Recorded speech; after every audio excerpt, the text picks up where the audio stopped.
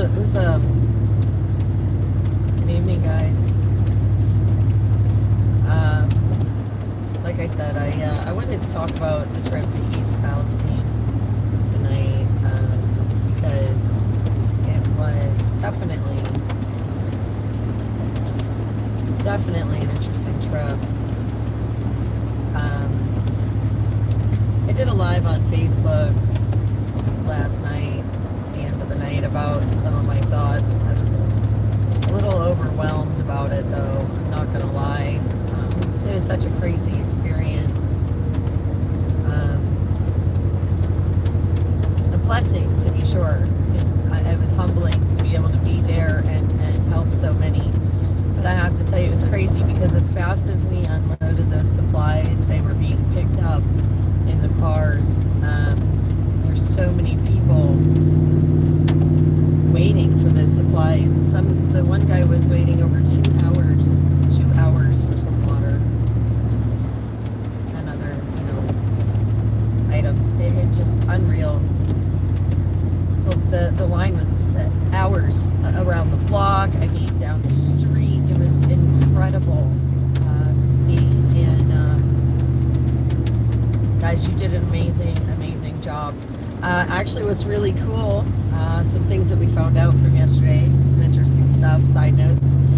One, we found a news article from News 10 in New York that you can find me quoted in, actually, talking about the donations we picked up from Jezreel International. And we were able to transport those goods courtesy of a trailer donated by GMH Transportation. So that was pretty phenomenal that they did that. And that was a huge contribution to the supplies that went to East Palestine. So that's the first thing. There is a news article on News 10. I did post it on the Soup Mama official page on Facebook. If you guys want to check it out. The other thing is that the Soup Mama official truck, the big white rig with the American flags, made it on NBC News. And also, from what I understand, Good Morning America early edition. So that's pretty cool, guys. If you were watching, they do show the rigs starting to come into town, and you'll see the big white semi with the American flags. That is the Soup Mama official truck. If you look at the top on the visor, you can actually see the writing. So I thought that was pretty awesome. Even though they did not come and talk to us or find out who we were or anything like that, it's still pretty amazing that they actually had us, like that little clip there, even if it was just that little clip showing us on the news bringing some supplies in. So that's really important, that they showed that. And I just, like I said, I wanted to share with you guys because that is pretty amazing. And we're super proud to have been a part of everything in trying to get some aid to these guys. The experience was definitely an interesting one. And I actually had the, I don't even know what I want to call it, experience of being able to be right near ground zero. And I did take footage of that last night. There was someone kind enough to take us over there so we could check it out. And it's pretty eerie. It was pretty eerie. And we had 3 black SUVs pull up behind us, though, while we were filming. So that was pretty wild. And I do actually kind of show the headlights in the video, so you can kind of see that they were standing there watching us as we were filming. And the smell is incredible there, and it is so awful. You can smell the chemicals from towns away.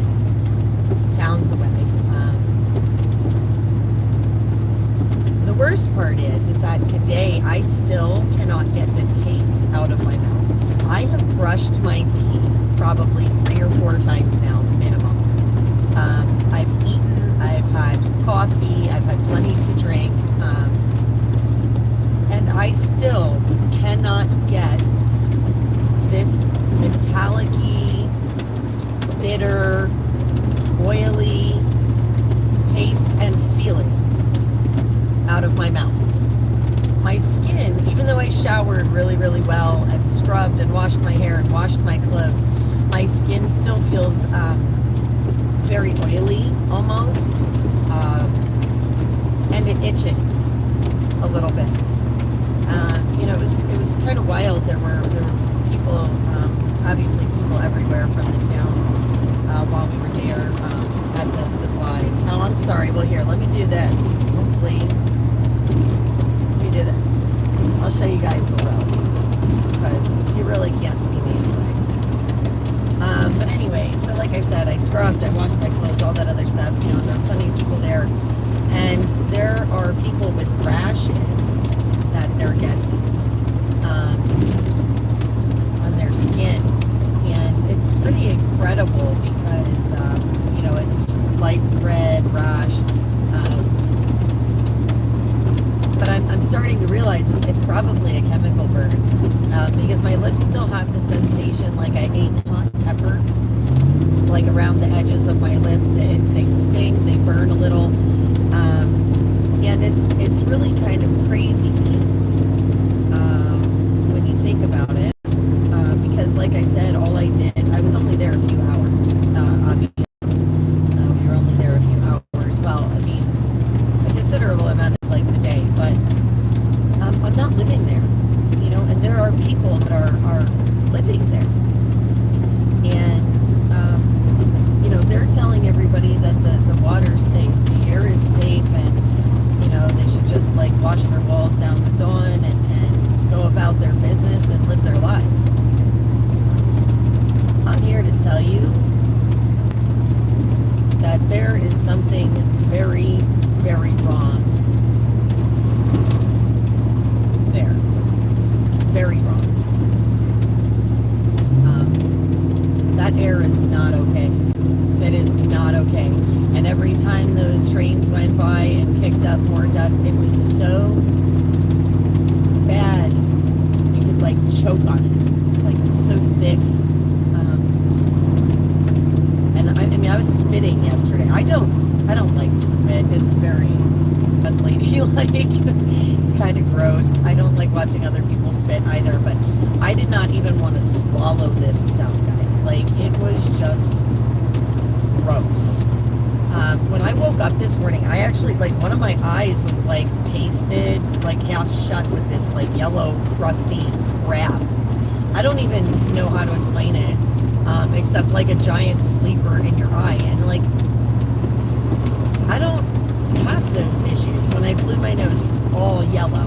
This, like, neon yellow crap coming out of my nose. Like I said, my eye was, like, pasted shut, yellow crap coming out of my nose. As I was brushing my teeth, it was like this, like, neon-y yellow crap coming out of my mouth.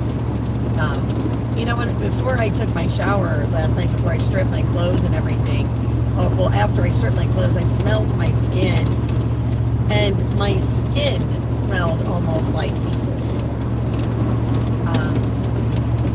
Like it was just permeated. Everything that was outside in that air was just permeated with this stuff. I had like 4 layers on, and you could smell it on every single layer. It was, like I said, embedded in my skin.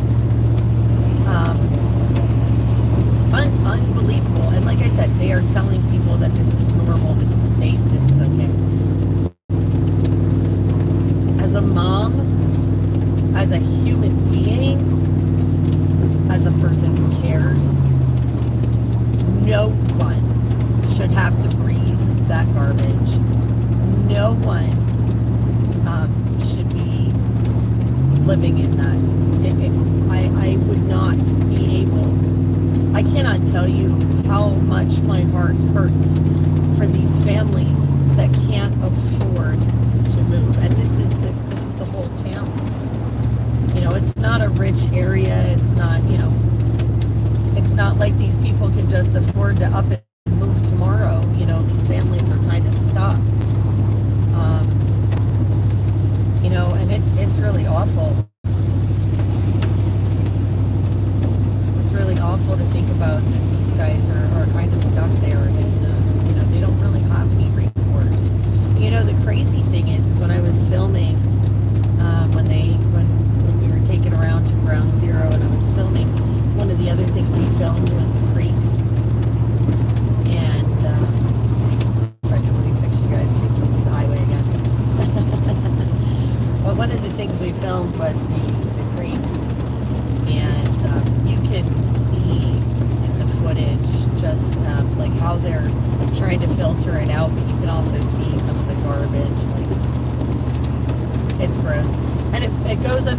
buildings in the town. That's the crazy part. Like, these creeks literally go underneath houses and buildings in this town. Like, that water's flowing right underneath there. Again,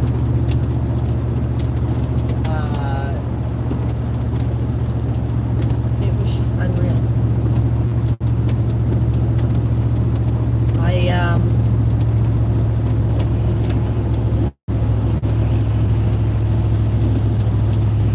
I am so humbled, though, I have to tell you.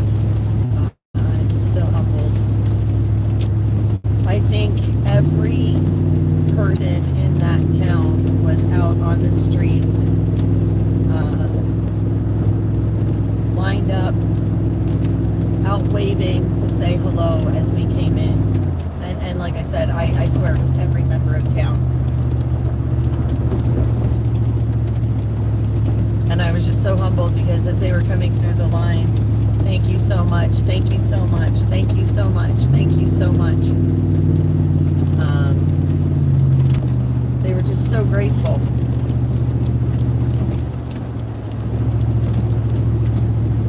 I was so grateful that we could help because they were so grateful. They were so happy that we were there to help them. They were so happy that people are pulling together.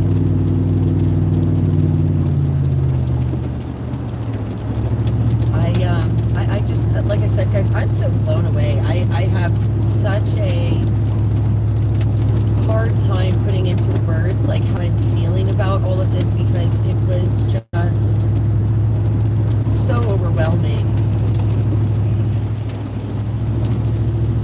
So overwhelming.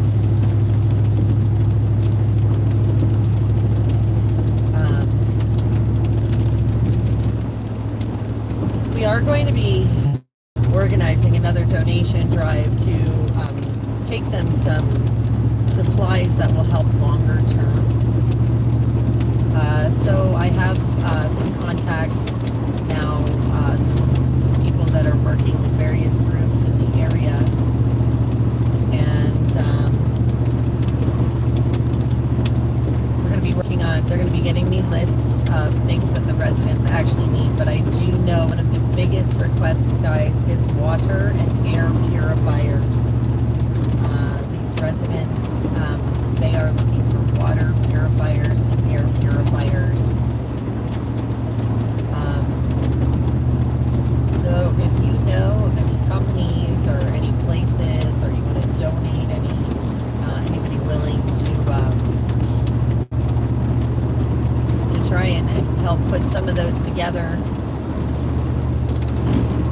we are going to be on the lookout for those people, because I can tell you firsthand after being there that with them not being able to necessarily afford to move out of that, being able to afford to move out of that area, and some of those families, like I said, they have their children and they can't do it.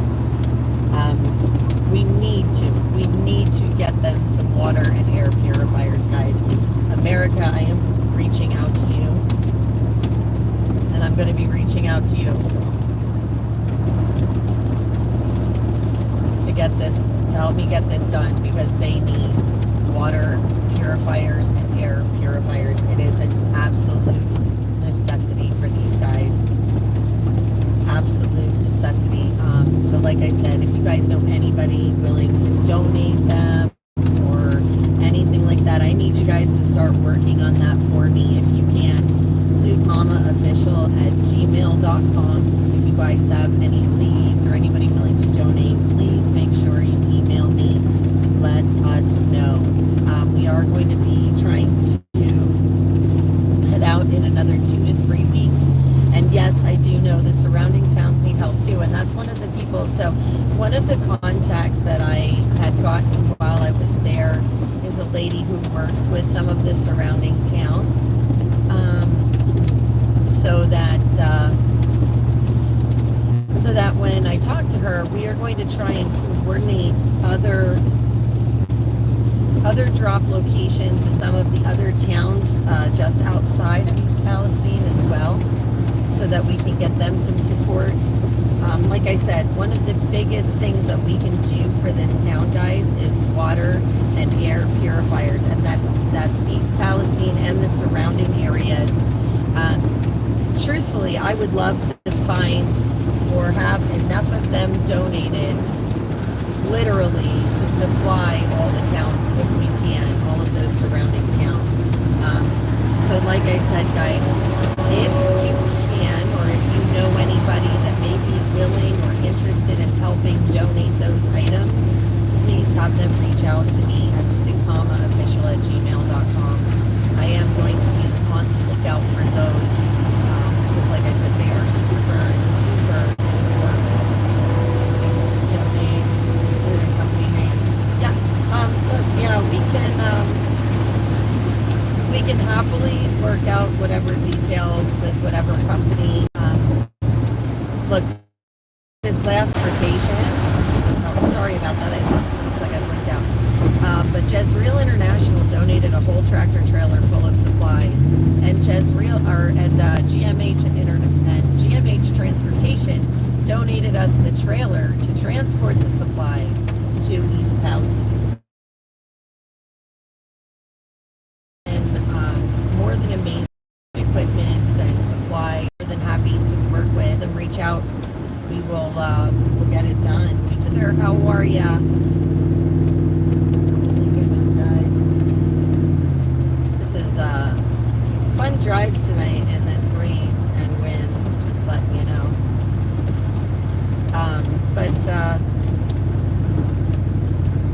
But yeah, the water and air purifiers, like I said, those are definitely some of the most important things that we could be looking for. The other thing, diapers, size 3, size 5, pet foods and pet needs. We did have some of that stuff, but it got scooped up very, very quickly. Canned foods are also a big item on that list. So I will be putting some of those together, posting them on the pages and on the different social medias, trying to keep you guys updated with supplies that we will be looking for, that we know we're going to need. But again, I want to get some more supplies out to these guys to try and help them out a little bit more on the long term. Like I said, we want to get supplies to the surrounding towns as well. That's all part of what we want to do when we go back there. Really need a testing van. Yeah, I know they could probably use that, but I am not sure that I know anyone that could do that.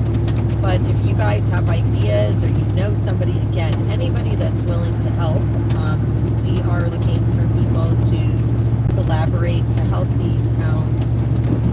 So if you guys have any information on somebody that might be willing to help, or you know somebody willing to, please have them reach out to us. Like I said, we do want to coordinate some more donation runs to the areas, like I said, and help these folks out, because I could not imagine, like I said, I could not imagine being in their position. And, you know, some of those people have been there for generations. Some of those people, like I said, they're not, it's not a wealthy area of the country. You know, some of them just, you know, like one lady, she's 3 years away from paying off her mortgage. 3 years away. And you guys have to know that the property values have decreased because of this. They're not going to go up. So even if these people sold their homes today, they would be making less money than, you know, they would have to sell them for less. Most of them would have to sell them for less than what they paid for them. And I don't know that that's exactly, you know, helpful either. You know, so like I said, guys, this is a serious issue. And this is contamination. So this is going to be a long-term kind of problem that they're real easy solution to.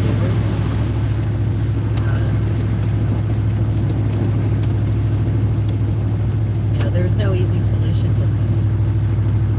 So we are going to have to, try and come up with a plan to coordinate stuff.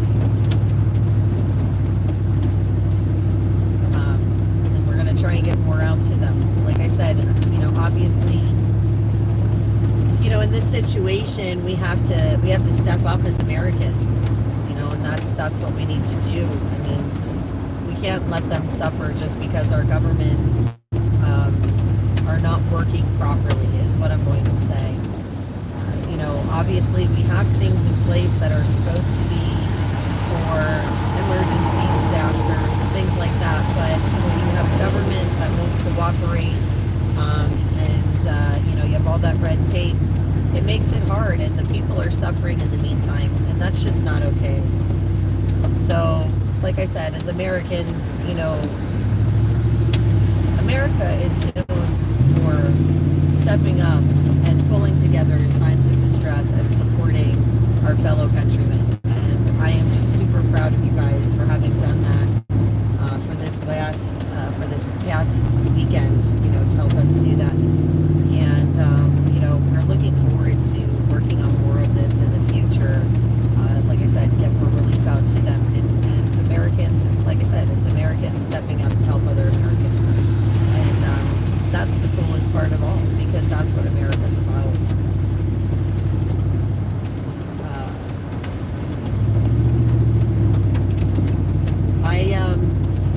I know you guys are writing a lot of bigger comments. As you guys do that, please keep in mind, I can only skim them as I'm driving, so I won't mess with my phone. I'm trying to keep 2 hands on the wheel as much as possible. So if I don't see your comment right away, I will try and look back through them at some point to address them if I can. So I apologize, but as I'm driving, like I said, I do only skim the comments, so I try and catch as many as possible. But I promise you guys I will go back and look at them again when I have a minute. So those toxic chemicals mixed together as a toxic stew. Yes, it is. It absolutely is. And like I said, you can feel it. Hey, Eric. Glad to see you're in the chat, honey.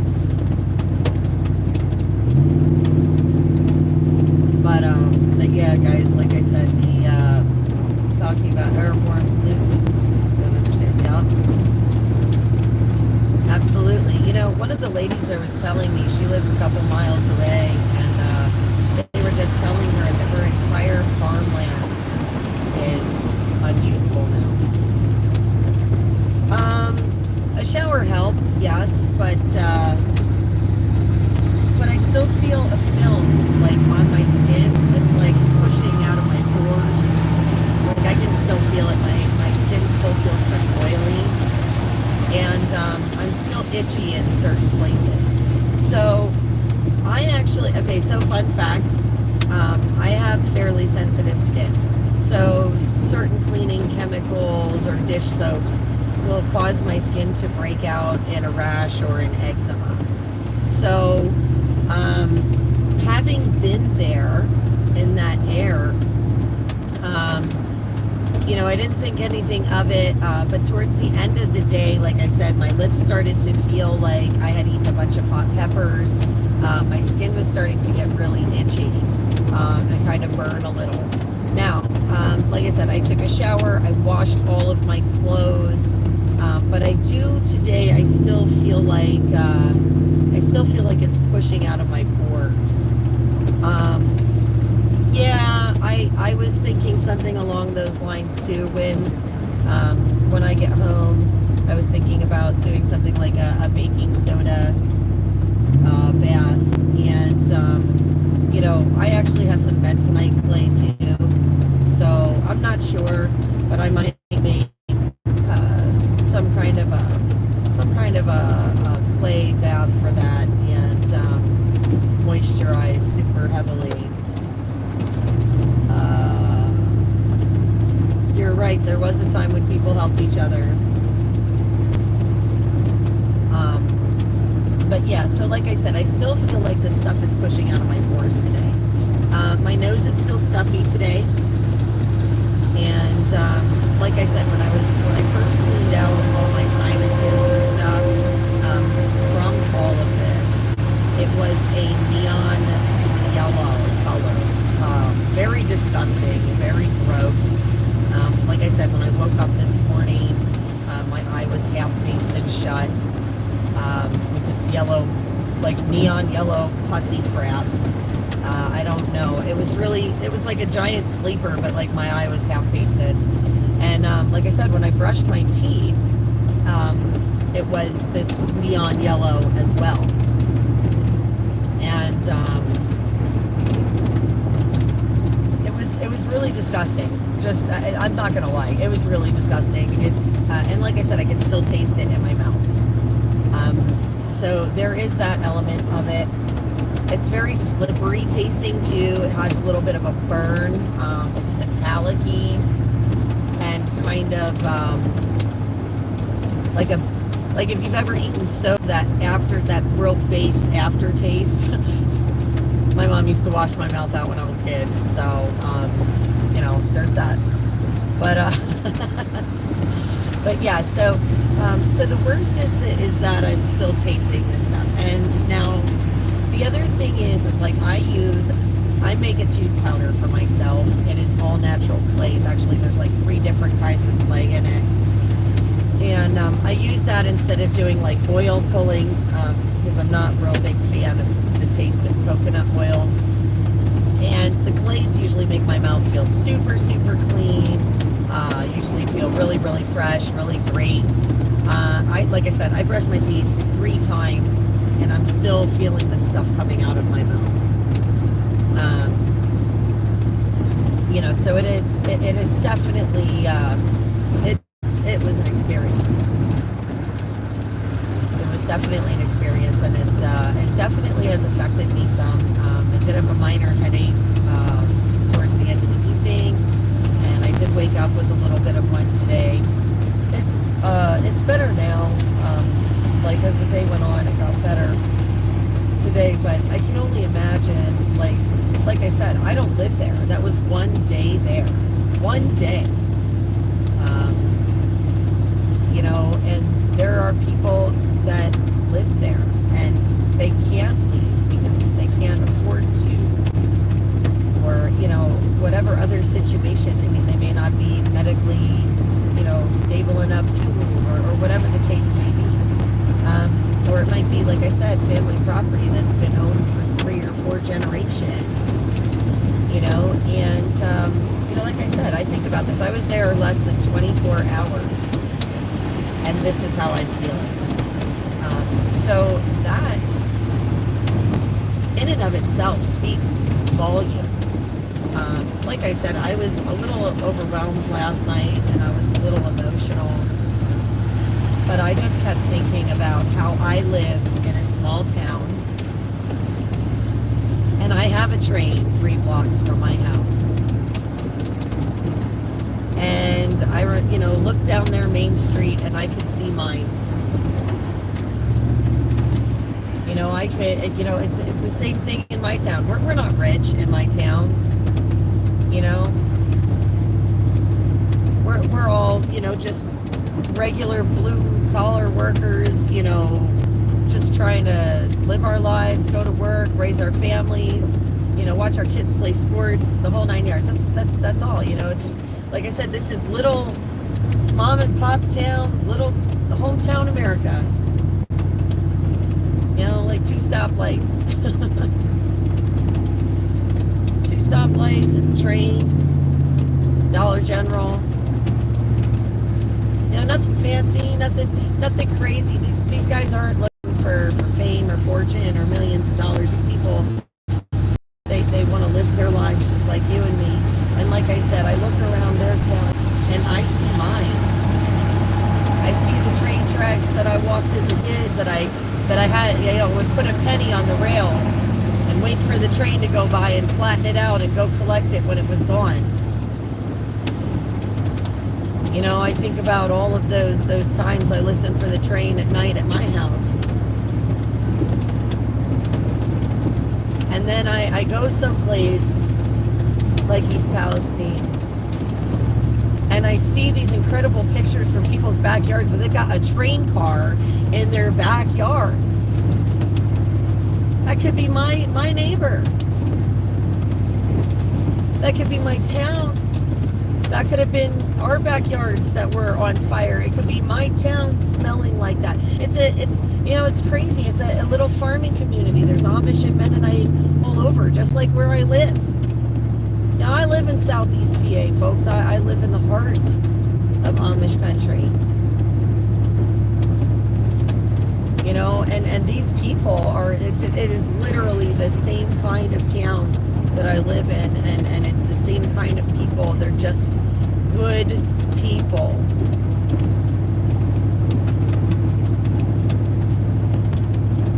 And this has just devastated them.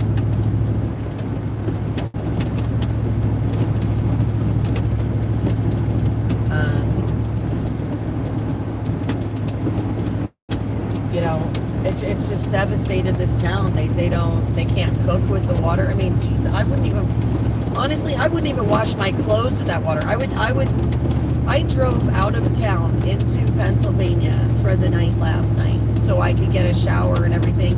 This morning when I woke up and I got out of the hotel, I could smell the stuff in the air, and I was in Beaver Falls. You could still smell it in the air that far away. If I lived there, I wouldn't even want to wash my clothes in that. I wouldn't want to wash my body. I wouldn't want to soak in the tub. I sure as heck, if I had an infant, would not be giving my infant anything, washing anything of theirs in that water. It is unreal and heartbreaking. You've got people that still can't move back home because they're in the contamination zone. Like I said, there's people, their animals have died. Their plants, they're being told that their land is no good. It's not going to be able to be farmed. There's people that have been getting nosebleeds and sinus infections, projectile vomiting, and headaches. And they're telling them that everything's fine. Go about your lives. I just cannot believe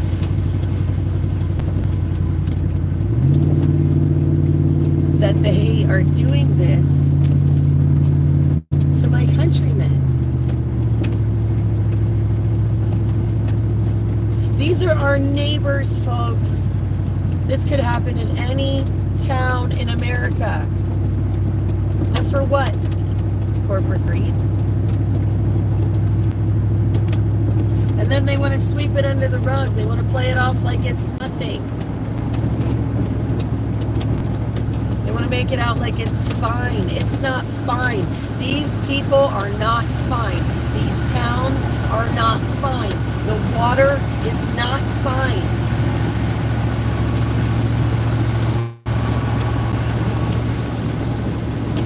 And they want to cover it up and sweep it under the rug. If you guys did not see the live videos from yesterday, you guys need to go back and watch them off my channel.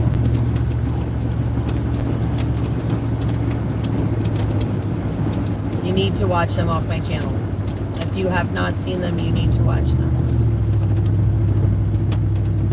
Because you will see firsthand, ground zero, you will see firsthand how they're trying to filter some of these creeks and streams. I wish in some ways I could explain the physical stuff better.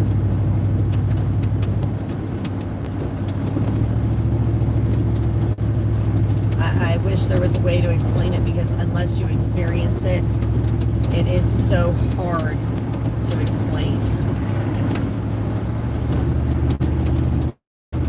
Now, like I said, there's just like a film on everything. It's not something that washes away easy. It's not, this is not something that just goes away. This lingers. I mean, we washed our clothes with really strong detergent and everything, and yeah, the smell was gone, but it didn't smell like detergent. My clothes did not smell like detergent. It didn't smell like fabric softener. They didn't smell horrible, but they didn't smell good.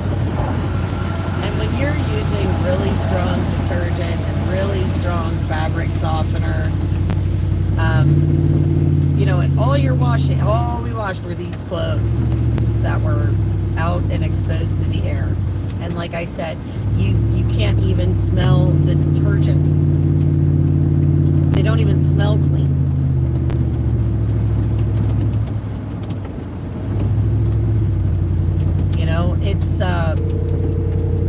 It's surreal.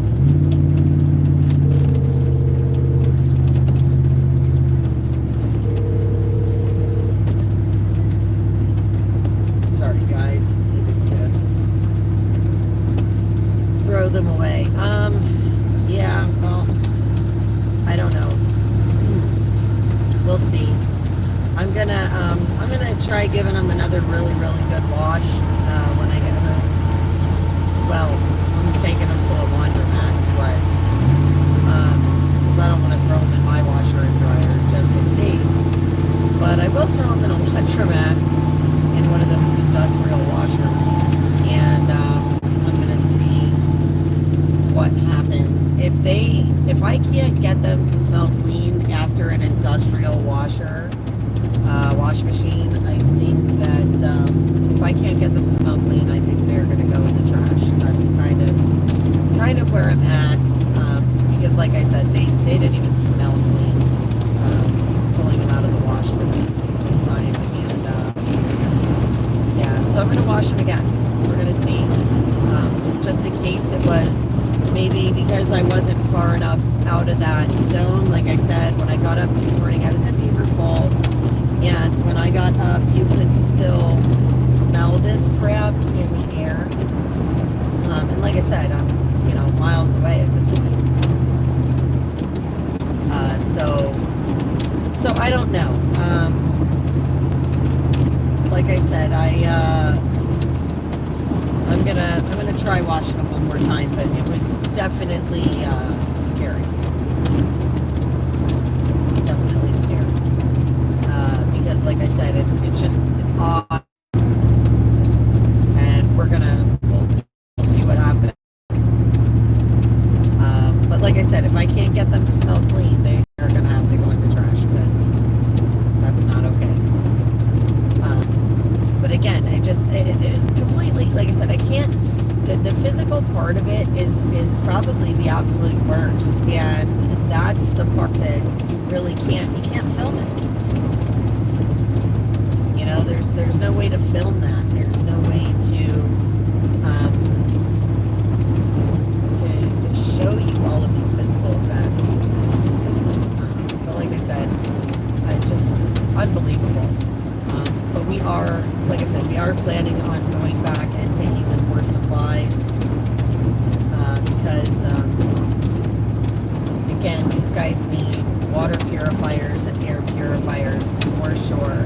So we are going to need to be working on trying to get those for these guys. I don't know where they're going to come from. I don't know how we're going to do this, but like I said, we need to start working on water purifiers and air purifiers. Sorry guys, sorry that I keep being out there. I am on the road, so. But yeah, like I said, it's unacceptable that these people are, suffering, and for what purpose? Because somebody else is pocketing what it is. Because that's the way it's looking, or the way I'm understanding it. You know? Those trains, man, those trains fly through that town. They were flying through like every 5-10 minutes. You know? Kicking up all kinds of dust. Now some of them were going slow like they should through town, but some of them were not, man. Some of those trains were moving. I mean moving.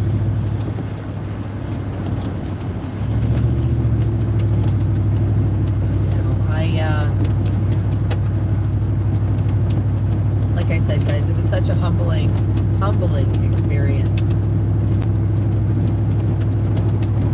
And just unreal.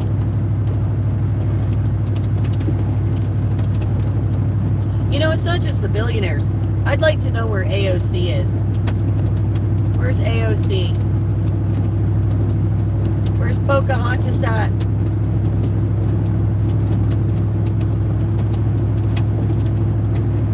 Where's Elizabeth Warren? Where's she at? Where's AOC? Where's Bernie?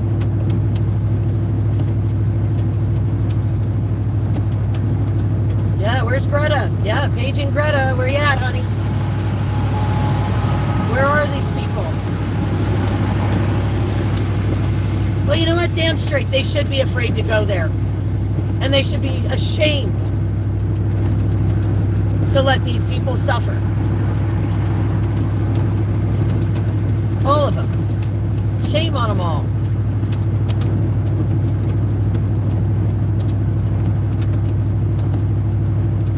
Shame on them all. Where are the fundraisers? Where are the benefits? This should have all been done already.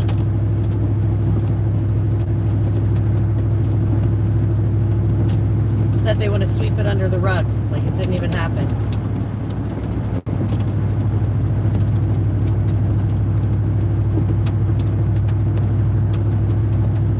They don't care. The governments, they don't care. That's the whole point. Don't care. See, they want to destroy our small towns and our communities because they want to take our land and they want to round us up into those smart cities, guys. It is part of it. It is. Yep, you're right, you all, the American people. We care. We care for each other. And you know, that's the thing. We need to stand together. United we stand, guys. That's how we protect each other. That's how we lift each other up. We stand united. We work together and we get it done. We don't need the governments. We need each other. And that's the truth of it.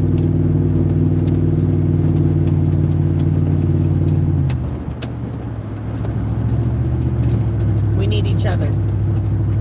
We don't need big government. We need our neighbors, we need our communities, we need our families and friends. We need to be each other's support groups.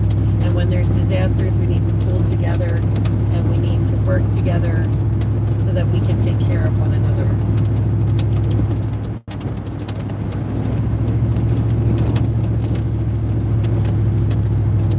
You know, it's unbelievable.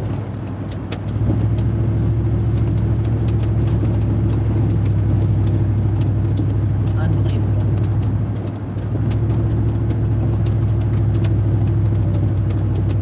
Ugh. Well, I'm glad you guys are on the channel. I'm glad you guys are hanging out in the chat with me for this drive home. About a couple hours, so. Like I said, this has been weighing on my mind since yesterday. I had a hard time kind of sleeping last night because this doesn't sit right with me. Watching this did not sit right with me. Like I said, it could have been my town. It could be my kids, my family. You know, I tried to put myself in their situation. You know, and imagine if that happened in my town, would I be able to move tomorrow? And the answer is no, I wouldn't be able to. I mean, I wouldn't. First of all, where do you go in this economy? All the houses have quadrupled in value, and you know, where do you find a place that's affordable? And then, like I said, you have people like the one lady, 3 years from paying off her mortgage. That's it. Three years. In her home, 27 years. What do you do when you got 3 years left on your mortgage? I mean, come on now. And like I said, even if they sell their home now, they won't be getting the money that they need for it. Their property values just completely went through the freaking floor. Nobody wants that property now. It's contaminated. What are they going to do with it?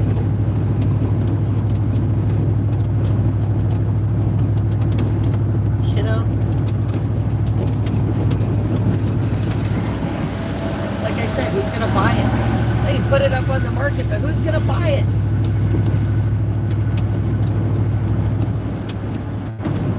You know? I really... I couldn't imagine.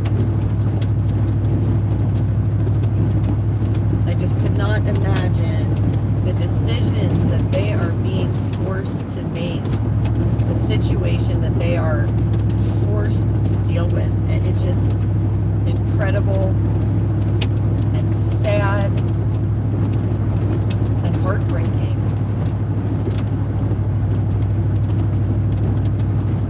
Presents for ID bracelets. I didn't hear that. I did not hear anything about ID bracelets. I did hear that there were people trying to go around offering like $1,000, but then they couldn't sue. And I did hear that they were offering housing. I heard that today. I also heard they were offering housing assistance, but that you had to have a certain credit score for them to help you with housing, and it was like a ridiculously high credit score.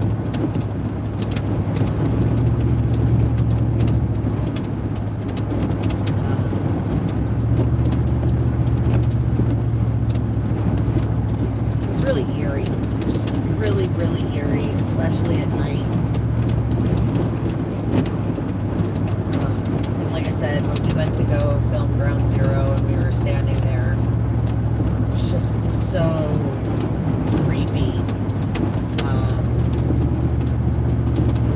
So creepy. And what was really wild is that as soon as we got out of the vehicle, live streaming to show you guys Ground Zero, everything was super, super fuzzy on the camera lens. So it was real grainy, zooming in and stuff. And the camera I have is actually really, really good, and I never have issues with that, or almost never have issues with that with this new one. And when I was zooming in, it was super grainy, super hazy. Kind of interesting, like they don't want you to see the details. But like I said, the smell was absolutely awful there. I mean, absolutely awful.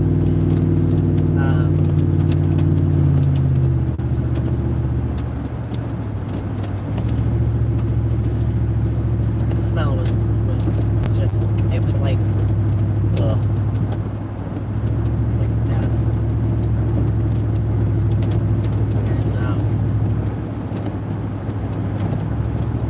Not okay. And then we were showing the park. They're not allowed in the park after dark, and it's really eerie too. There's like a whole area with work lights and all that. It's like all tore up.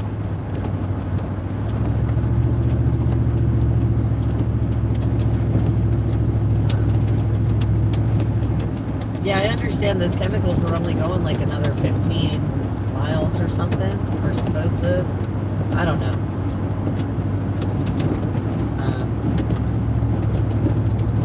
I was more interested in talking to the people of the town. I mean, I saw some incredible pictures from people that lived just blocks away, and showed me pictures of the mushroom cloud and the fire that they could see from their backyard. I mean, it just, like they're showing me their cell phones and these pictures on their phones, and I was just like, holy mackerel. And they took the picture because they're pulling it out of their camera roll. It wasn't photoshopped. It wasn't, augmented or anything like that, or changed or altered. Good night, Agnes. If you're going to bed, good night, honey.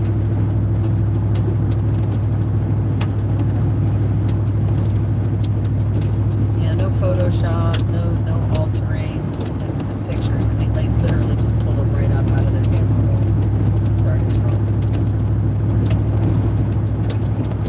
And when I finally get the chance to post them online, they're gonna blow your minds.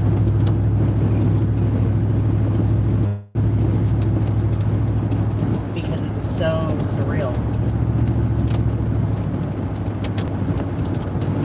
So surreal.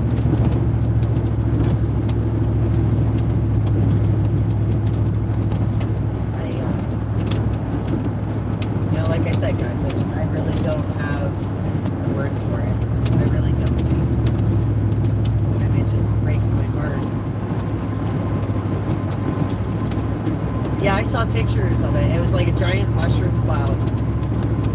Completely black. I mean, just disgusting looking smoke. They showed me these pictures. Like I said, these pictures are incredible. And they were from these people's backyards.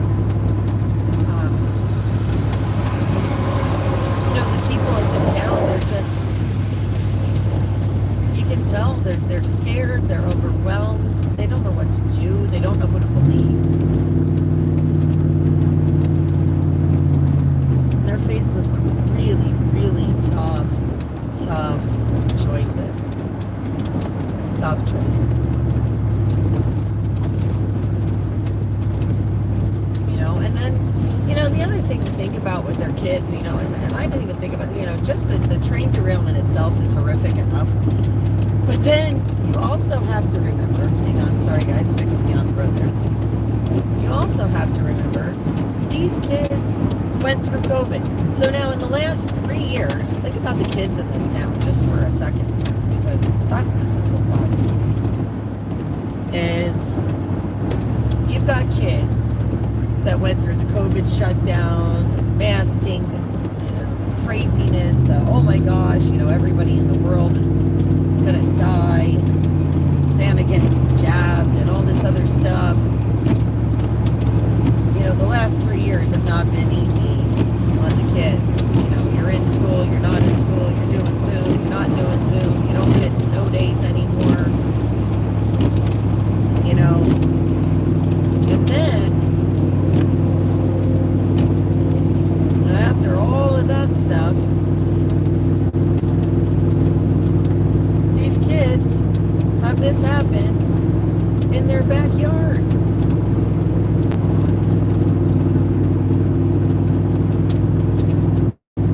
And,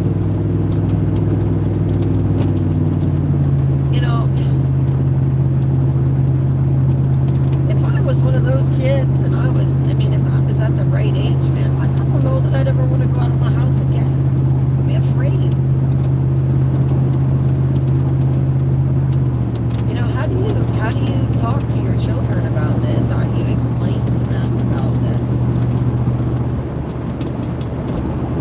Imagine that mask nightmare for them.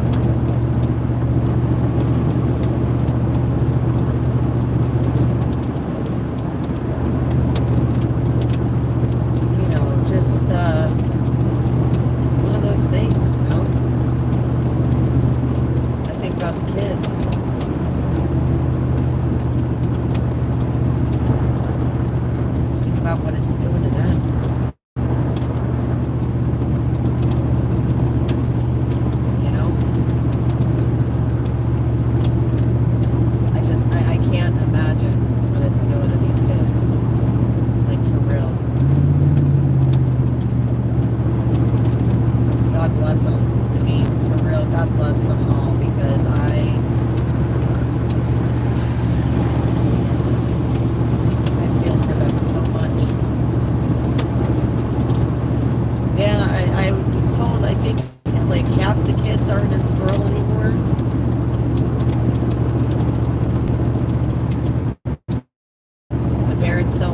them, and then with the sports teams, the other schools don't want to send their kids their field right now. So these kids have like no normalcy in their school whatsoever at this point. I mean, I just, like imagine if you were a freshman in 2020 and, you're now a junior there in East Palestine and you're still not in school. You still have all these things and, it's just crazy. Like, you can't drink your own water, you can't breathe. I just don't understand. I don't understand how that works.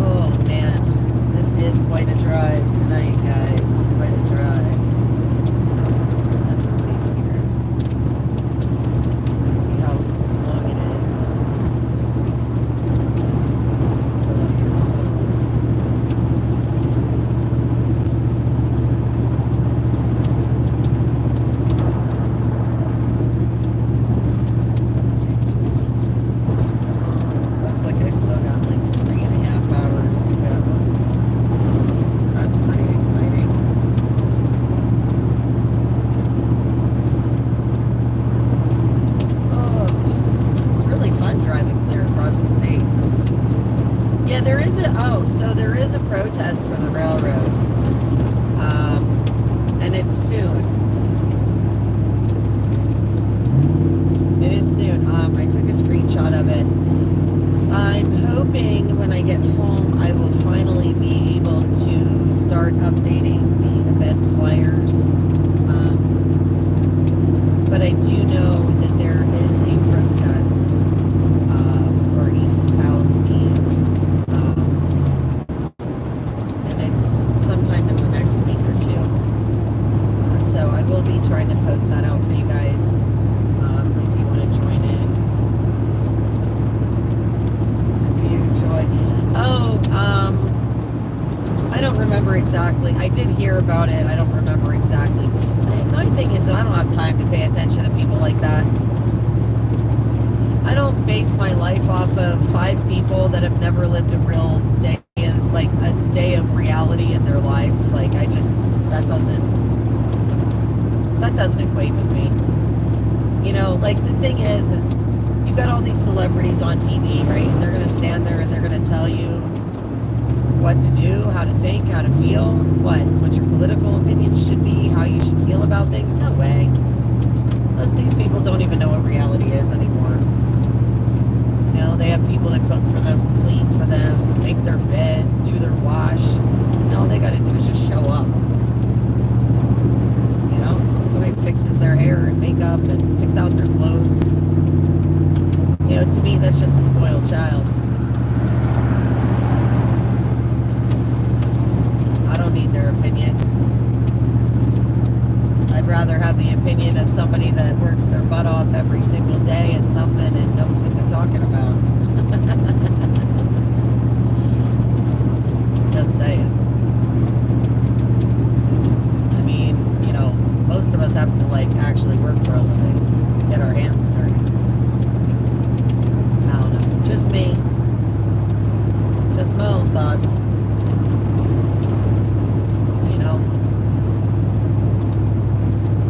Like I said, I think I'd care more if they knew how to use their voices for something important, like helping these people out.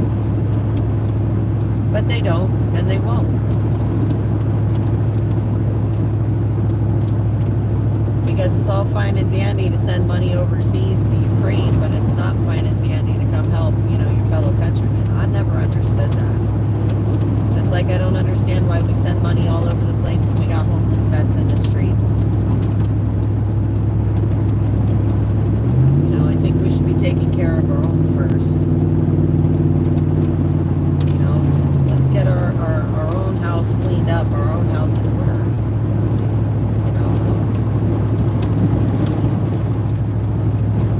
Yeah,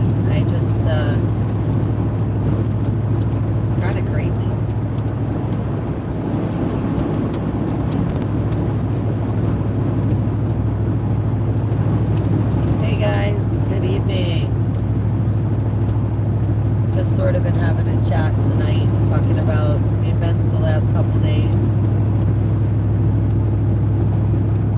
I'm still blown away by the amount of donations we took, though.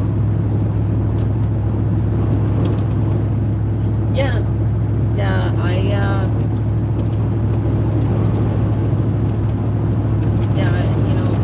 it's not easy. It's not easy.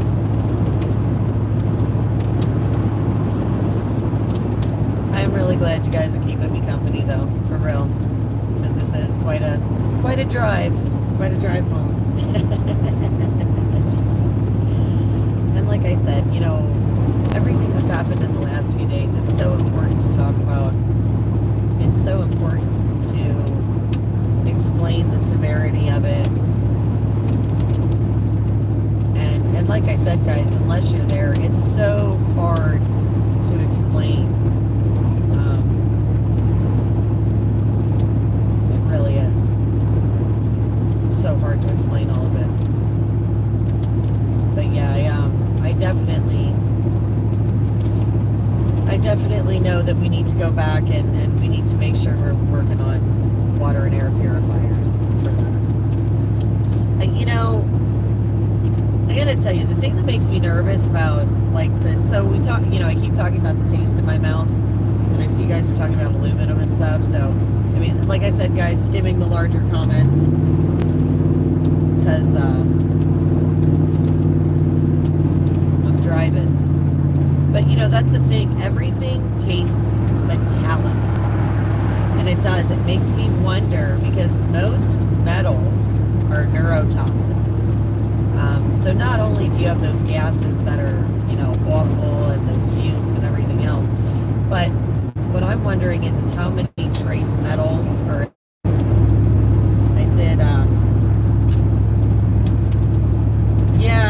I saw that, but you know what? It could be the area I'm in.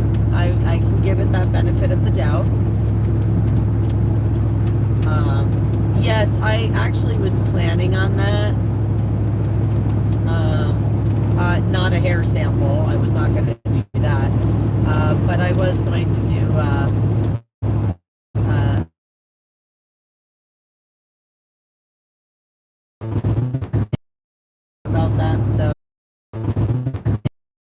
about that, so I kind of try and do those on anyway.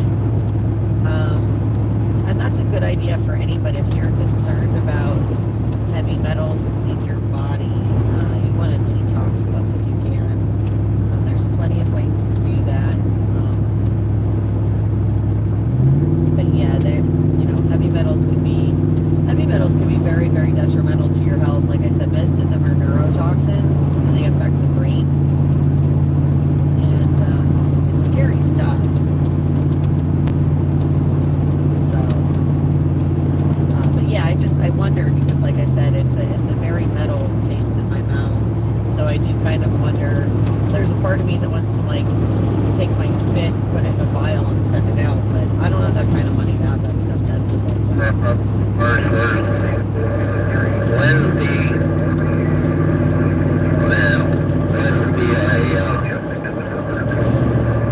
Backing off the speed.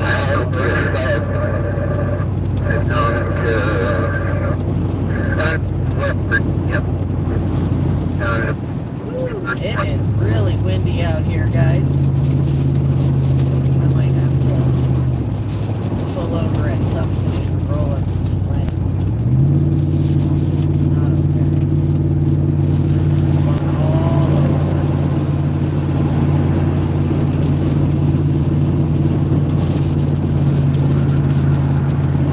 Pardon me a few minutes, guys, while I want to slow down behind these guys. These flags are blowing all over, and if they're gonna go a little slow, I'll take it for a hot minute.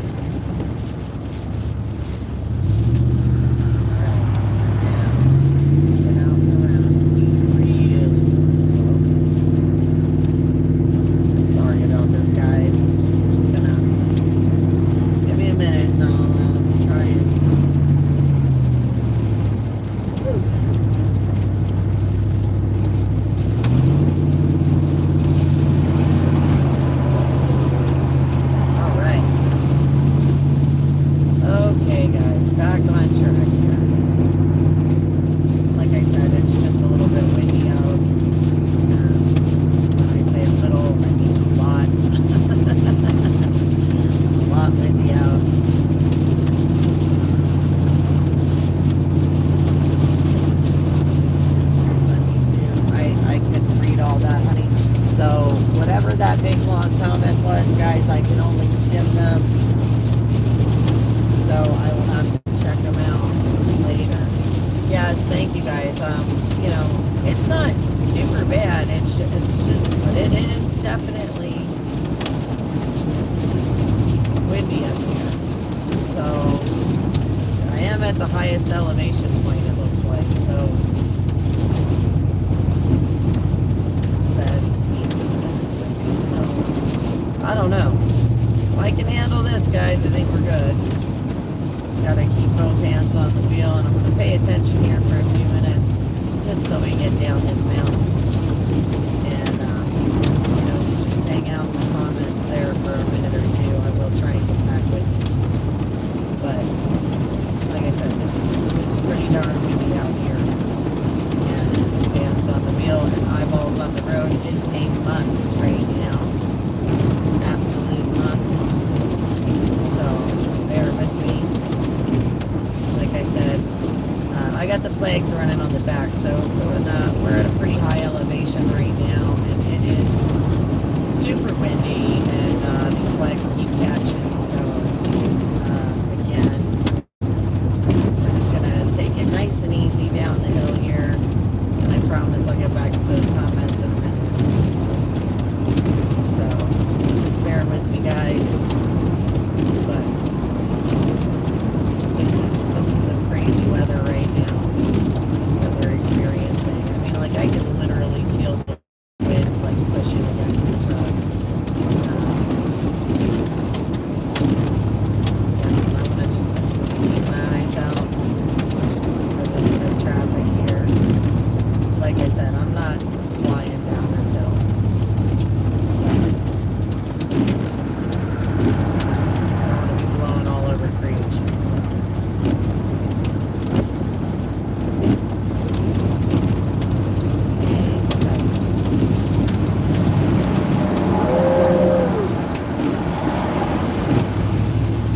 Yep, that was fun.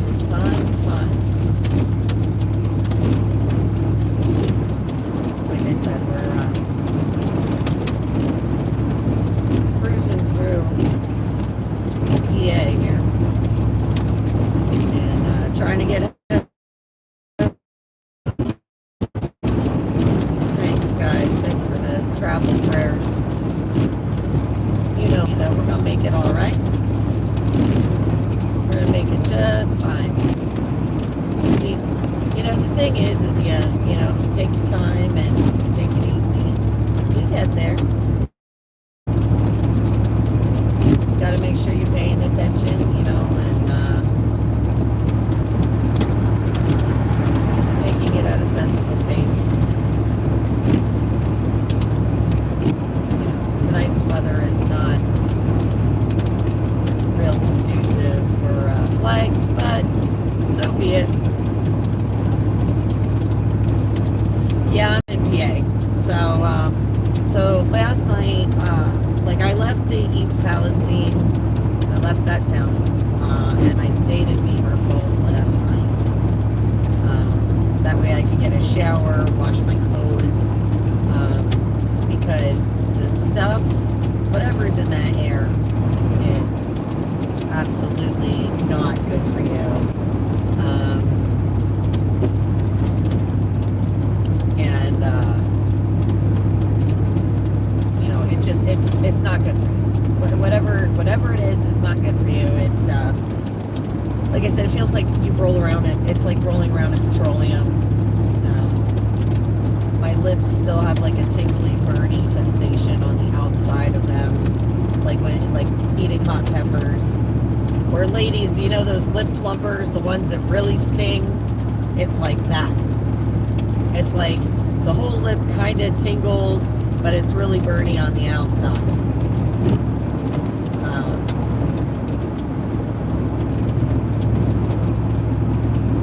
But yeah, so you can and you can taste it. You can taste this stuff. You can smell it. Like I said, we were in the next town. Like, you could smell it in the next town over. This morning, I could smell it in Beaver Falls. I could still smell it, like, as it was starting to rain.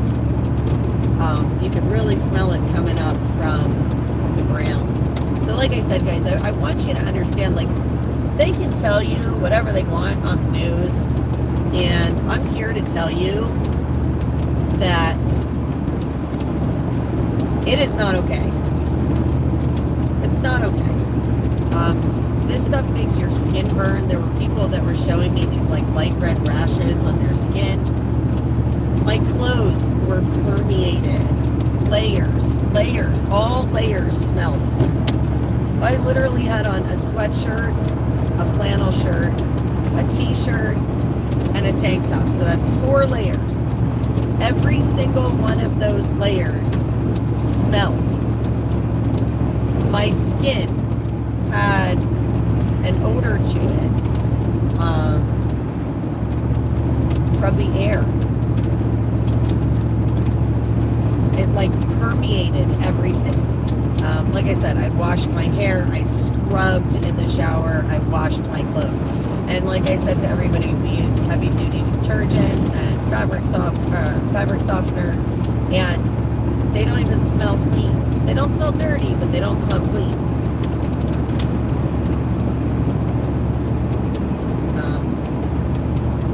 And they should smell clean.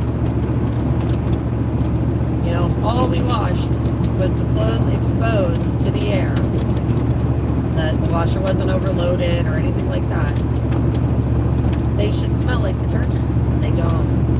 So that tells me that this stuff is just, it's permeating.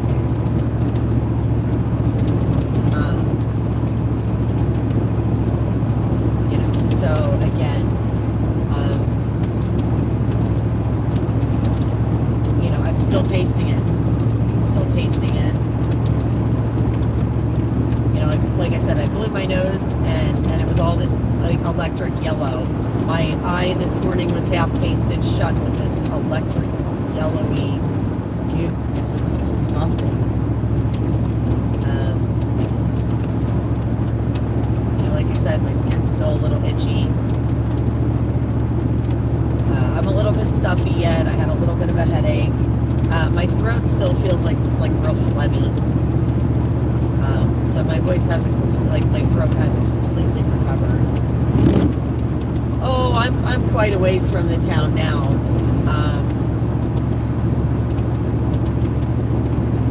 I was there pretty much all day yesterday, though. So, you know, I was there for most of the day yesterday. I left there last night. I spent the night in Pennsylvania. And like I said this morning, though, when I woke up, you could still, when you went outside, you could still smell it. It's pretty crazy.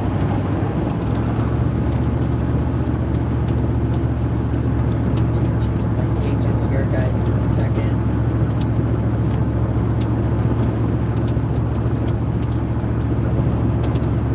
I think I saw something about trying to connect with me. If you're trying to reach out to me, please use soupmamaofficial@gmail.com. That's the email to get a hold of me. So if you are trying to get a hold of me for some reason, please use that email, guys. soupmamaofficial@gmail.com. Try to make it easy. So no matter what it is, it's generally Soup Mama Official. It doesn't matter what platform, social media platform, or like I said, email. That's how you reach me. Or website, of course. You know, so yeah, guys. Wash my hair again. Let's use baking soda. Yeah.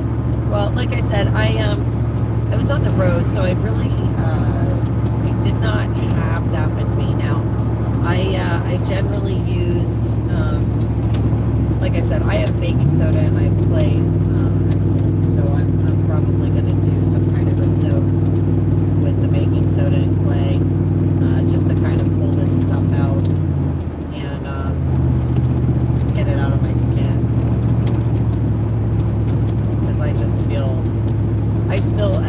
I said, I showered. I scrubbed really, really well. I showered last night. I showered again this morning. Because I was still feeling kind of gross. But I'm still feeling it come out of my pores. Like I said, I brushed my teeth several times, and again, I'm still tasting it. And I'm eating food. I've had plenty to drink, so there's no reason, like there's no reasonable reason that I should still be tasting this or feeling this on my skin, but I do. This stuff lingers, so whatever this is, guys, it definitely lingers and sticks around. So it's not okay. I mean, like I said, it is definitely not okay. I spent a day there, and this is what happened. I can't imagine these people that are living there with their families right now having to deal with this. So, it's just a little bit crazy. A little bit crazy.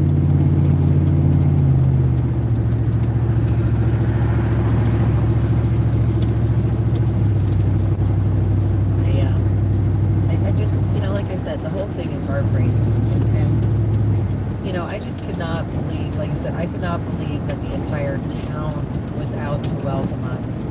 And like I said, as fast as we were unloading those supplies, they were getting loaded into people's cars. And it was hours and hours of lines of cars,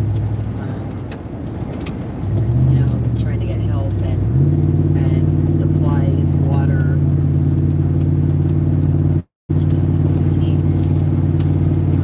I still have a million miles on this road. But yeah, it was unbelievable. Unbelievable.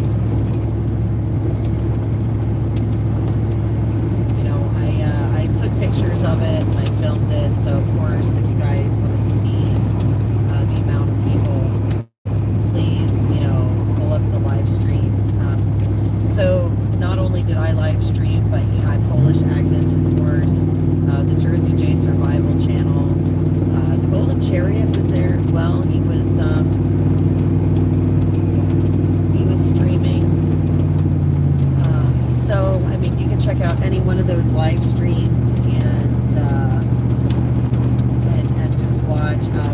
You can see actually, you guys can. So if you want to watch the whole thing from start to finish, you can. We do have everything on live stream, which is kind of cool. So you guys can watch everything from the truck being loaded in Albany, on the Soup Mama Official on YouTube. Jersey J streamed the Hagerstown donations. And then Agnes and Jay and myself were all filming in Frederick, Maryland on Saturday. Chariot, we bumped into him and he was filming a different, a little bit different of the shopping part of the street. But you can see where we spent the money that was donated to Americans for America Foundation and to Agnes. The monies that you guys donated and sent to them to use for supplies. You can see everything that was bought. Yeah, I've been in the market for an ozone generator. Like, I've been looking at them because I've heard that they're really good at killing all that harmful stuff. And but yeah, you have to let everything sit in there out for a couple hours afterwards. You can't have any, you don't want to have any animals in the room or anything like that. So, but again,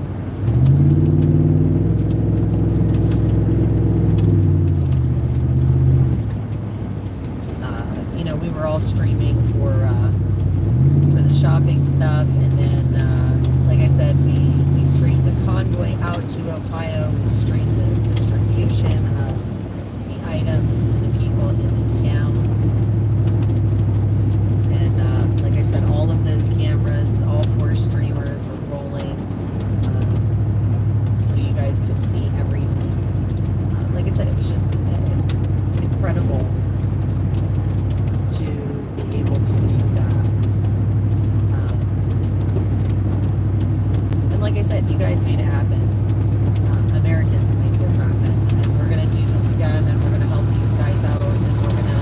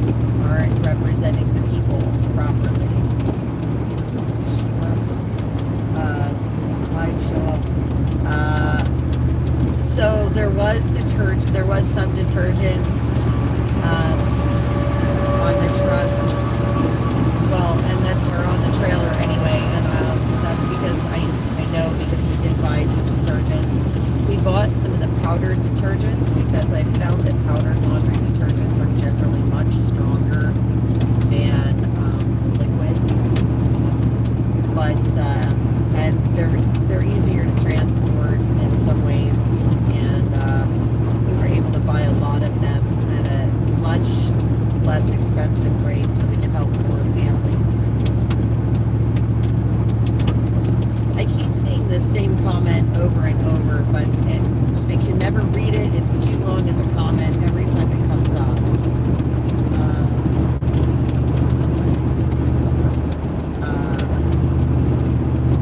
Or at least I think it's the same comment. I don't know.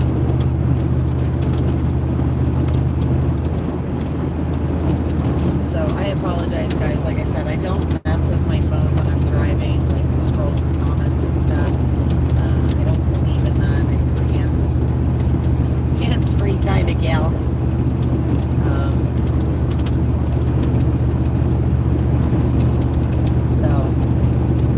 Like I said, I try and keep up with your comments, but I will try and look back at them later when I've got a minute. But yeah, so yeah, like I said, this past weekend was just, I did post a lot of pictures though so far. I still have a lot more. I have more on the phone that I'm live streaming with. I have some on my other phone. Because, you know, again, this is just, it was just incredible. If you guys didn't see the convoy on the highway, it was just beautiful to look at.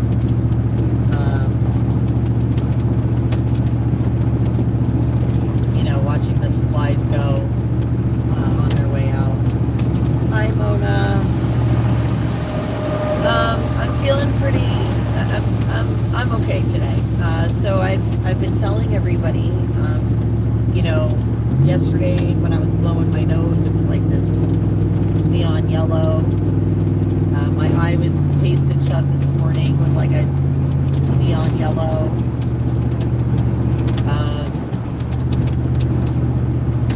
I brushed my teeth and the stuff coming out of my mouth was neon yellow.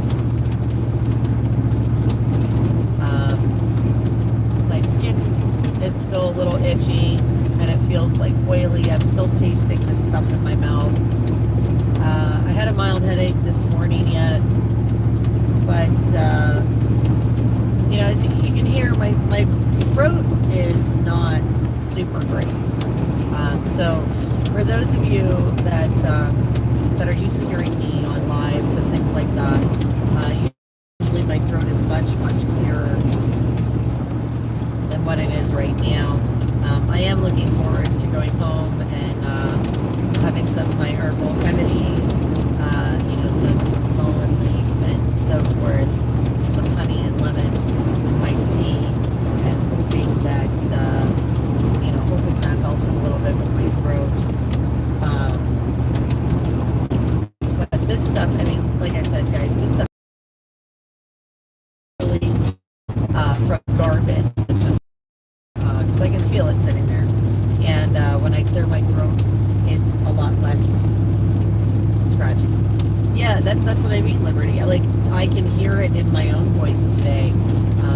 It feels it's more gravelly than normal. So like I said, when I go home, I'm gonna make sure I make some hot tea. Like I said, probably some mullein leaf with some lemon and honey in it, and try and at least soothe my throat a little bit. I mean, not that it hurts.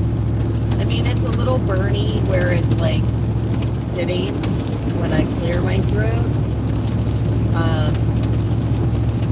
So like where, like it's kind of like sitting like, I don't know, I guess like on, what is it, your Adam's apple? I don't know, whatever it's called, but it's that thing there. And like it feels like it's sitting there, like there's a heavy mucousy spot there. And when I clear my throat and like stir it up, so to speak, it's kind of burning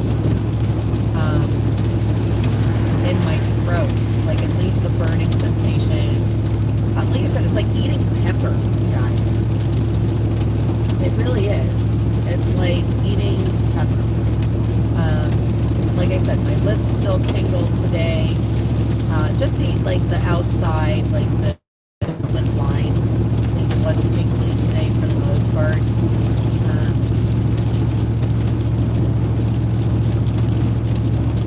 Yes, please email me the info. You know, I'd love to look at it. Are the people thinking about the children? The school, so what like half the kids are in school right now. There's a lot of people afraid to send their kids there because they were using that as like, I guess some kind of a holdover shelter when they evacuated people or whatever.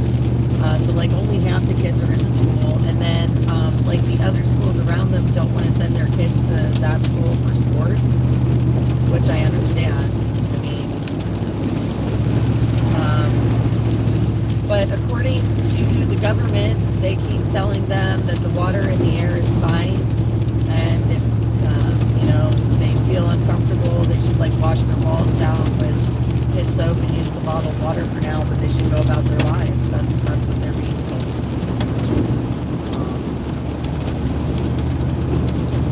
Yes, I'm the cook, honey. That would be me. But yeah, so these people, like I said, they're just being told to go about their lives, and that everything's okay. Like I said, I'm here to tell you it's not. Sorry guys, I'm drinking some coffee because like I said, my throat is just burning. So please bear with me. Because like I said, this stuff is still sitting in my throat. And every time I clear my throat, it feels like I swallowed like black pepper.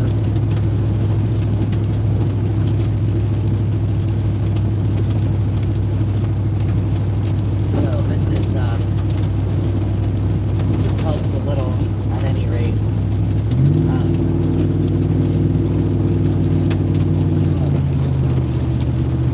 Yeah, so from what I've been hearing from the neighbors and things like that,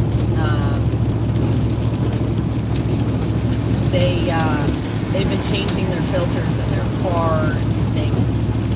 So we are planning, as the kitchen, we have decided, after yesterday, we had a long talk last night, and we've decided that we are going to be going back with more supplies. We're going to coordinate another couple of runs. We want to not only have we delivered supplies to East Palestine, there's obviously several surrounding areas that need help, and so we want to get some supplies for those folks. But one of the biggest things we want to do for the people of East Palestine and the surrounding areas, I want to work on trying to get them water purifiers and air purifiers, because a lot of these people, financially can't move. They can't afford to just leave their homes and start out somewhere else. So, and like I said, their government is letting them down. Their governments are letting them down. So they're not getting the help that they need. They're telling them that their water and their air is fine. It's not. Okay? Their water and air is not fine. And like I said, these people can't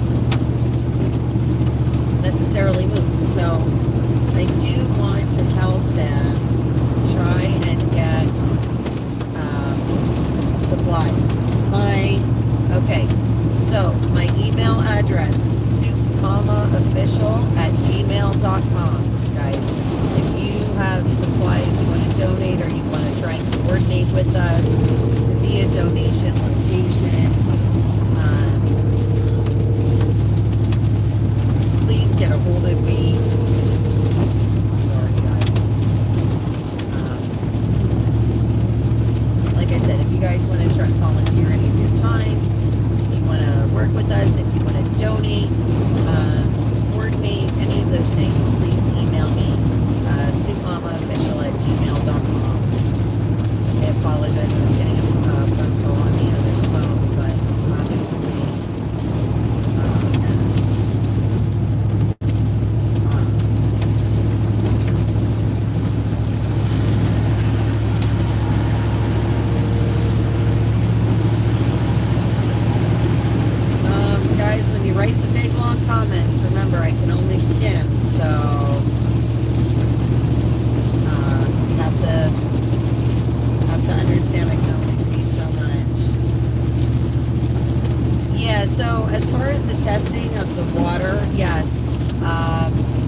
are telling people to get their wells tested and all of that other stuff.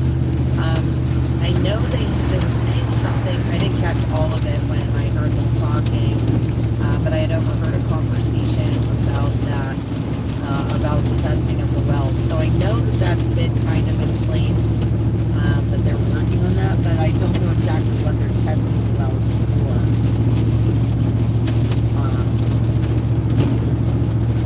Nice from the church there up in the tree.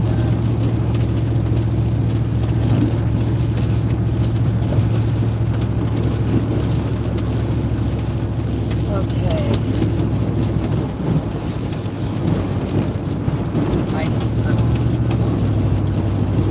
Something about news. We did make the news, kind of, not really, but kind of. So, News 10 in New York did a piece on the trailer from Albany that was donated to East Palestine, and I posted that on the Sleet official page on Facebook. And our truck, the Sleet official truck, made it on national news. It was on NBC and Good Morning America early edition, from what I understand about the Good Morning America. But I did find the NBC News video clip, and I did post that as well to the Facebook page. So hopefully, if nothing else, we did help get some supplies to these guys and raise a little bit of awareness. And with help from you guys sharing out these videos that I took, showing people the truth about East Palestine, that's going to really help these guys more than anything. So just so you guys are aware, all those likes, all those shares, and that information truly help these people. It's going to help them get the needs met, and to keep them safer, or hopefully get them to safe locations. Wow, is it like windy again? And I don't know if this is snow or rain at this point. It's 33 degrees, and it looks like it might be snow.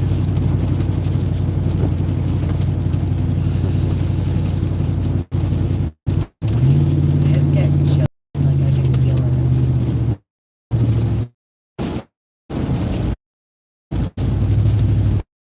Okay, guys.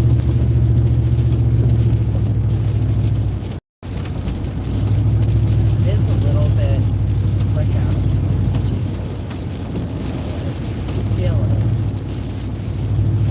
These roads being a little bit flat.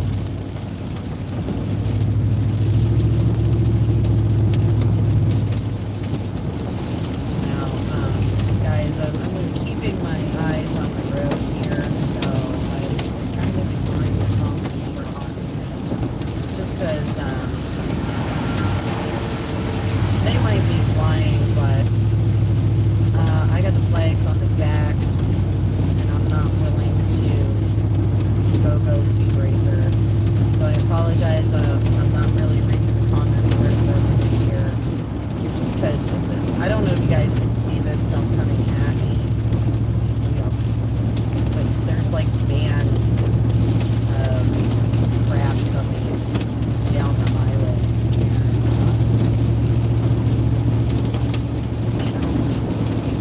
I don't know, it's just coming in bands. I can feel it as the car hits it. It's pretty wild. So, like I said, guys, not paying attention to the comments at all. I will get back to you guys shortly. But please feel free to chat amongst yourselves and enjoy the miserable weather. Like I said, you can kind of see it is super windy out here tonight, and I'm pretty sure this is snow.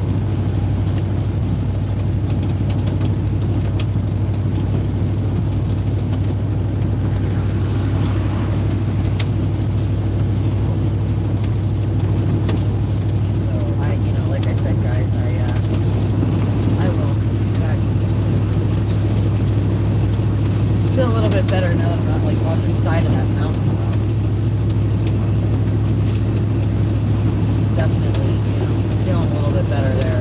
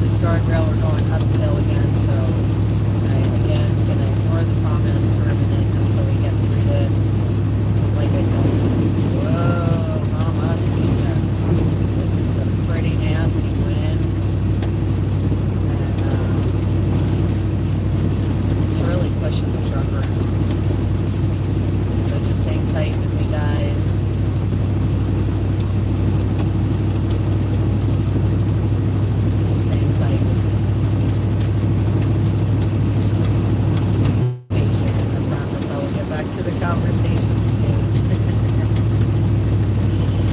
I like chatting with you guys, and I'm glad that you're along for the ride. And I'm glad that you're here to that I can talk to you guys about the trees, about things that are going on. Just like I said, the last couple of days have really, well, actually, I mean, I'm not gonna lie, the last couple of weeks have just blown my mind. I've been on the road for 3 weeks now, for the most part, and what a ride. What a ride it is.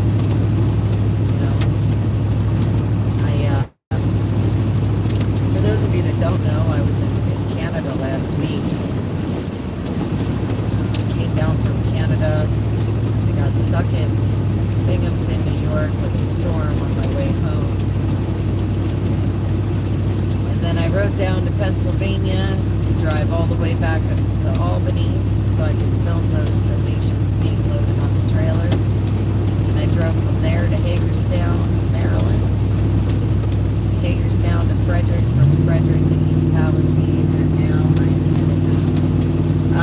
When I went to Canada, I went to Ottawa. I went all the way to Parliament Hill. I was there for the Worldwide Unity Day on the 18th. I participated in a march with the Canadian freedom fighters right there on the streets of Parliament Hill. Flew my flags off the back of the truck in Ottawa, celebrating that 1-year anniversary of the Freedom Convoy. And I also was part of a convoy escort for Christine Anderson to her event in Cambridge. And I had the great honor of being able to speak on stage there as well. And meet her, which was phenomenal. So I did spend my time in Ontario. It was a beautiful, beautiful trip. Canada is gorgeous. Oh, mamacita. Here we are, guys. Look at this. I don't know. You know what? I'm going to pull over for a few minutes and trying to give myself a couple of seconds to regroup here because it's getting a little slushy out. And I just need to give my eyeballs a break anyway. I've been on the road for a little bit, hot minute, so we're gonna take some time here and just chill out. Give myself like 5-10 minutes just to regroup and recenter here for a hot second. Talk to you guys for a minute or two and. Like I said, just give myself a little bit of a break here because I think my eyes need it. So let me do this. Get all those guys chilling out. All right. So I'm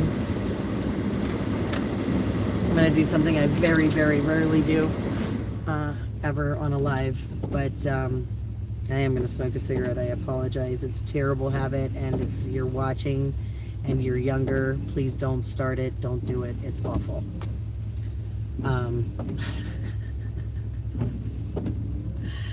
Just saying. This has been a rough couple of days.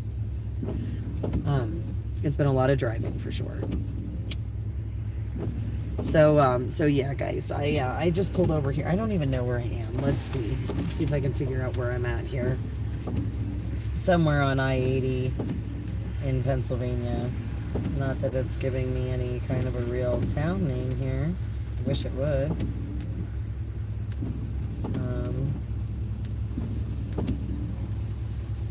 But it doesn't seem to be giving me any town names. Don't know.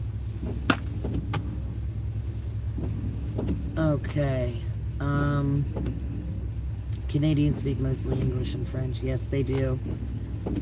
It's way better than a lot of things. Well, it is and it isn't. And you know, the truth is it's a terrible habit. And, you know, I know that some people are like, oh, Soup Mama talks about, you know, health and this and that, and she's a smoker and she's this. Well, yes, I am. I never said I was perfect. And like I said, I very rarely ever do this, but it's just one of those things. today is, mentally. I feel exhausted, not just physically, but mentally as well. Like,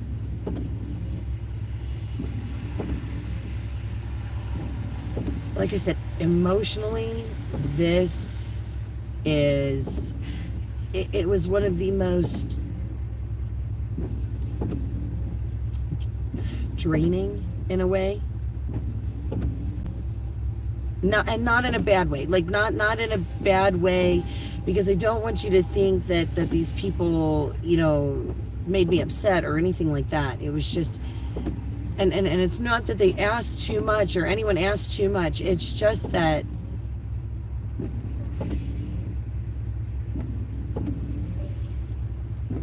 the amount of emotions you feel that just,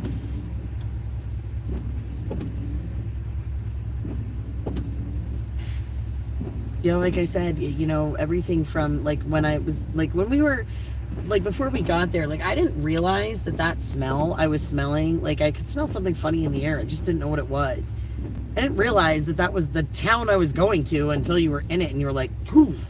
It hit you like a ton of bricks. And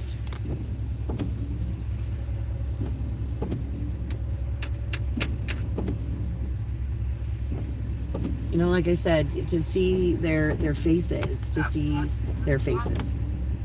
as we rolled in, knowing we had supplies. They were waiting for us, lined the streets, all out, all waving, all happy.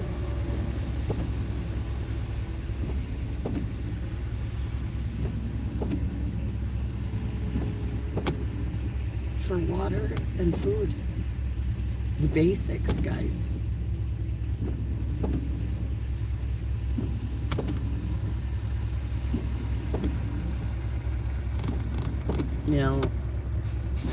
Hearing their stories, seeing their photos.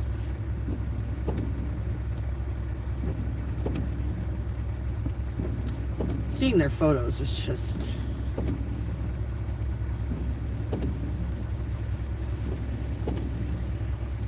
meeting the kids.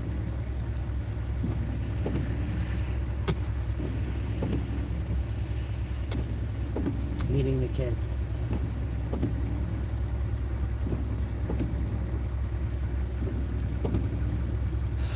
I don't know.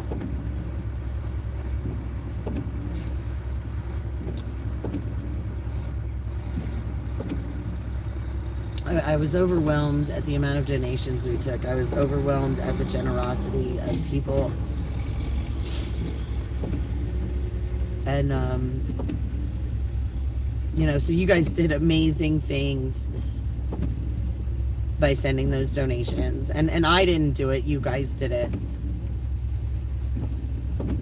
You guys did it because without you guys supplying those donations, without you guys taking your hard-earned money to buy those supplies or sending it to us to buy those supplies, we would have never been able to do this. So it's you that did it. You, the American people, that did this to help your neighbors. And you guys rock. You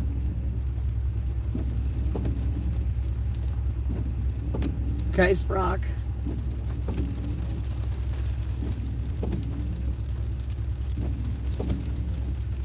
I couldn't believe, like I said, as fast as we unloaded those trucks, that stuff was getting picked up and loaded right into cars. They were sorting it out, and they were making little packages, like bags of stuff for families, and just handing them out.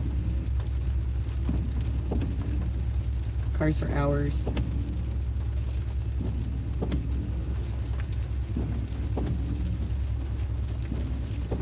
Like I said, we need to go back and help them some more, because this is just this was just a Band-Aid. Oh, this is sleet. It's sleet. It's not snow, it's sleet. Awesome. It's gonna be an interesting ride home. Let's see. So take it slow. Go easy. Maybe. Oop, love my CD. Put it back on 19 there. You know, like I said, what bothers me is, like I said, these people are suffering while our governments don't have their asses in gear. And it's for what? For greed? Personal greed? Like, that part just, I can't wrap my mind around this. Oh, you know what? Maybe not take off the flags, but you're right. I'm going to actually roll them up. So, since I have my headset connected, I'm going to, like, leave it on my head. Not that I can hear you guys, but I'm going to walk outside out the back, and I'm going to roll up my flags quick. So, let's see. 2, 4, 6. I've got hair ties. So, yeah, guys. So, you're going to just have to... Yeah, no, I know. This is where weather is definitely treacherous. This is how... so, when I was coming home from Canada, it was worse than this out. And this is the weather that kind of weather that I stopped in because it was yucky, and I was starting to slide in the truck, even in 4-wheel drive, so it was not good. So like I said, I had pulled over last week, or just the other day, because of that, on my way home. But like I said, I'm going to pop out of the car. I'm going to roll up my flags in the back there, roll them around the posts. So just bear with me. I will be back to your comments in a minute. I'm going to roll that window up too a little bit because my door is getting soaked. So I'll be right back, chill in the chat. Actually, here, I'll flip it this way so you guys can look at the...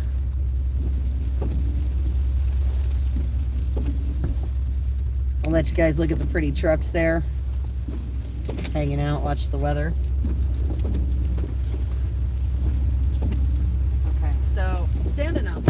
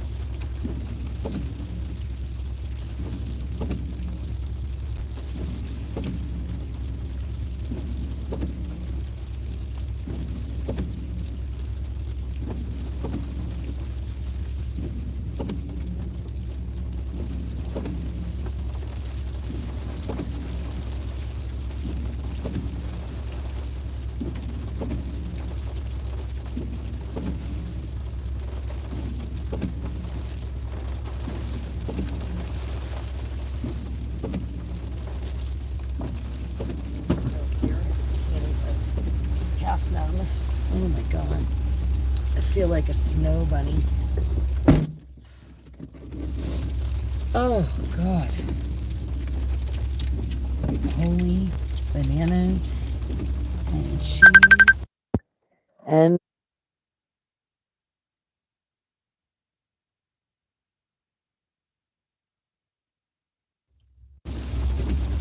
okay.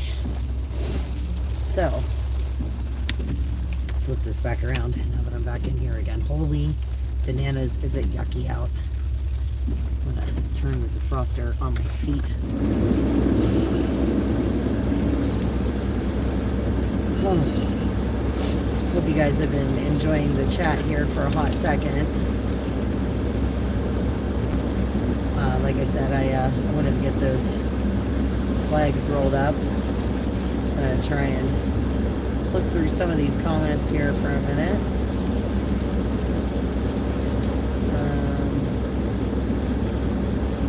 Liquid melt on the roads this morning. Yeah, I know they do. Sleeting, yep, it certainly is. Yes, I am heading home from Ohio, guys. What they did was absolutely evil. Yeah, I don't take down my flags. I don't. I leave them up all the time. But this weather is not very conducive to driving. No, wait a minute. Are you guys trying to like catch a ride in my truck? Are you making fun of my no back seat back here? It looks really bad because everything was just sort of tossed in here with the weather. So I apologize for my absolutely messy truck. But wow, this weather is just really something else, guys. Yes, B, I am feeling a little bit better today. Not great, but better. Like I said, that stuff is pretty horrible. I was telling everybody, like, electric yellow when I blew my nose. Electric yellow. This eye was half pasted shut this morning. And it was like electric yellow grossness. When I brushed my teeth, it was electric yellow. My throat's still, like, it feels like right here. It feels like it's just like hanging there. And then every time I clear my throat, it's like I swallowed a whole spoonful of black pepper. And then, like, the outsides of my lips here still burn a little bit. So it's pretty nasty. I had a headache yet this morning, a little bit of one, but it seems to fade as the day goes on. Like, it seemed to go away.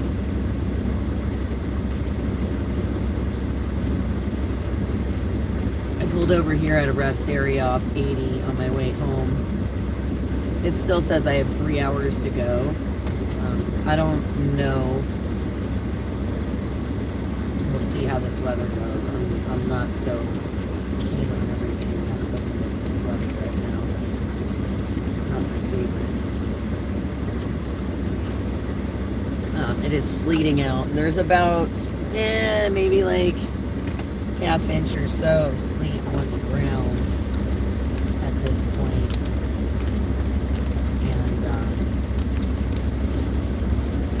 And like I said, I walked out in there for a hot minute. It's pretty icky.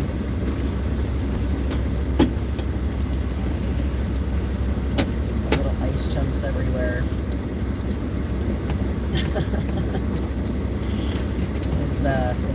It's quite a thing. Quite a thing. But yeah, like I said, I pulled over just for a few minutes. So since I have a second to actually look at the comments, I know a bunch of you guys have been kind of hanging out here in the chat for a little while. Do any of you guys have questions that I missed when I was driving, like that you were asking as I couldn't see the comments? I just figured since I'm stopped for a few minutes, now's a good time. If you had any questions, I'll try and answer them for you. Like I said, I apologize because as I'm driving, the comments kind of scroll on the screen like here and there, but they only blink on for a short time, and then they like kind of fade out.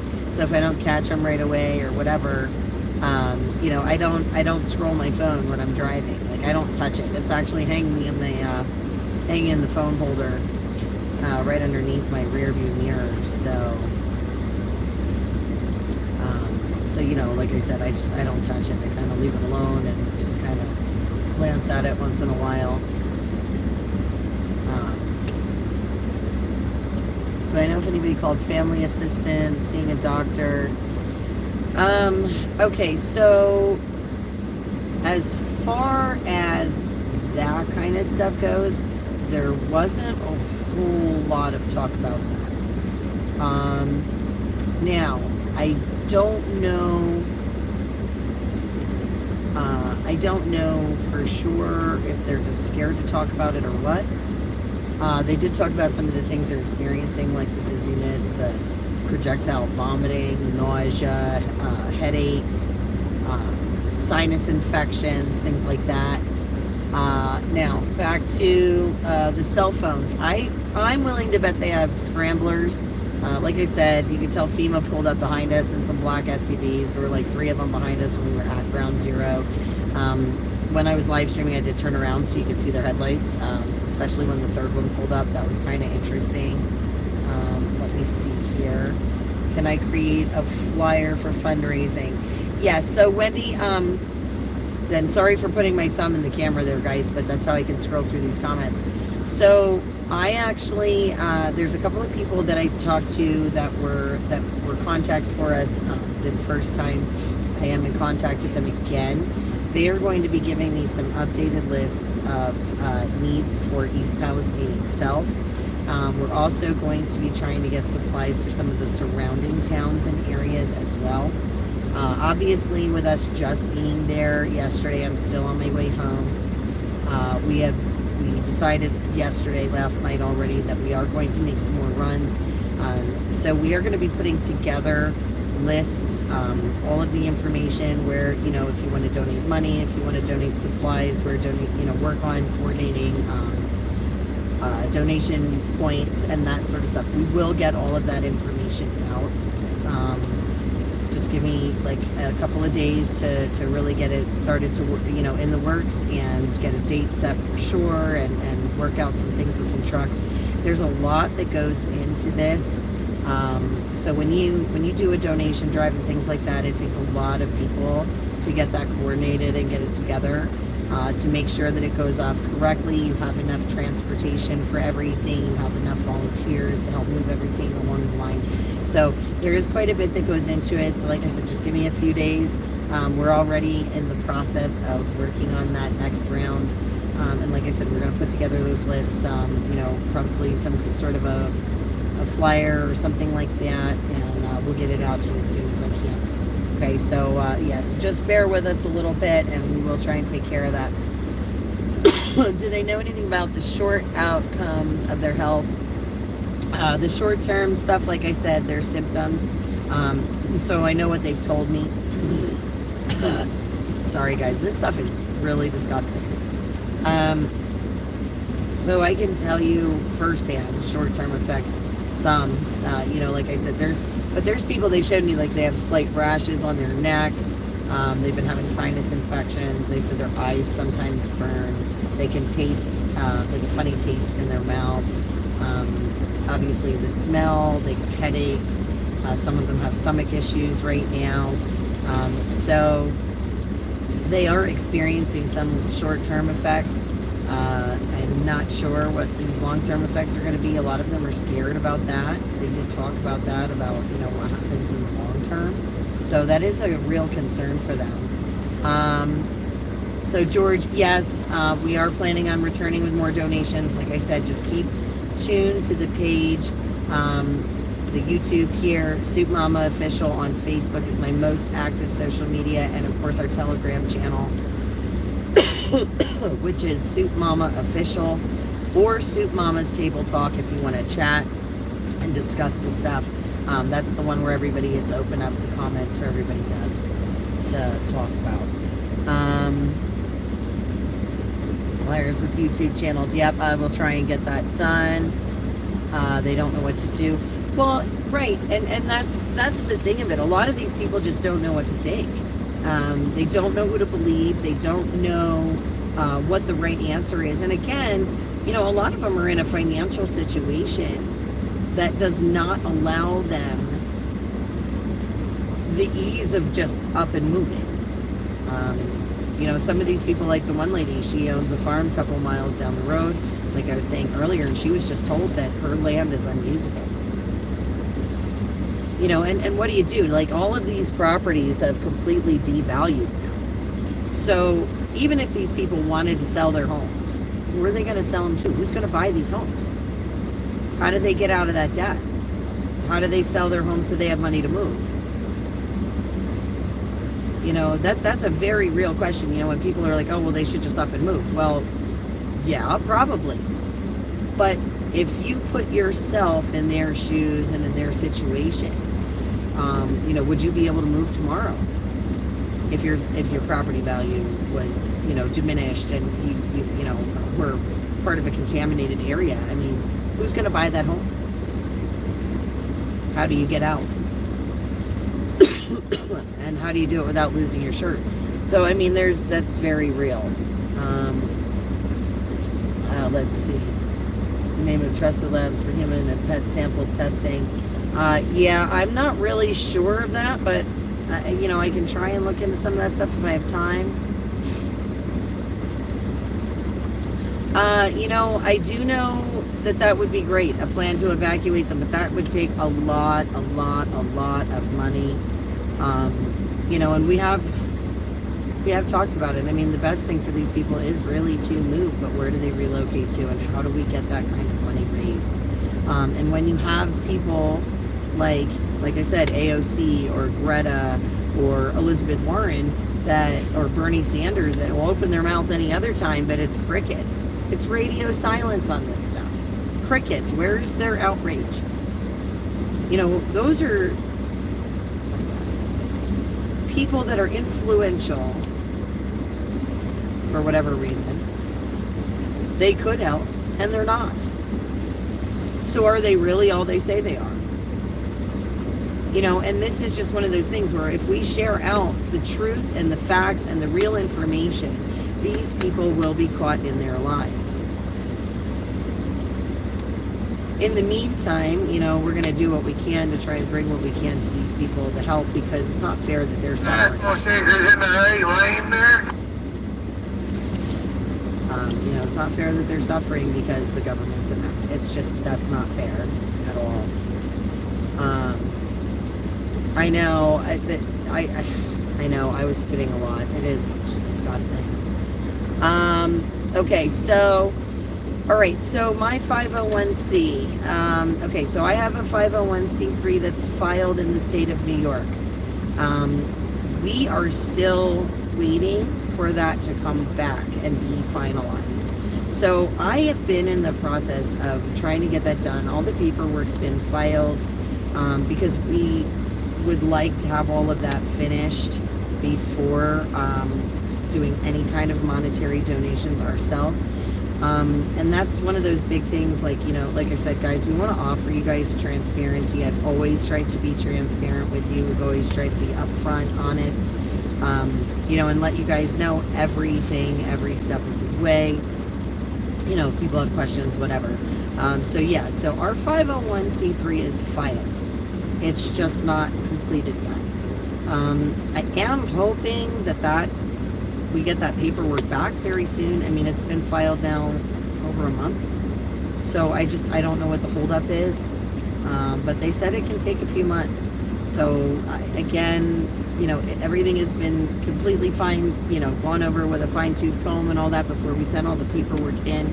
Because, you know, from the kitchen, like, as far as the kitchen goes, as far as I go, you know, we want to make sure that everything we do is done 100% legitimate and correct for you guys, because, you know, we want you to know beyond a shadow of a doubt that we have nothing to hide, that we're doing this out of love. We do this because we care, and we do this out of the goodness of our own hearts. I have not made a dime off of any of this. I drive 20-year-old cars. I run myself ragged. You know, I work like everybody else. I have my own business. You know, and I'm just trying to keep my lights on like everybody else. Okay. But I'm out here because I have children and I have a grandbaby, and I want them to have freedom, and I want them to have rights, and I want them to be safe and healthy and happy. And that's why I'm out here all the time. You know, because we're running out of time. And that's the sad truth of it. So, you know, we need to help each other, guys, in all situations, and we need to start pulling together as Americans. And, you know, East Palestine is just a perfect example of that. You know, and it doesn't matter, you know, age, race, religion, sex, gender, you know, whatever. It doesn't matter. We're all Americans. And we need to stick together as Americans, you know. So, let me see here. So now, as far as the groups, we did, so the group that we worked with here in East Palestine was a 501c3. It's a nonprofit that was coordinated with the waystation.org, Jezreel International, again, another company. Like I said, our 501c3 paperwork is filed, so we'll have all the updates on that as we go. Yeah, I wasn't there that long. Like I said, I was there a day, and I feel crappy, and these people live there. Right, what bank would refinance? Yeah, for home equity and all that. Exactly. Yeah, I got my nails. So when I got stuck in the last snowstorm, I was right by the nail salon, and I got my nails done while I was there. Negotiated trade. Yeah, I wish that worked that way, but I don't know about the Red Cross, Liberty. I don't know what they're doing to help, or what the reason is, or, you know, I'm not really sure.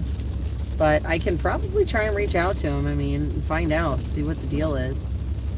Yeah, it would take the whole country to chip in.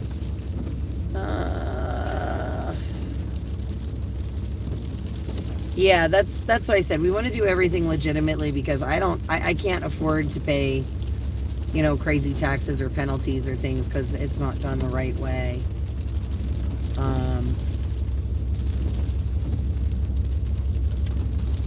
Yeah, I mean, like I said, we, Big Dog, we, you know, we're able to haul the supplies. We've been able to do that. And like I said, I mean, you can always reach out to us. We can see, you know, or like I said, depending on if we get the paperwork finalized, I'm hoping it's soon. Like I said, I'm hoping it's very soon. Is there a specific city? I don't remember. So I'm not the paperwork gal. It takes a team. So like I said to you guys before, I've said on a lot of the live streams, we have a really, really awesome team in the kitchen. We've all been together pretty much since day one of Hagerstown. We've been pretty much inseparable ever since for the last year. And everybody has really amazing talents on our team. So, and like I said, it's not just me. Everybody knows me, yeah, but it is not just me for the kitchen. It takes a whole team to make it work, and it's a lot of effort. It's a big undertaking to do what we do, and so if you guys had checked out the pictures, there's a picture with me and Stitch and two more people. That represents most of the kitchen. That's Sarge and Chief and Stitch and myself. And like I said, we make all kinds of decisions together. We do all kinds of things together. And of course, you know, some of us are better at paperwork than others. So Sarge is our paperwork guy, Sarge and Stitch. They do a lot of that part of everything, the administrative.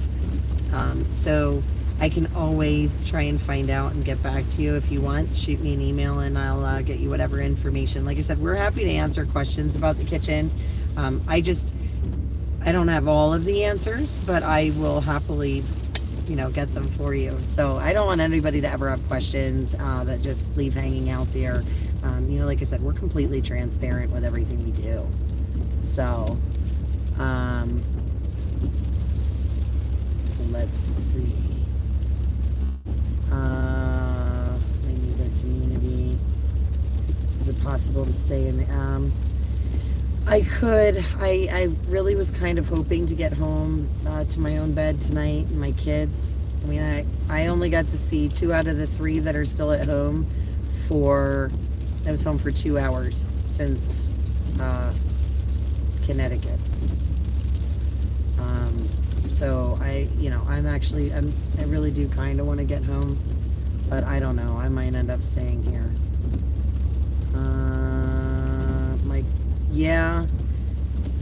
Mike Lindell, yeah, I can try that. We'll see. Let's see. It's not to get tested. Red Cross did nothing. Okay. Yeah,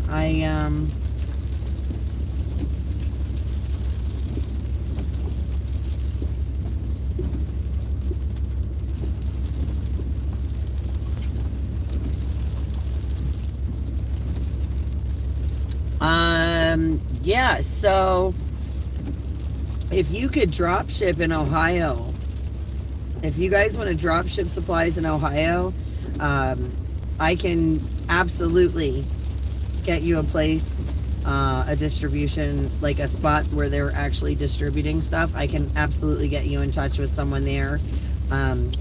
So if you guys have donations you want to drop ship, please reach out to me, soupmamaofficial@gmail.com. And I can get you in touch with someone that will happily get those items distributed out. They're actually volunteering their own business, and they've been using that as a donation supply point for the residents. So yeah, so that is absolutely phenomenal. If you can drop ship, yeah, I will happily get you in touch with some people that can have that stuff, you know what I mean, dropped right to them and get it out to everyone.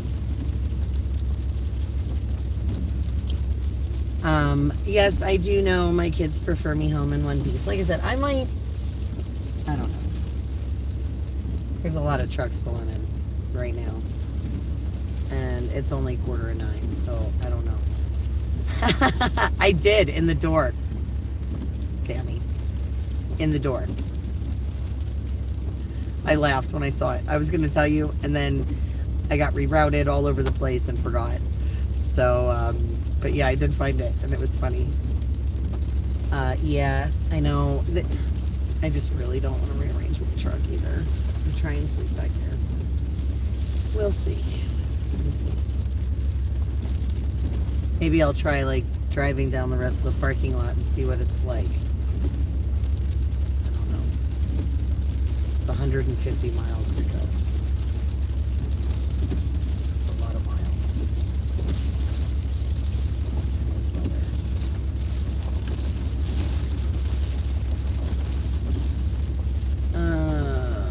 I'd say... Oop, I missed some of that. Hang on. Stay put. Yeah. Oh, man. See what the trucks are doing. Yeah. I don't know. I guess maybe. Maybe.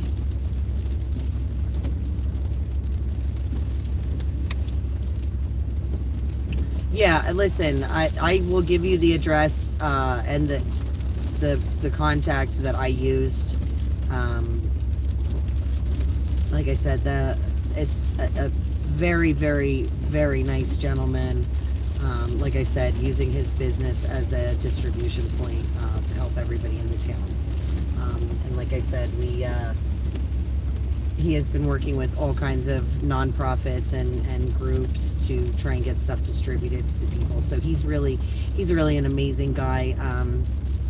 I have a couple of different, like I said, a couple of different good contacts right there in East Palestine for donations, for drop-offs, for distribution. So yeah, if you want to drop ship somewhere out there and you want a valid location where you know it's going where it needs to, please reach out to me. I don't know if there's any mods in here right now, to be honest with you. No, I did not get a chance to talk to any of the first responders that helped with the fire. I did talk to a lot of the neighbors. Like I said, there were people that were showing me pictures of their backyards with train cars in them.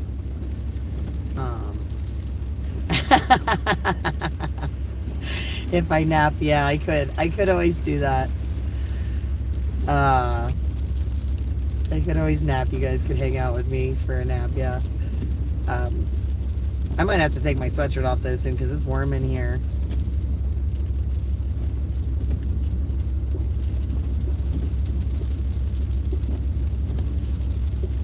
Status news. Incredible drone footage. Okay, yeah, I will have to check that out. Absolutely. All right, hang on a second, guys. I'm going to take this sweatshirt off because I am, like, cooking in my car. So if you're going to hang out with me, I need to, like, de-cook. Oh. Thank you guys for hanging out with me because, like I said, this has been quite a drive tonight. Oh. Whew. Yeah, I have like a sweatshirt on, a flannel, a sweater. My heater's blasting. I am dying here, guys. Long sleeve shirt. But I've been sitting in the car and it's warm. And I don't want to leave the window open because you like running around with heroes. Aw, that's sweet. Oh my gosh. I don't know. I feel more like a gypsy than a hero today. Yeah, you know, it's really cool because for a long time, I feel like the social medias were not notifying people when I was going live at all. Like, between Facebook, YouTube, like all of them, like my stuff was just... Like I'd get, like sometimes I'd get a few people on, but like it hasn't been a lot of, I don't know, it's crazy. Yeah, it has been getting better a little bit. Red Cross donated to firefighters and 100 air purifiers, yeah. Well, and that's a start, that's good. But we need more than 100 air purifiers for out there, and they need water purifiers too. Yeah, you know, even on Facebook, it is literally not telling people when I'm live. So I just, you know, I do what I can. I do my best. YouTube just changed CEOs. Okay. Well, hopefully now they won't be choking the channel as much or throttling the streams. Because, I mean... Look, I'm not live every day. I'm not like an everyday live streamer. Oh, well, I'm glad you're here, Bygone. You know, I'm not, like I said, I'm not an everyday live streamer. However, I do live stream a lot of the events that I go to or attend, the seminars, things like that, because, you know, one, I feel like they're really important. And, that people should see them. Okay, so even if you can't afford to come or drive all over the country or whatever, you know, okay, reading about the activated charcoal. You know, like I said, I just feel like it's a good way for everybody to see what's happening. And then the other thing is too, with YouTube, it's really nice because it doesn't get clogged up like Facebook does with all your other posts and things like that, and then you've got to scroll for like 3 years to find something 2 weeks ago. YouTube is kind of nice because it keeps it a little more condensed and you guys can find the event live streams a lot easier. Yeah, no, you listen, Jay is a cool cat. Agnes is a cool cat. Look, you know, over this last year, you know, obviously I've been all over the place and I've met a lot of people, but I gotta tell you, you know, like people like Jay, you know, there's a lot of people that don't understand him. Okay, I'm doing that bad thing again. Oh, all right, B. Cool. I'm glad you're still in here.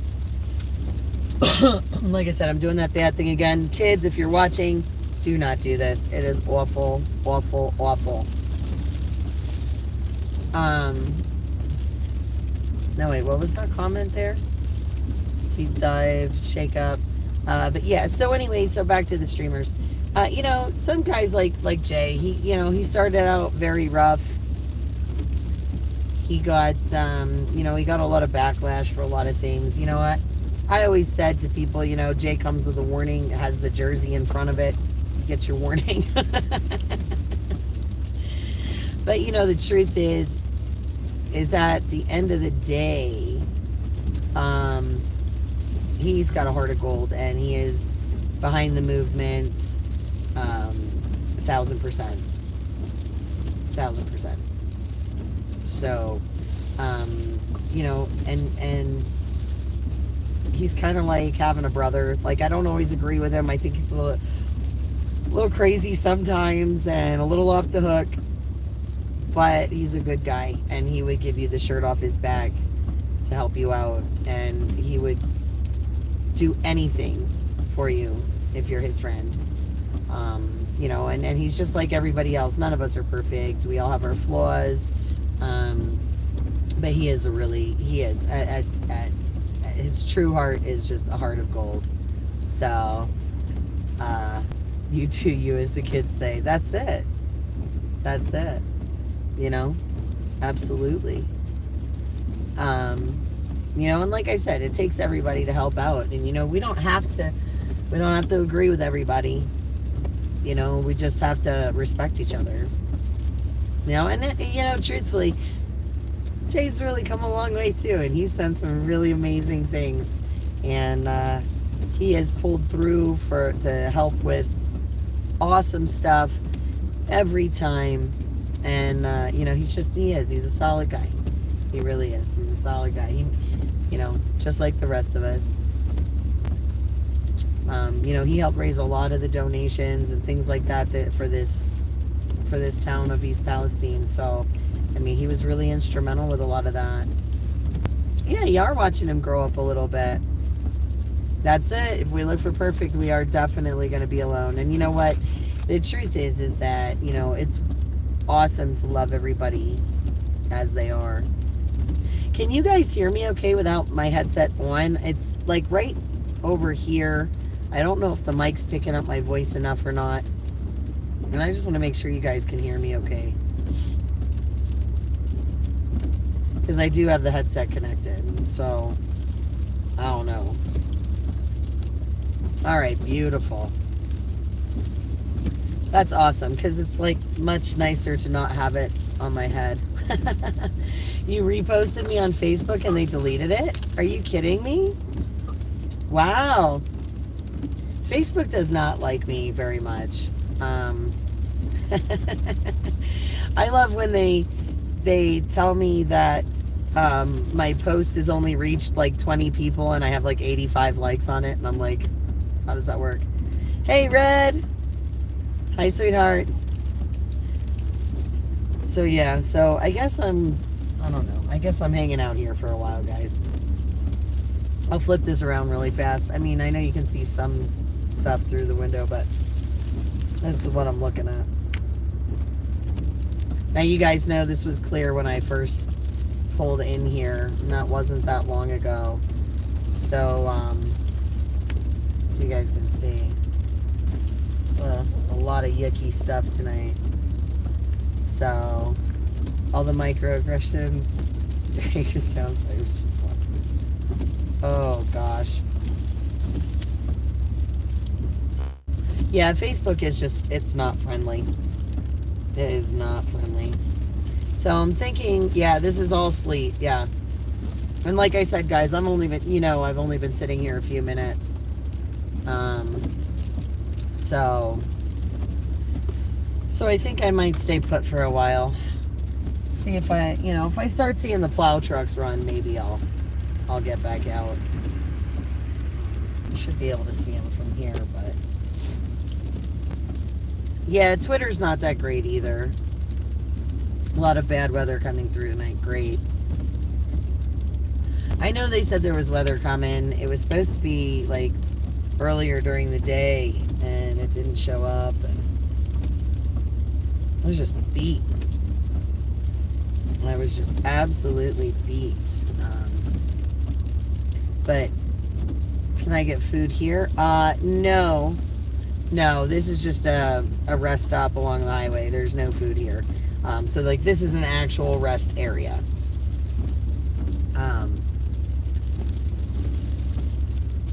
That makes me smart, mama.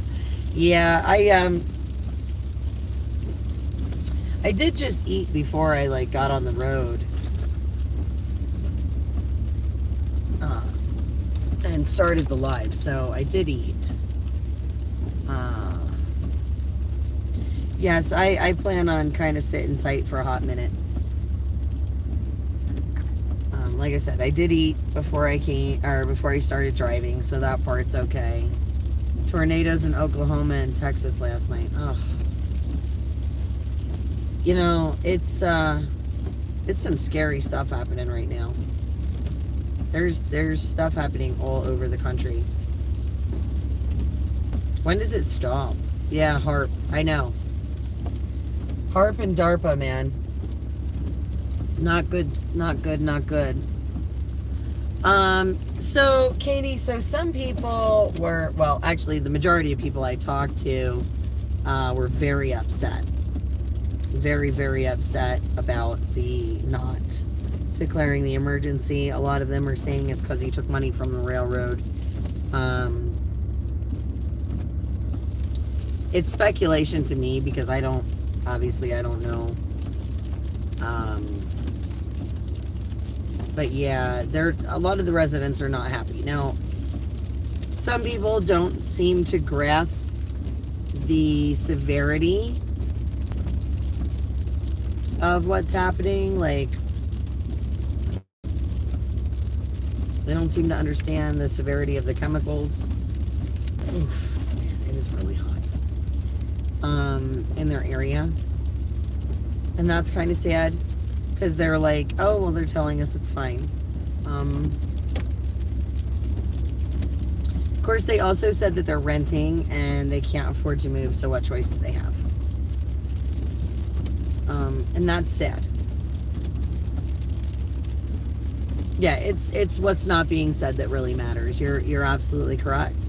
You know, like I said, I'm telling you flat out, there is a problem.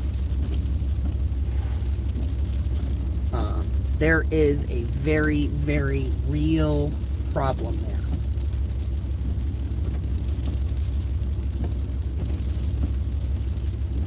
And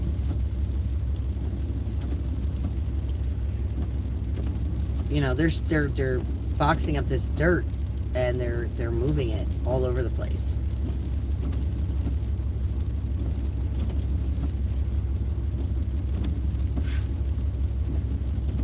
You know, they're putting it all over the country. They're sending it all over. This contaminated soil.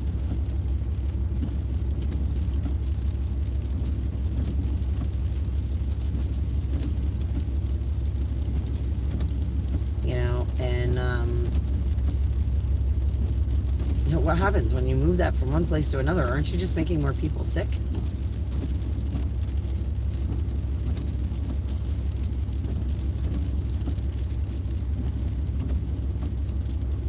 Well, yeah, and think about it. I mean, all of Western PA is affected by this too, and Pennsylvania is an agriculture state. We depend on our agriculture here. Now, there is a cool thing. Somebody was posting some comments on one of my videos about fungus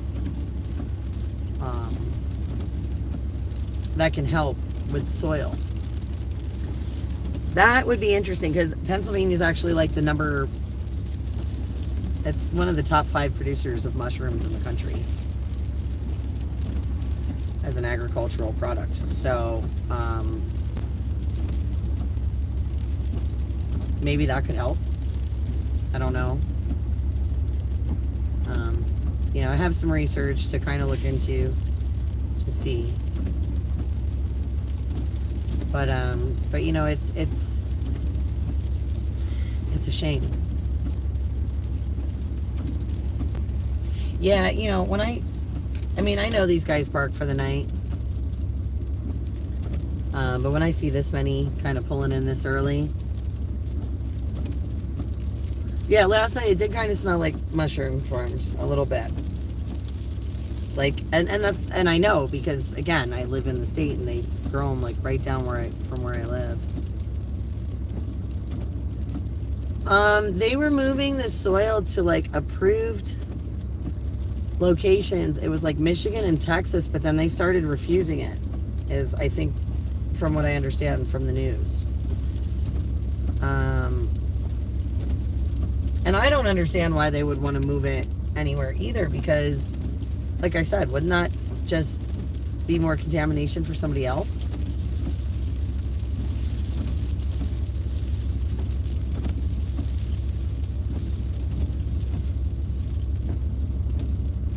I don't know.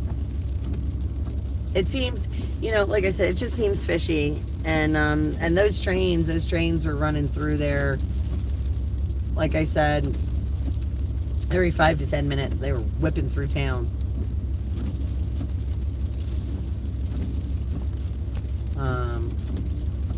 Yeah, that's what I was thinking. That's from what I understand. That's why they were refusing these shipments, because they didn't even know about them coming into their state. I don't know, but like I do know. Okay, so what I do know is they have these big blue bins, and from what I understand, they were like putting sludge in them. They're like sludge bins. And I actually have a picture of one of the truck, or well, it was on the live feed of the truck going in with the bin and coming out without it. But there's like, you can see on the film where they have them like lined up. Yeah. And like I said, it's on the video. So I do know that for a fact. Like I do know those bins are there.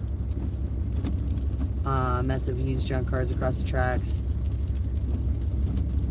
Yeah, I don't know. They were, somebody was telling me today, like I ran into them at a gas station, you know, like I said, in Pennsylvania here, and we were talking, and they live a little over 10 miles away, and they were saying that they have family and friends that live in town in East Palestine. And he was saying that they were offering them like $1,000, but they had to sign like a paper that said that they weren't going to sue anybody. Now, I wouldn't doubt that for 1 second. I mean, this guy, I didn't know this guy from Adam. I was getting my coffee at the gas station. Okay, like for real. And it just happened, you know, like, just happened to be talking about it. And,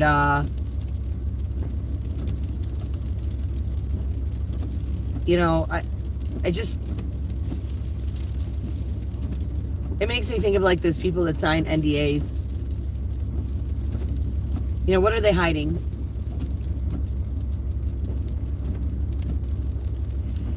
You know, if they're doing this $1,000, what's $1,000? $1,000 isn't crap.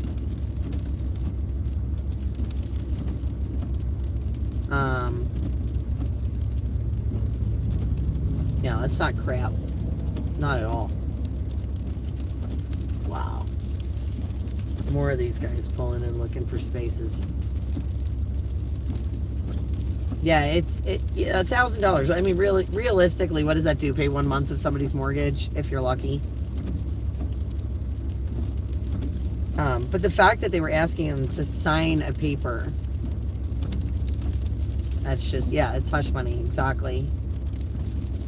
Exactly. They don't want to be sued, but they should be.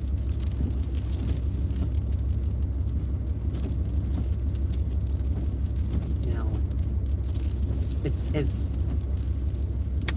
just horrible.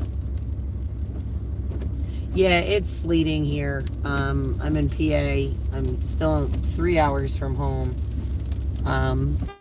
150 miles, and I had pulled over because it was starting to get really yucky, and I needed a break. And in the short time that I sat here, it went from being able to see the roads to they are completely covered in slush. Yeah, I don't know if they stopped asking or not. Like I said, I talked to this guy this morning. So Panda, okay, so for those of you that are just joining in that haven't been with me this whole time, I was talking to everybody's been asking me how I'm feeling today.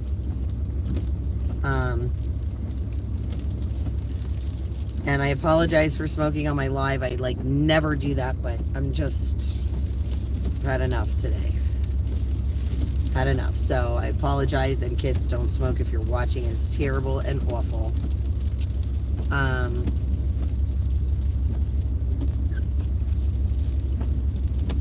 So anyway, if you watch the lives from yesterday, you can actually hear the change in my voice throughout the day. My voice is still a little scratchy. I feel like I have some stuff hanging in here. But the biggest things I noticed is like, okay, so for example, when I blew my nose, it was like an electric yellow. When I brushed my teeth, it was an electric yellow. This morning when I woke up, this eye was like half pasted shut, and it was like an electric yellow grossness. When I clear my throat, it feels like I swallowed a spoonful of black pepper, and my lips are still burning a little bit on the outsides. So it's kind of interesting. I had a headache yet this morning, but it did go away as the day is going on. So I'm not feeling awesome, because you can hear in my voice it's still scratchy, and you know me well enough to know that this is not my regular speaking voice. Oh yeah, no, I wouldn't sign anything, Sasha. If I lived there, I would not be signing anything. Yeah, everybody says yellow mucus is an infection, but here's the thing, guys. Like, I'm gonna tell you right now, like, I was not sick or anything at all before I went there. Now, I do have some mullein leaf tea at home. I was planning on brewing with some lemon and honey to try and clear out my throat a little bit, make it a little less scratchy. But, you know, I'm not home, so I can't do that right now. Turns out the railroad, yeah, could not run trains through an emergency evacuation area. Yeah. So, yeah, I just, you know, I know they need, I think they need help from the attorneys too, but the thing is like, how do you trust them? You know, and how do you get people to trust them? You know, and you gotta have somebody trustworthy. Yeah, no, I figured it's like I said, guys, I figured it's all irritation. I figured it's all this crap coming out of my skin, because like I said, I can still feel it, that I can still taste it in my mouth. It's like I said, it's a metallic, soapy,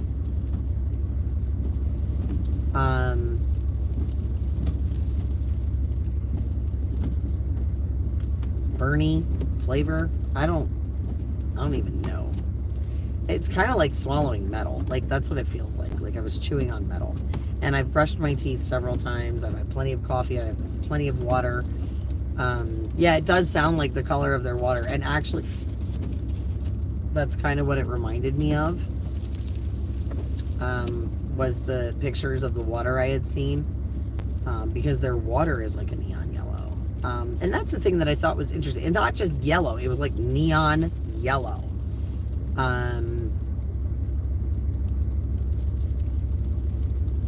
I'll have to check into that. But yeah, so the fact that it was neon yellow, and like I said, I wasn't sick or anything before I went. I felt fine, a little tired, but fine. So, you know, I don't know. I don't know. But it's odd. So, I mean, if we're going to talk about it, you know, I want to talk about the honest realities of it. And like I said, I was only there one day. So I can't imagine trying to I can't imagine trying to live there. Yeah, that I was only there one day though. I wasn't even there a couple days. It was just one day. One day that I was there. It wasn't, we got there around 12, 1 o'clock, something like that. And we were there till nighttime. And so maybe 10 hours, 10, 12 hours tops I was there. And that's the scary part. Like I said, I was only in the town in East Palestine for like 10, 12 hours itself. You do, yeah. And like I said, I feel it coming out of my skin still and my hands. Like, so yesterday I kept going like this because my hands, which are usually very, very dry this time of year. So please understand, I have dry skin. Okay? Dry skin. Naturally dry, get like an alligator in wintertime. It's awful. But my hands feel like I stuck them in like Vaseline. It's a weird feeling, but it's very oily. Now, some of the people that I traveled with, not everybody has experienced things the same. Almost everybody that was there, we could smell it and you could taste it. Not everybody had the burning sensation on their skin. Some did, some didn't. Some people, their throat was a little irritated, some weren't. So yeah, so I think it really depends. This is one of those things, again, it's kind of like those other bugs out there. Everybody's affected differently. Even the people in the town. So when you talk to them, they all have different symptoms. Some get headaches, some have vomiting, some are just nauseous, some get really bad sinus infections. They said sinus infections like you've never seen. A lot of them have been feeling sick continuously, on and off. So when you talk to these people, and when you talk to people that have been there, everybody's experience was different. Like outside the hotel this morning, I met a younger gentleman, and he'd been there for 17 days. And, he said you could smell it. He said he didn't have like any burning on his skin or anything like that, but he said he could smell it and taste it a little bit from time to time. But his symptoms weren't near as severe as some other people. So guys, to answer your questions, I'm in Pennsylvania, and no, I am not home. I am about 3 hours from home, about 150 miles, but it is sleeting really, really bad. So let me flip this around for those of you that are just kind of hanging out with me. When I pulled into the rest area, you could see the pavement. This is all sleet that you see on the ground right now. So this is all slush, and oops, I'm just not sure how I feel about driving in it right now. And a lot of trucks have pulled in here. Like I said, I can see the highway from here, so if I maybe start seeing the salt trucks go, I might drive some tonight yet, but I might be staying put for the evening. So, downtown Manhattan, 9/11, sinus infections prevalent with first responders. Yeah, I believe that because it was a lot of dust and stuff. Well, Jay, so I had a room last night because I really needed to take a shower and wash my clothes last night. Like, that was super important. I don't know if you guys realize, like, so I'm going to talk about some other aspects of this.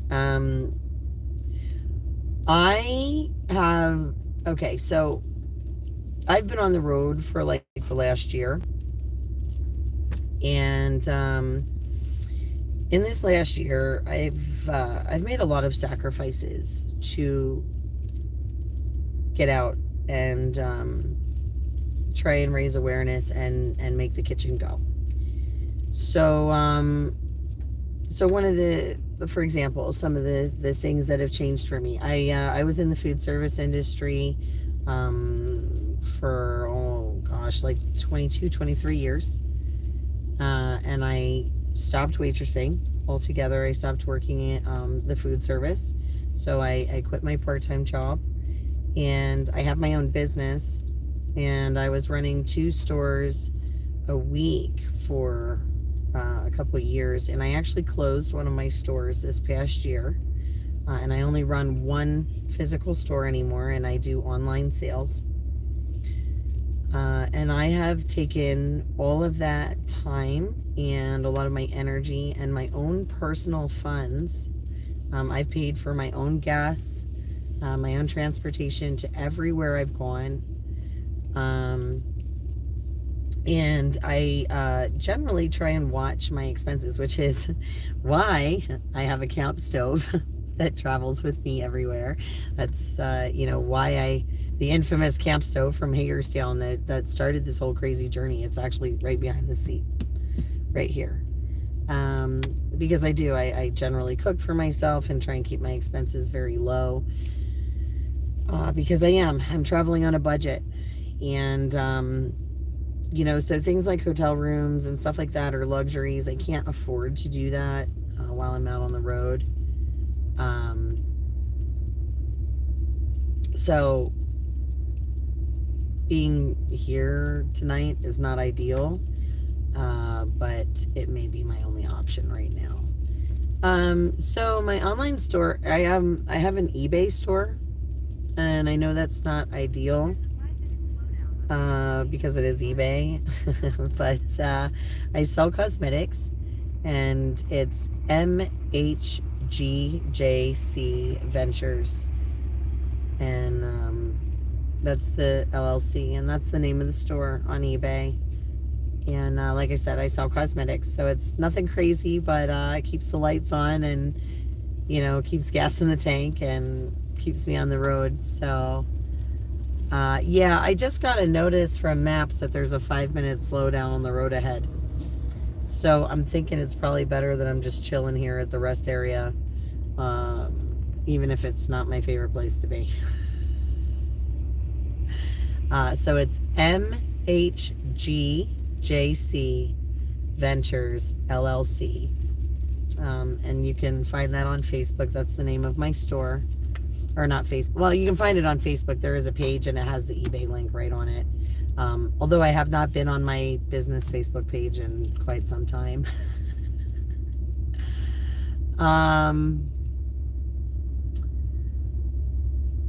My Cash App. Oh boy, I don't remember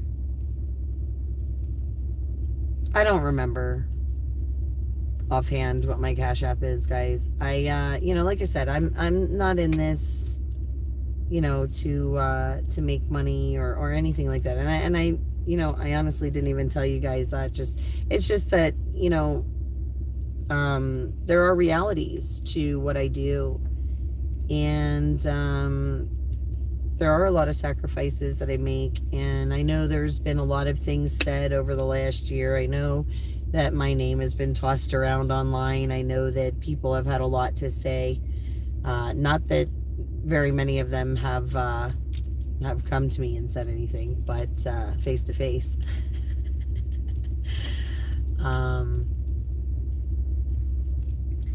But the truth is that it's like I've said all along. If you have nothing to hide, if you're doing the right thing and you're doing what you're supposed to do, the truth will always out. And that's kind of where I'm at. Like I've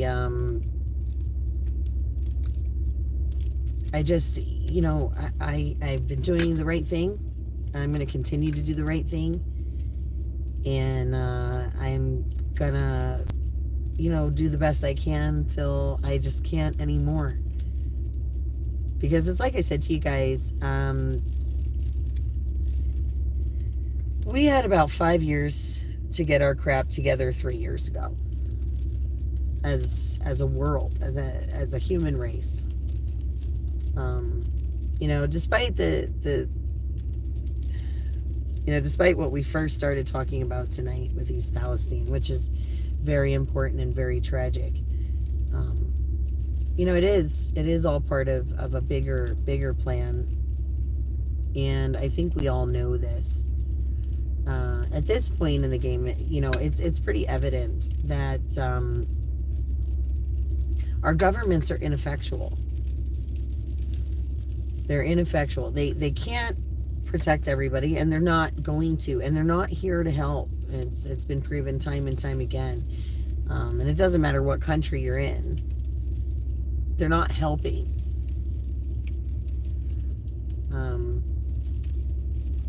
You know, they're letting their people down. People of the globe, all over the globe, our governments are letting us down. And it's time that we realize that we need to stand together and protect each other. Because the governments aren't doing it. They're not here to protect you. They're not here to make your life easy. They're in your life because you're a dollar sign to them. That's it. You're a dollar sign to them. You don't mean any more than the revenue you can generate with your talents to serve their purposes in the big machine. That's it. They keep you working enough and broke enough and tired enough that you're running that hamster wheel to the point where you're exhausted and you don't have time for anything else.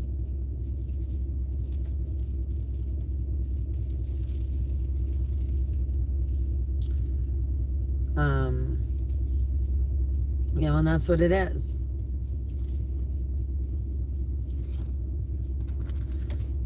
You know, they don't care. They don't care about you. They don't care about me. They don't care about anybody. All right. For those of you asking about my Cash App. Ooh, I don't know if you can see this. Oh, it's not going to show you. Okay, so let me see if I can't dim it some. Maybe it will do it if I dim it. Oops. Hey, yeah. Okay, guys. There's the cash tag. If you're looking for it. I am not asking you guys for anything.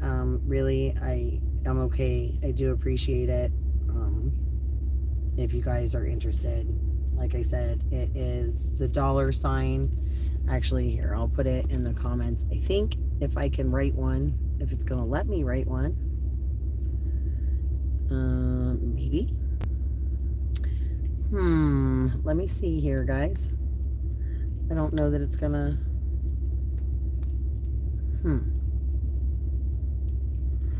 I don't know if it's going to let me write a comment in here. I don't see a way for it to let me do it. So it is the dollar sign CHERISEGILMER. That is my cash tag. I don't know if you guys can read it. I don't know if you can see it okay. But for those of you asking. But like I said, I am okay, guys.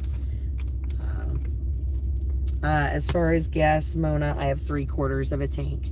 So I do have plenty of gas to sit here for the evening and stay warm. So please don't worry about that. I'm going to be plenty warm. I had to actually strip off a couple layers because I was cooking with my heater in here. And wow, guys, we have gained a lot more trucks here. You guys can see we got way more trucks in this parking lot. So it looks like everybody's just kind of chilling here with me tonight. So it is. It's quite a few more trucks since I pulled in. And there's more behind me, like. Hang on, let me just. I'll show you. I'll even show you my mirror. This is kind of crazy. So that's my. Oops. No, wait. Let me flip this around. Flip this around. There's my mirror. And look at this. All these guys behind me there. And that parking is all like full.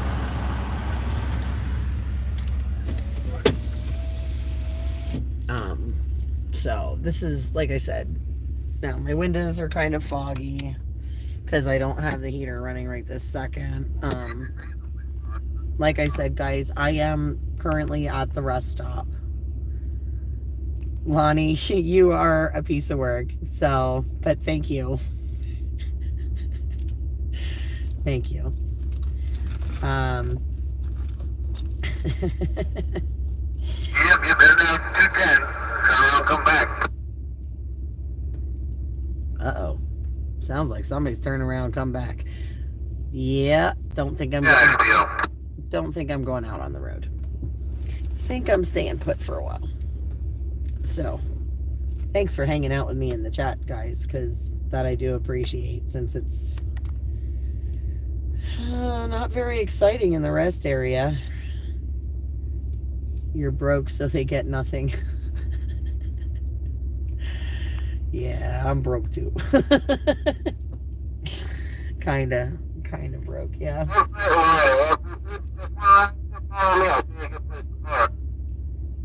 I like having the CB on, but sometimes I can't understand what they're saying. The road ahead is closing? Probably.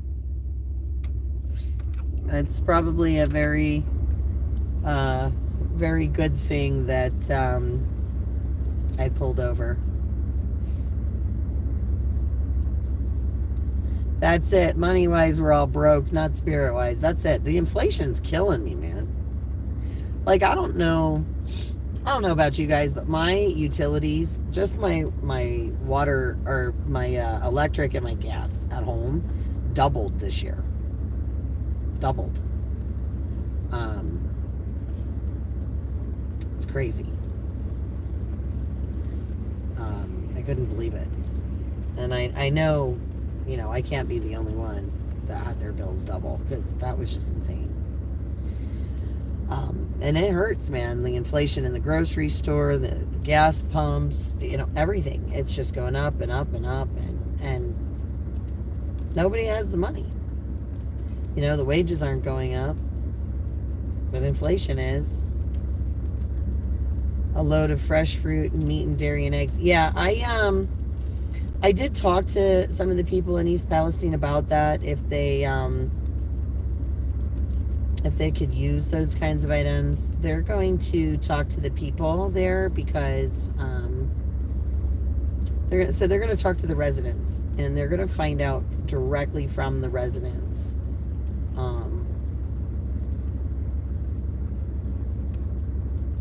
and let us know. So I'm going to have those updated lists. Like I said, I do know the number one items on their lists right now are water purifiers and air purifiers. Canned foods, because they're easy to store. Yeah, I figured. Is this gonna, I'm hoping it's gonna be gone by tomorrow. Does anybody know? Is this gonna be done by tomorrow? Like, am I gonna be, if I stay here the night, am I gonna be able to travel in the morning? Let who put me up for the night? I wouldn't know who would put me up for the night. I'm 3 hours from home off the highway. I kind of wish I knew somebody out this way, but I don't, that I know of.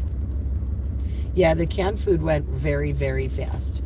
So the canned food went fast. The baby and body wipes went fast. The diapers in sizes 3 and 5 went super fast. So those items were all.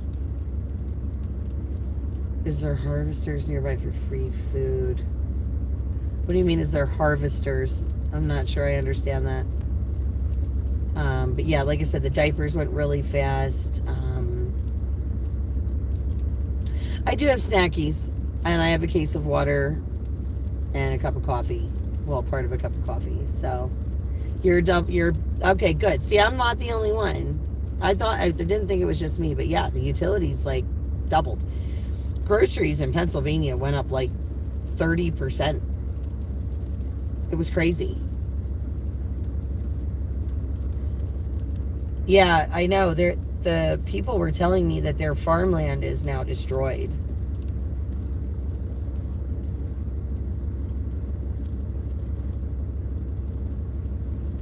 Yeah. They said that their farmland's unusable. 2-egg omelet, $4.99. Wow, $4.99 a dozen. Whew. That's crazy.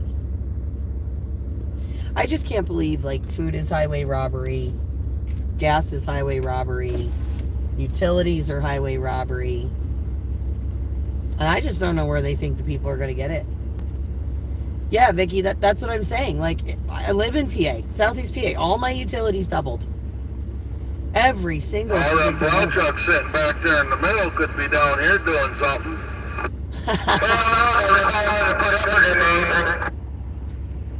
Sounds like the plow trucks are staying put.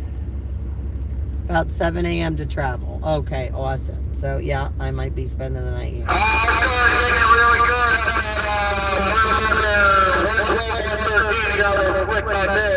But not like this. Uh-oh.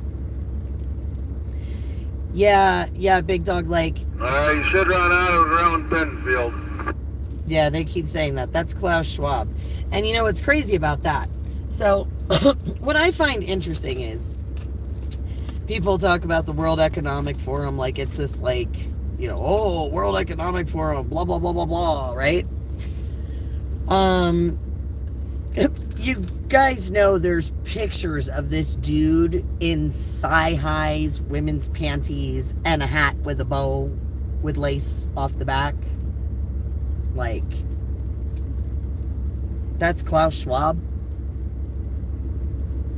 So, I mean, really? Really?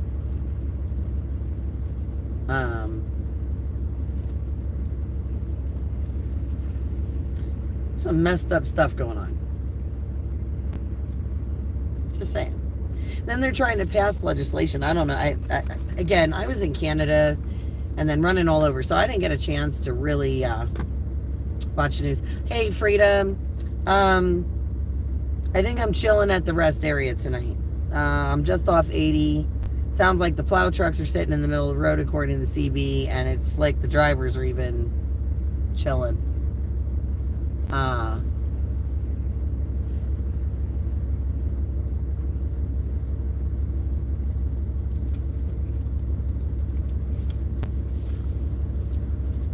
So I'm gonna chill here for the night.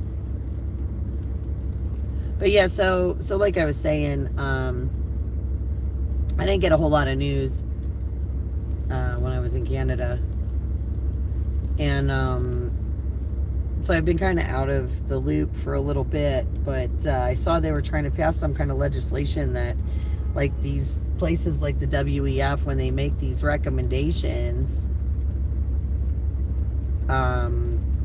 that they want to make it into like a law. Like, if they make a recommend, instead of now where it's a suggestion, like it would automatically be a law.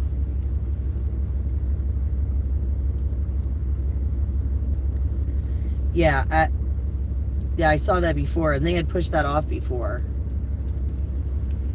I will, Freedom. I'll let you know. I mean, I should be fine. I've got food. I've got water. I got 3/4 of a gas tank.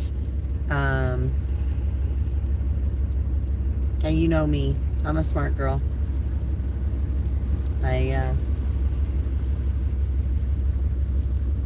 do my best to travel safely. So, there's that. And we are in PA. So,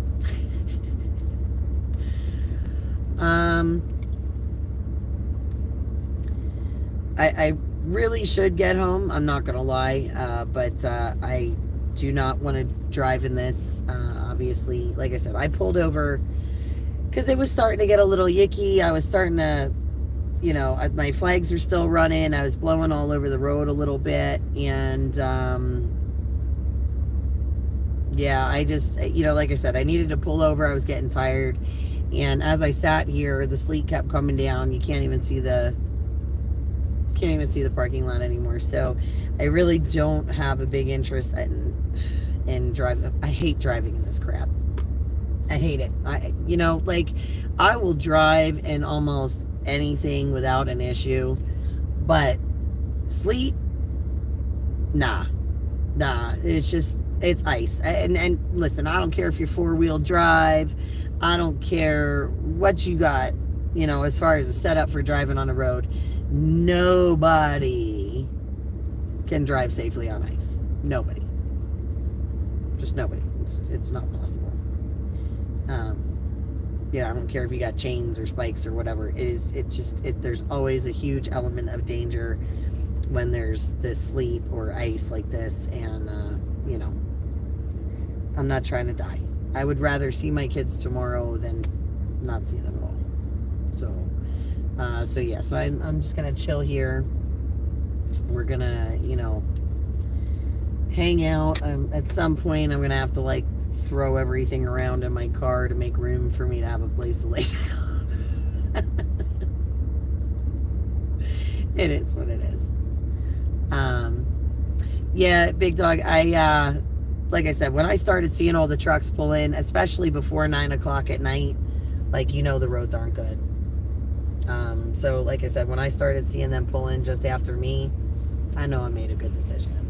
And there's a lot of them here. So, rest areas fill up pretty fast at night, but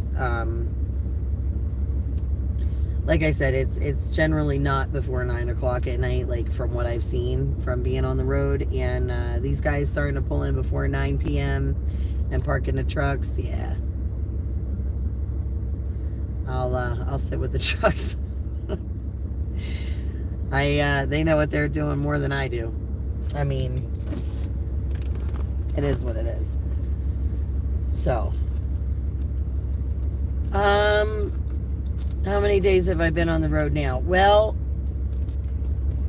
I was home for 2 hours. So I don't know if that counts, if that resets the clock or not. But if you don't count that,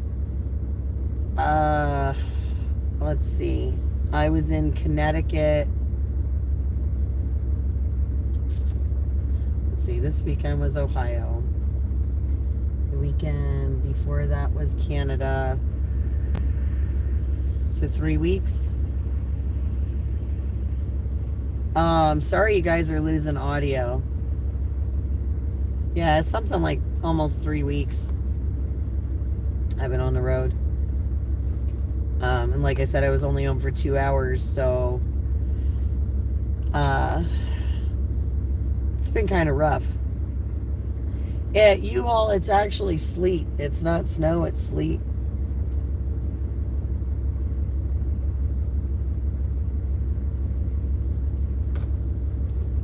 Sounds good on your end? Okay.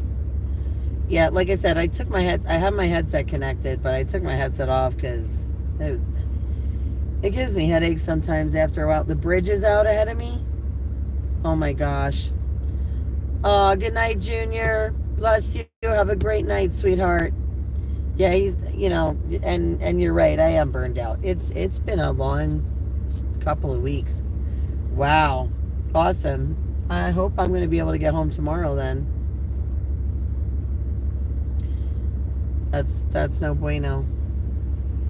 Thank you guys for giving me the traffic updates and stuff. I appreciate that because, if the bridge is out, I ain't going to be able to get home anyway. Snowing hard in Jersey. Okay. Yeah. And I'm closer. I'm only just over an hour from Jersey. From my house. So if it's snowing there, it's probably snowing at home too. This, at least it doesn't sound like it's sleeting anymore though. Now I think it might just be rain. I must stick my hand out the window. Well, It's not rain. It's flurries, sort of. Now it's snow, I guess. I don't know.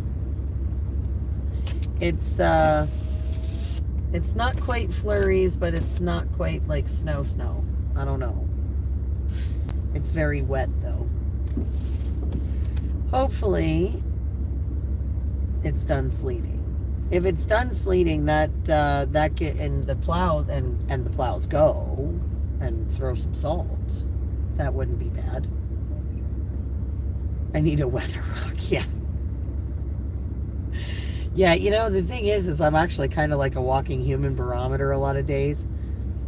And I knew we were going to have weather today because I could feel it in my back when I first got up this morning. Actually, the last couple of days have been rough. Like, I don't want to pick anything up off the floor. Like, I do not want to bend over. This weather, it's been so damp and miserable the last few days. And I feel it in my lower back. So every time I go to like move around, or like I said, if I drop something, I'm just like, oh, come on. Yeah, so the weather and I are not friends. Winter weather and I are not friends.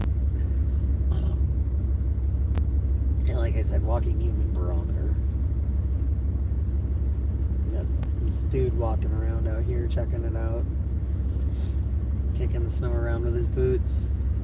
Just there in central Ohio just before dinner time. Yeah, so I just wasn't driving fast enough to outrun it, that's all. But it was pretty windy. 16 bridges closed due to ice. Holy crap. North Jersey going to get the most snow. South Jersey just getting rain. Well, I'm southeast PA, so I'm hoping that I won't have too much snow to go home in. One day last week, 14 inches of snow. Ugh.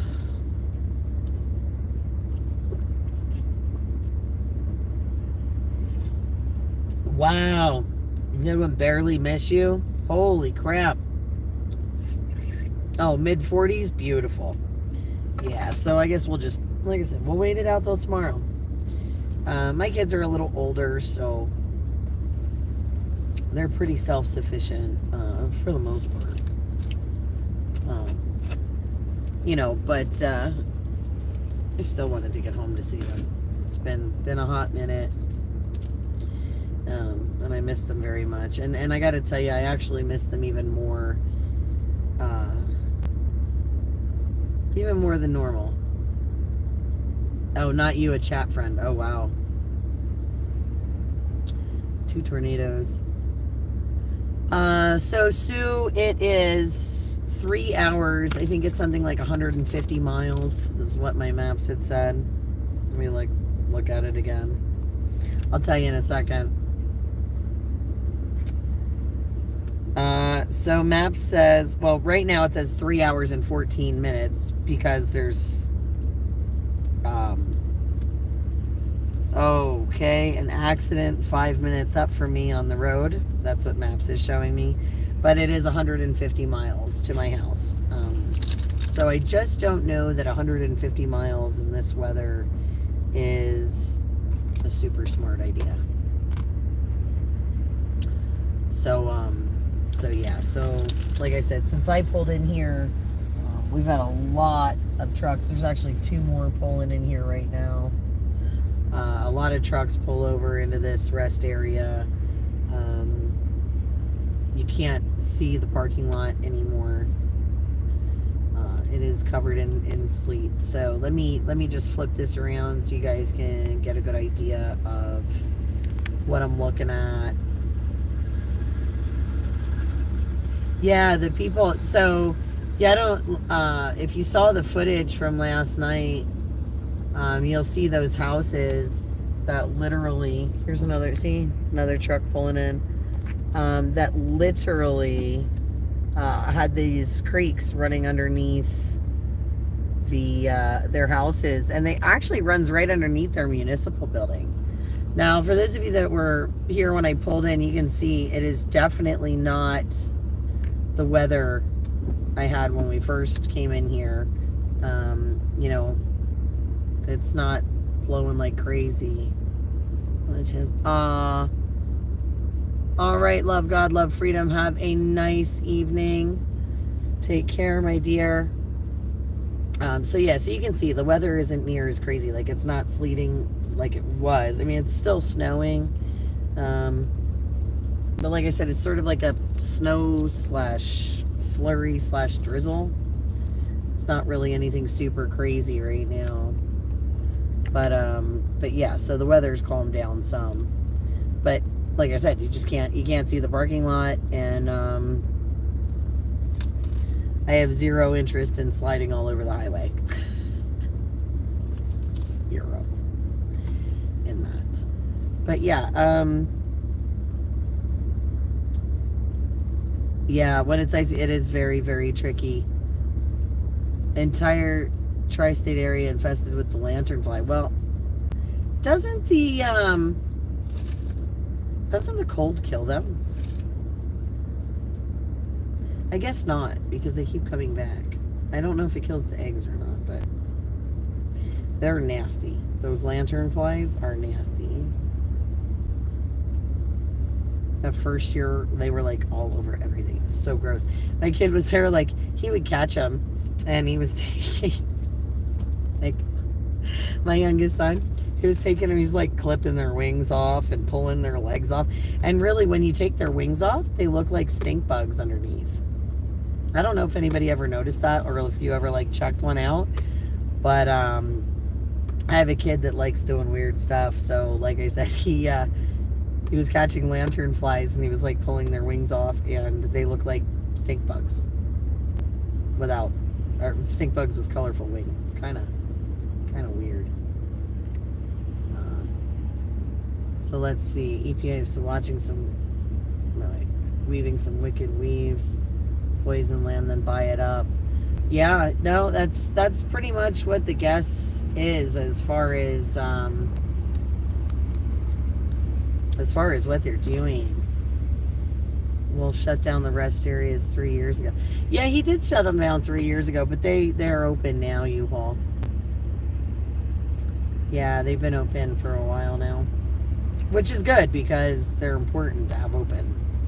You know, like, people on the road need them. Ant-Man got a girlfriend in Florida. Okay. I have no idea. I don't know what's near me without checking like Google Maps. Ice storm, mix of rain and sleet. Yeah, that's what I figured, Mona. And it's 32, so I'll show you. My thermostat here is 32 degrees. So with it being 32 in these conditions, you know, this is not ideal with the rain. So with these kind of conditions, with me being able to see the temperature, you know, I'm not really interested in driving. You know, the thing is that, all right, Sue, that's awesome. The other thing you can do, Sue, is send me an email, soupmamaofficial@gmail.com, and we can always hammer out whatever we need to. I'm really glad he decided he was going to stop as he was backing up there and not back up into my truck. Good night, Jay. Have a good evening. Sleep well. Yeah, well, you know, Kimmy, like, that wind was starting to make me nervous. That wind was really making me nervous. Man, my skin is still, like, a little itchy from yesterday. Like, it still feels itchy. You know what's funny about that, Linda? I actually do have an Amazon wish list. I had one started, like, a while ago. But I don't have a ton of things on it. There's not a ton of stuff that I need. There was a gimbal on there, but I have one now. I need to take some of the stuff off. I have no idea, Sue. And I don't even know, truthfully, even if there was a hotel, I'm not even sure how I feel about trying to get to one at this point. Because, like I said, some of this is. So, this weather's just not exciting. So, let's see on the map. Yes.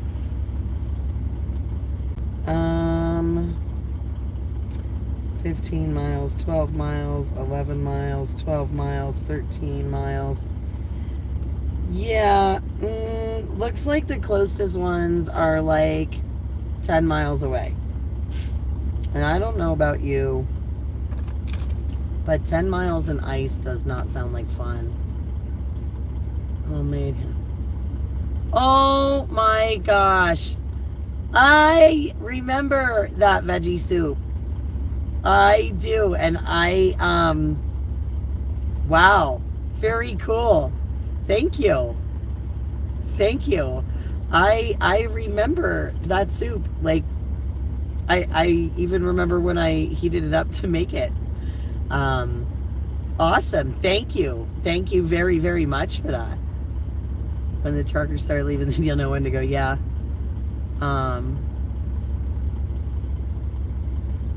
Wait, what was that again? Heat and go, no prep. Yeah, that was awesome. Yeah, I have no choice but to stay put. Yeah, if they close the highway, there's nowhere I'm going to be able to go anyway. Yeah, there's like the way this guy's parked, there's like one more. Nope, you can't even put a truck in here because there's a little island. No, I'm not cold. Not in my truck. This thing, the heater is phenomenal. So one thing about Durangos that I love is that when they are working, when their heaters are working, it's like the island tropics in these things. It does. They heat up so fast, and they're just absolutely wonderful. So as long as the heat's working, and that's really, it's the heat works. It's usually like if something goes wrong, it's usually the flap in the dash to flip between the AC and the heat vents. So, you know, as long as the heat's working, they're great. Hi, Soup Mama. Yeah, listen, guys. Yeah, exactly. It's totally better to just sit and chill. Oh, yeah, Bonnie, I have plenty of blankets. So I actually, when I don't have all my crap, I'll just throw them wherever. And it is just kind of thrown wherever right now in the back. I have a weighted blanket I I have 3 purple mattress seat covers that I put down first, and then I put a weighted blanket on top of that, so it kind of makes like a mattress. And then I have a bunch of those really nice fuzzy blankets. They're huge. I have 3 of those. I have some throws. I am at a rest area. It has a bathroom, no food. So, but I have food, so we're good. I have munchies. I have the camp stove with me. I did not cook in East Palestine. My banner was up on a canopy shell, yes. And that was so people knew, who we were. And they had that out, so everybody knew, like I said, knew who we were and stuff. But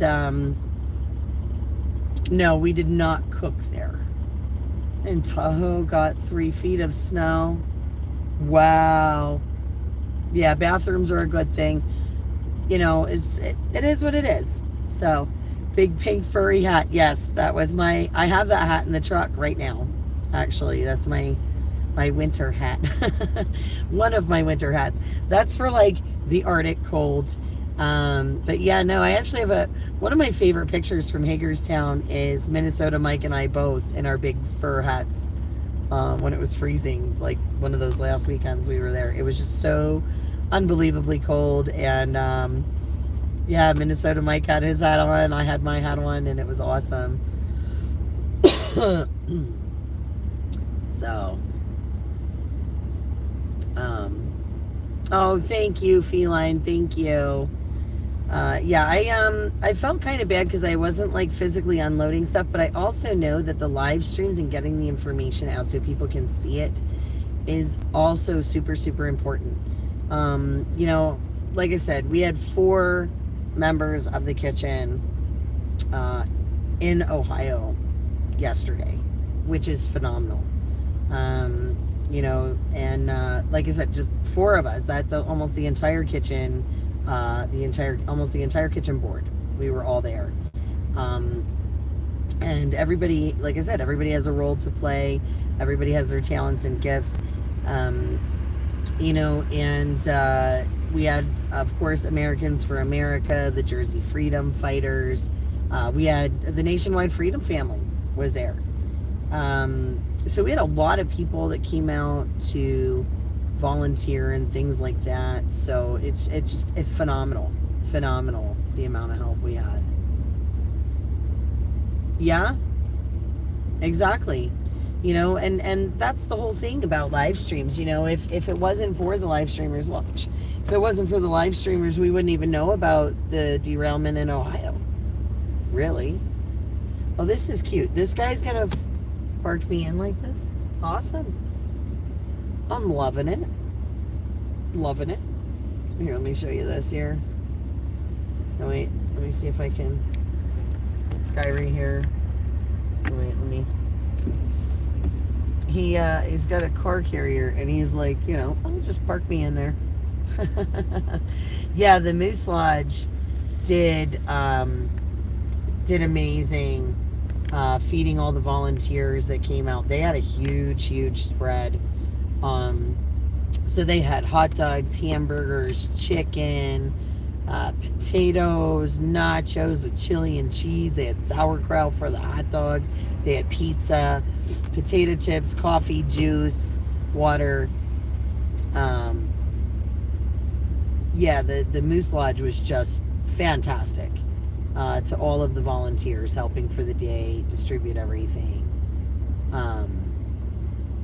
So it was, they were absolutely wonderful. The Moose Lodge was a huge help. Britain Motors, they are amazing. They had set up an entire distribution spot for everybody to come just drive up, get their cars loaded. Absolutely phenomenal. Like I said, we had a lot of local volunteers come out and help us. A lot of people from the surrounding towns come out and help us. So it was a really big coordinated effort, and absolutely amazing the amount of support. And like I said, the town was so excited and so happy to see us as we rolled in. Like I said, they were lined up for hours. There were cars for hours, stopping for donations.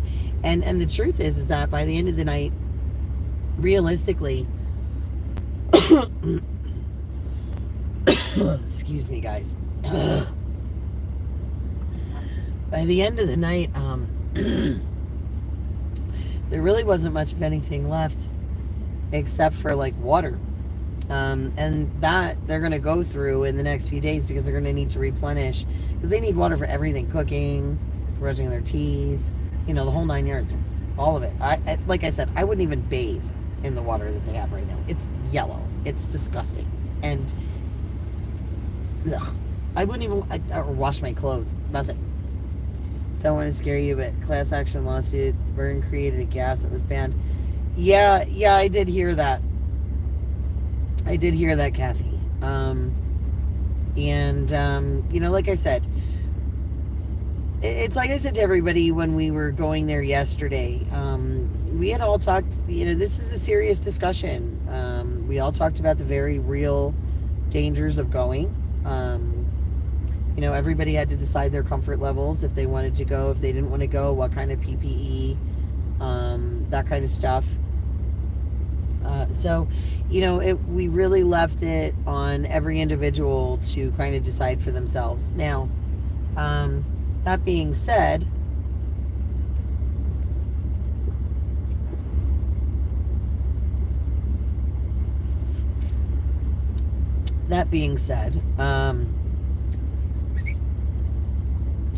I did want to go and experience everything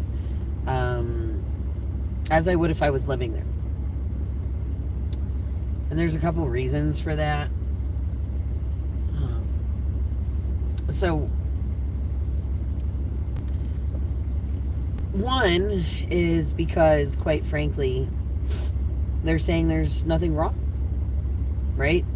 So, they're saying there's nothing wrong with the water, there's nothing wrong with the air. They're telling these people to go about their lives.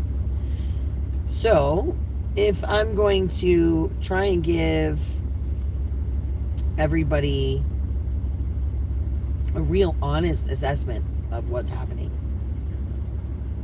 we go back to the whole live streamers are the real media, and you can't trust the media and you can't trust the government to tell you the actual truth. This has been proven time and time again. So again, they're telling us it's safe. They're telling us there's nothing wrong. They're telling us it's okay, it's fine, it's dandy, it's whatever. So let's experience it like someone in the town.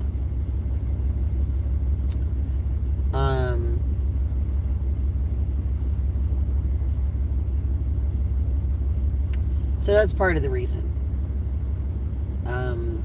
Now, there are some other parts of this. I have an actual hard time with masks, so that is one of the other considerations. I was not really trying to wear one. Because the truth is even at the very beginning of COVID, when they had asked everybody to wear masks and things like that. Now, I had tried to wear one in the very beginning. Because we didn't know. Like in the very, very beginning. I'm talking very, very beginning. Nobody knew what was happening. We were all like, ah. So when I did try that in the very, very beginning, I actually had a lot of problems breathing.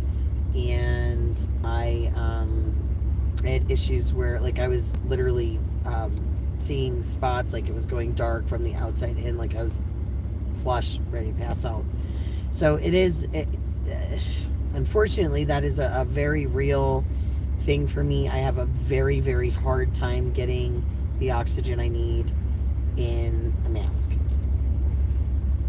So there is that. Now, I have been looking at some for a return trip to East Palestine. And that is because of the issues I'm experiencing today. Like I said, between yesterday and today, with the way my throat and my lungs and my nose feel, my mouth, especially my mouth, the taste in my mouth is just disgusting.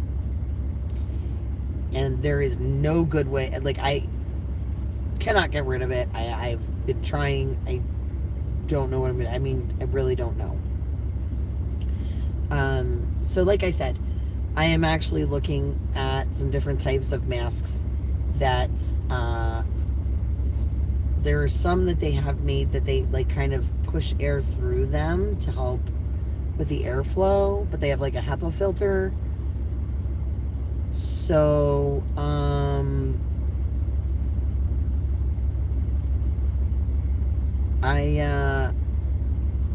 I don't know. I might try that for, most of the time while I'm outside. Kathy, I can't do a real respirator. I can't breathe in them correctly. And that's a lot of the problem, is that I don't get enough oxygen with them. So like I said, I was kind of looking at some kind of alternatives that might just kind of cut down on some of the chemical that I'm breathing in, but I don't know. Like I said, it's mostly because I do realize, like, on some level, I do realize that, like, I can, like, I can feel it. So,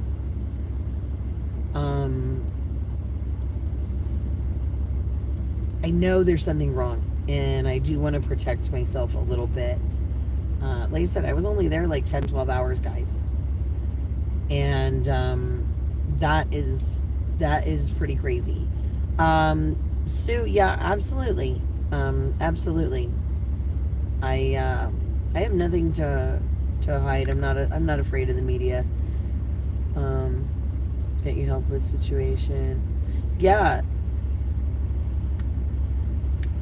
Guys, that's what it's about, helping each other out. If you guys can help each other out, please do. I know you guys have been chatting in the comments back and forth with different stuff. So if you guys have useful information for each other, please reach out to each other. It's amazing.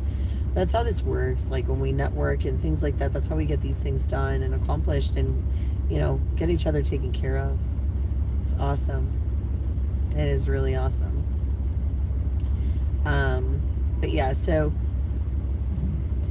like I said, when I go home, I want to do some mullein leaf tea, some lemon honey. I want to get a bath with some baking soda and bentonite clay. I really think I'm going to try and do... Ooh, sorry. Try and do some kind of a detox bath like that. And, yeah, well, that's the thing, feeling. Like, the truth is like, I can't give... how do we give anyone an honest assessment if we don't, faith over fear, I guess, is where I'm at. Look, I'm a firm believer that the Lord puts us in the places that we need to be, when we need to be there, and how we need to be there, okay? And, he always gives me signs when I'm in the right places, and I hate to get all spiritual on people, because, I'm not trying to turn anybody off or tell anybody what to believe or any of those things. And when I use the term God, I do mean it as creator, good orderly direction, whatever.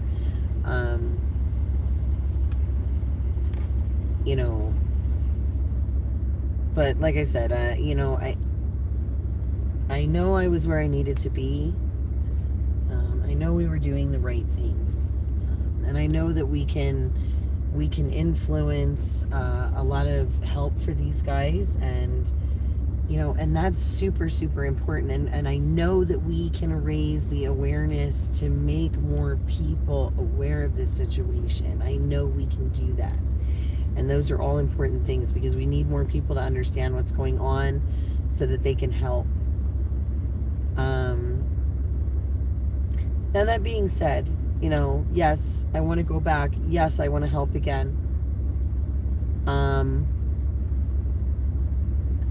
But now that I've gone, and I know, I know what the effects are. I know how it affects me. Now I can better prepare for it the next time I go. So yeah, if someone were to go there to volunteer their time, what I would say to you is if you can, if you go and you want to volunteer or any of those things, I would recommend wearing old clothes you don't mind tossing, because like I said, I used heavy duty detergent and fabric softener, and like, they're clean. They don't smell like they did, but they don't smell clean. Yeah, I saw that, Kathy, about the amount of animals that died. And it is very sad. And that's the other weird thing. I don't remember seeing birds during the day at all. Now, I know it's winter time, but you still have birds. I mean, I live in Pennsylvania. Like, I know there's still birds. Like, you don't see a ton of them, but you see them. And I didn't see any birds. I didn't, even by the creeks at nighttime, like, I didn't even hear crickets, which is kind of weird. I mean, I know it's cold, and it's, you know, but like nothing, like no. You usually hear something. I mean, it's just, you know, when you're by the trees or whatever, like you hear stuff rustling, squirrels, something. Nothing. It was very odd. You know, I've seen pictures of it, you know, but again, you know, like I said, it was just odd because, you know, you drive straight across the street, the state. I live just on the other side, you know, and so I realize, you know, it's winter time. I realize there's a lot of animals that aren't super active, but where there's trees, there's animals, and you know, there's squirrels, there's something, there's frogs, there's mice, there's whatever rustling around. There's always something rustling in the woods, and I didn't hear anything. You know, and like I said, you know, I want to give everything a fair shake. You know, I don't want to be like, oh, this is so, you know. I did not see any deer, but now it's not like I was out traipsing through the woods. I mean, we were next to some trees and things like that. It's a little farming community. Did I see any printed handouts? No, I did not see any handouts being distributed to anyone. We did find some posters on the one light pole about residents being upset about the derailment and things, and like a town hall meeting or something that they were having. We did take pictures, and I will try and post them to the pages at some point. Like I said, there's just so much. It was a lot to take in too. Like I said, emotionally, mentally, physically, it's really crazy.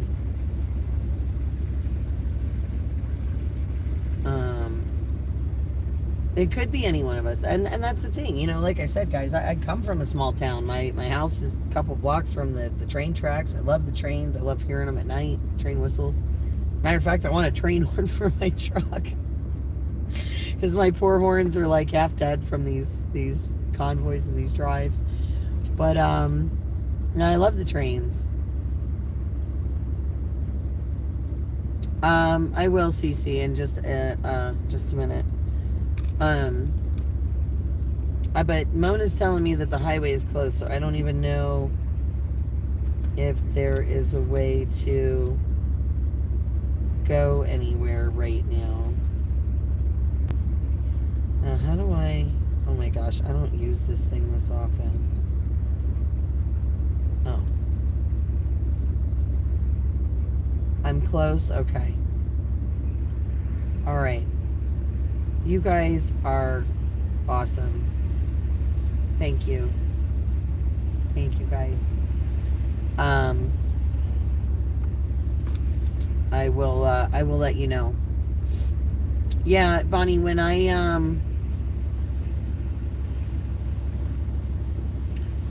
I didn't live, or when I moved away for a short time from the area that I live in, that was one of the hardest things I had to learn how to do, was sleep without the trains. Because like I said, I grew up with them. I've always lived fairly close to that, or mostly always lived fairly close to them. You know, even my grandparents' house was only like 3 blocks from the tracks. So I always had the trains.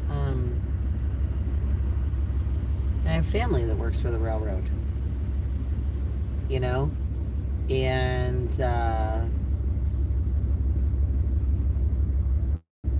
you know, it's so hard to... It's so hard to be, you know, you can't be mad at the guys, you can't be mad at the conductor, you can't be mad, like, it's really not their fault. You know? You know, it's the people above them.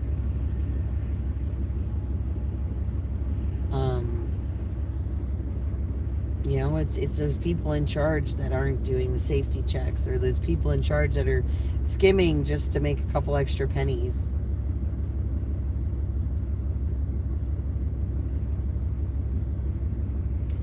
You know, those people are the ones responsible.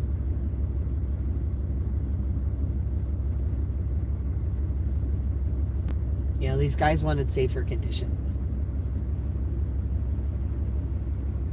They did, Kathy. They really did. And that's the thing. They knew that. They knew what they were doing.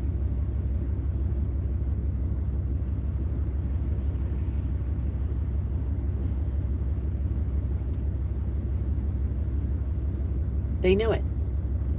I read somewhere that the reason that they did it was because it was cheaper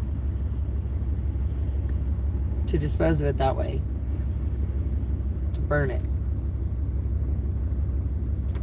So forget, you know, the health hazards. Forget all that. Who cares?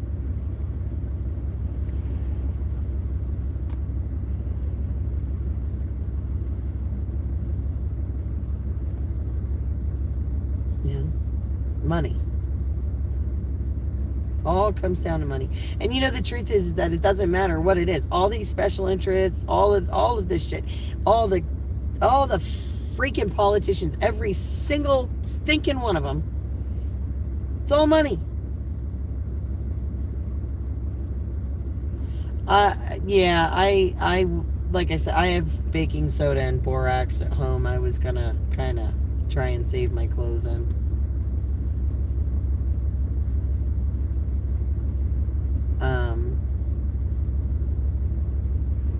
Yeah, you know, like I said, where's the outrage? Where's the outrage? Saw a map. Wow. All the way up and down the East Coast. I wouldn't be shocked. Because the truth is with this being in Ohio,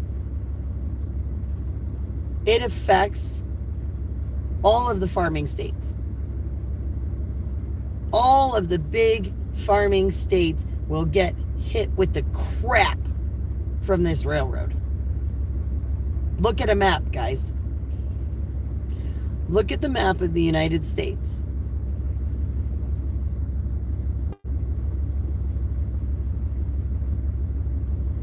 Yeah, it's where the Amish are. It's exactly.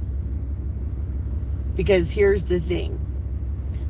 Where East Palestine is, this shit goes north, it goes south, it goes east, and it goes west. It's going to kill the majority of the farmlands, because where are the farmlands?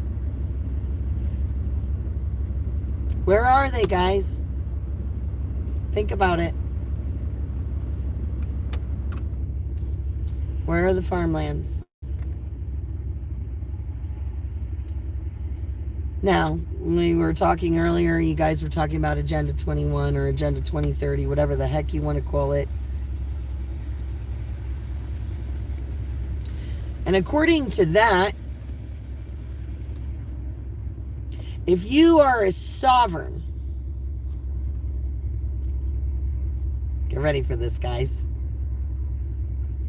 If you're a sovereign, like the Amish and Mennonite, if you say, I don't want anything from the government, you're not taking anything from me.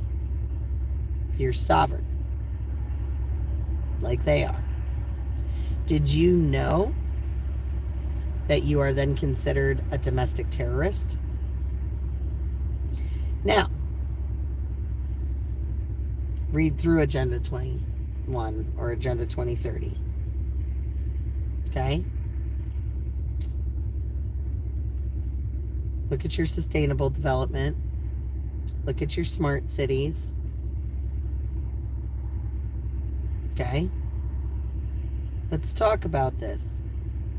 Let's look at Agenda 21 where it says that part where they want to spray chemicals on all foods, foreign or domestic.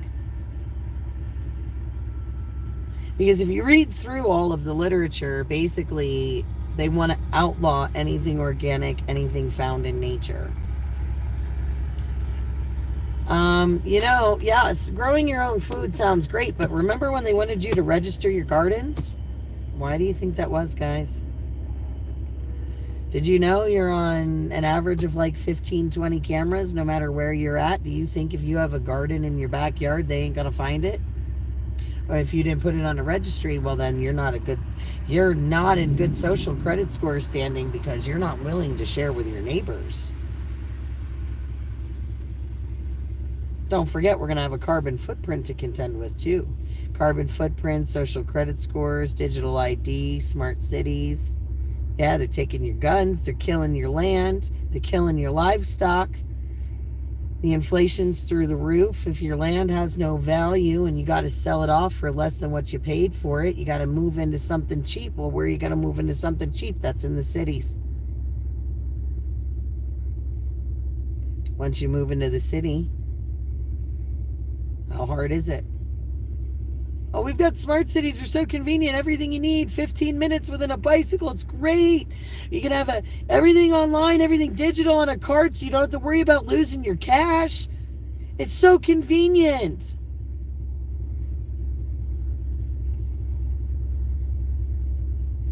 Convenient.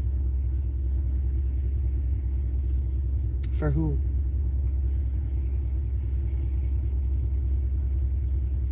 Who is it convenient for?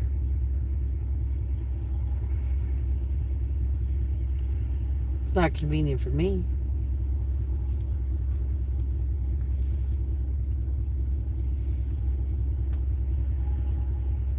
But think about that for 1 second. Like I said, guys, this happened where? In the middle of our farm country. This is going to affect farms all over the United States. It's going to take out most of our farmland and contaminate it. And it's contaminating. So here's fun fact. Ohio, Kentucky, Pennsylvania. Those are all real big places for Amish and Mennonite families to live. Did you know that? Lots of those communities in those states, lots of them. Lots of people who are self-sufficient. They don't need electric. They don't need the government. They can raise barns in one day. They know how to can, they know how to sew, they know how to grow their own food. They know how to educate themselves.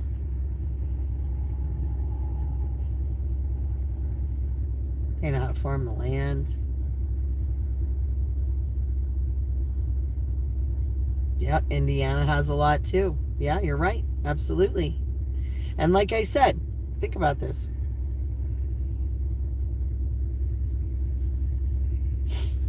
Think about it for a second. Those people are the ones that are completely self-sufficient.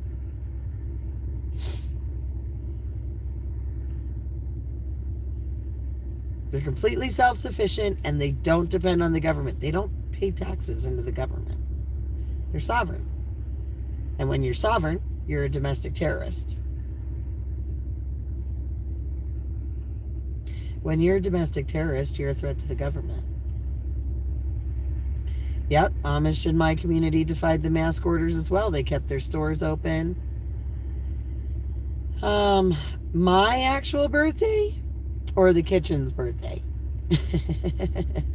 The kitchen's birthday is next week. It's 1 year old on March 4th. My birthday is in October.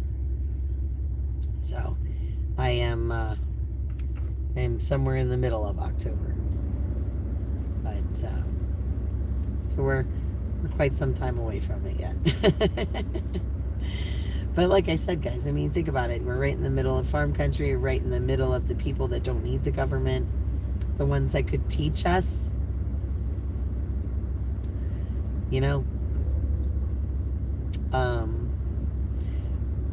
It's kind of like Western medicine. When they wanted to take the petroleum byproducts and turn it into something profitable, Of course, they turn them into pharmaceuticals. That's where all your pills come from, folks. And when they did that, one of the things they did was they had to change the education, and they had to change everything around. So, one of the things they did was discredit all of the medicine men and all that, and they killed a lot of them off. So they couldn't pass their knowledge on. That's why we have a sick system from Big Pharma and not a well system. It's that simple. Healthy people don't generate money for Big Pharma. They don't generate money for the hospitals or the doctors.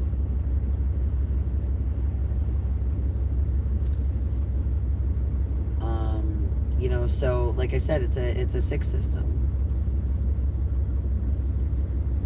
When COVID first hit, the Amish and Mennonite didn't social distance, didn't do any of those things. They hung out in their communities. They defied every order out there. And I love them for it. Our government doesn't, but I do.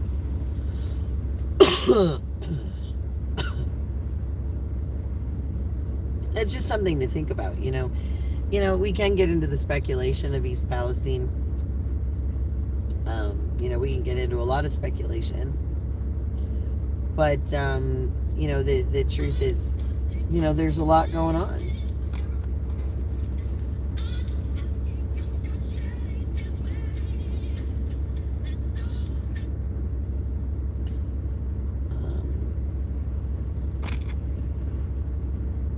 Yeah, digital money. Yeah, the evil plans have been set in motion for a long time. So this is, like I said, this is a long time coming. This has been in the works for a very, very long time. And they said years ago, KGB whistleblowers said years ago, that we were already brainwashed enough that people would never believe it if they came in to take us over.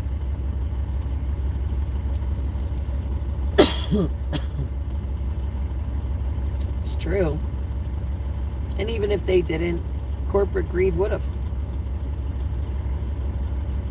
Because corporate greed is rampant.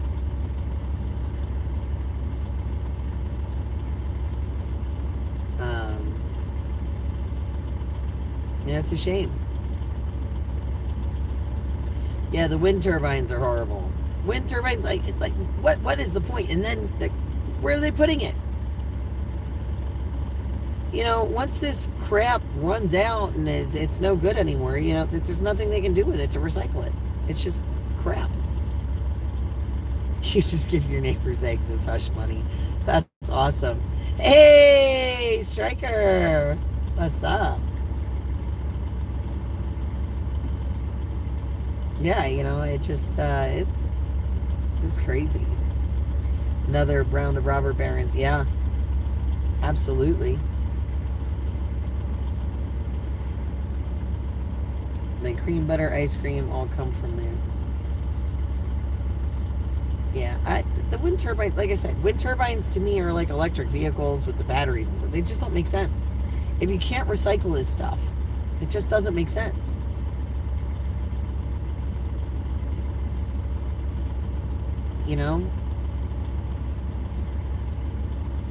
I don't understand how stripping, the land like they do with the little kids from other countries, how is that saving the planet? You can't recycle the battery. Listen, we want to talk about saving the planet. You want to talk about green New Deal and green, electricity and all that other crap. Let's talk about the fact that the first Ford was made of hemp. Can we talk about that? Made to run on hemp fuel.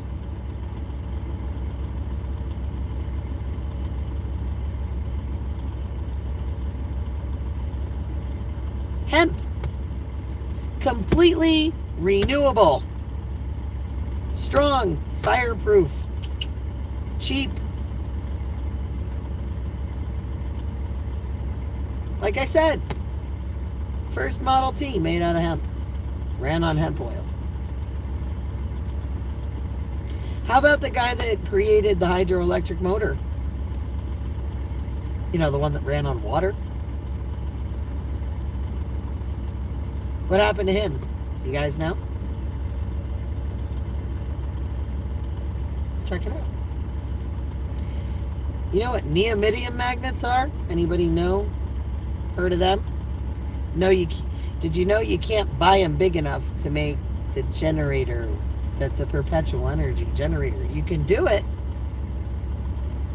but they won't sell you the magnets anymore. Why? Because it's free energy. I'm sure you've all heard of Tesla.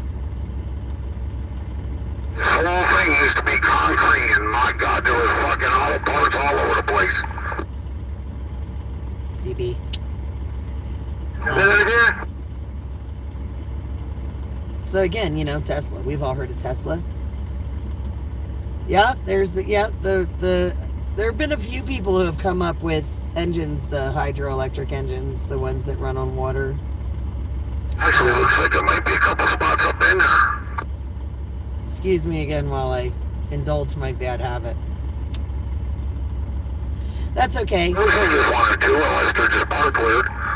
So, another fun fact, while we're spewing facts tonight, guys, while we're spewing facts, like I said, look up neodymium magnets, look up the generator. Can't buy those magnets. Like I said, Tesla. I'm going to talk about health. Let's talk about health. Did you know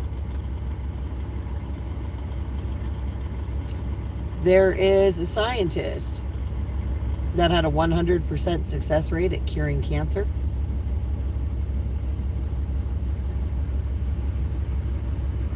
His name was Raymond Rife.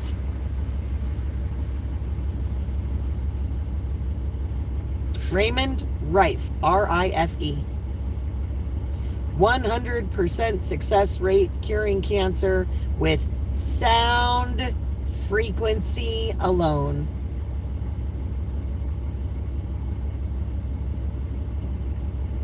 Sound frequency alone. 100% success rate at curing cancer.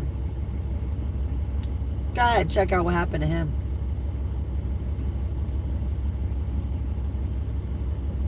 Please, go look this stuff up. Because if you haven't, then you are not informed.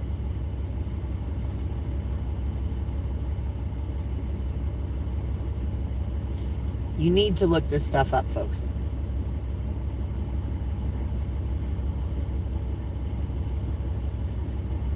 Because it's important that you know this is not about your health. This is not about your well-being.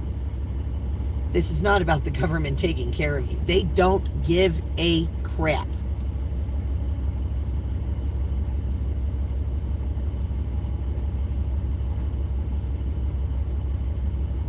Like I said, hemp, completely renewable resource. Strong like concrete. Fireproof. You can turn it into clothing. You can turn it into paper. First Model T Ford made out of hemp, ran on hemp oil. Why couldn't we do that now? Renewable resources. Let's talk about green energy. But don't come at me with some freaking wind turbines and some stinking electric vehicles and telling me that stripping all these metals out of the earth with the little kids from Ethiopia is a good idea and that is a Green New Deal. It is not. Quit telling me that this crap is about my freaking health, because it's not.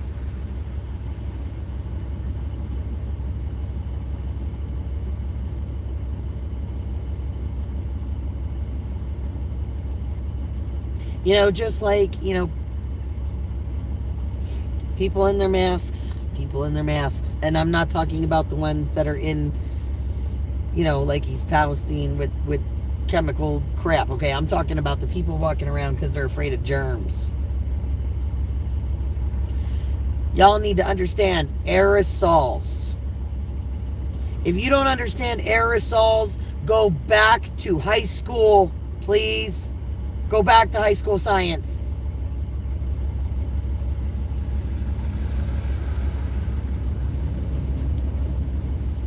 Because a mask ain't going to do a damn thing for an aerosol. Unless you're wearing like one of them things that looks like you're going like in a gas mask from freaking World War II.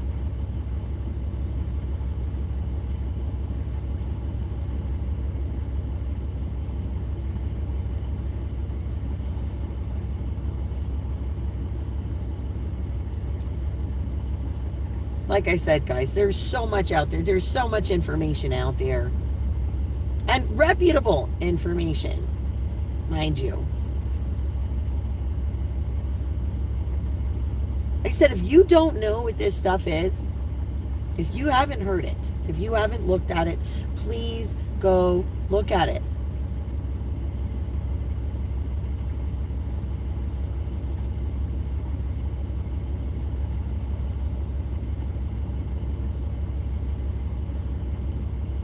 You know, guys need to check it out.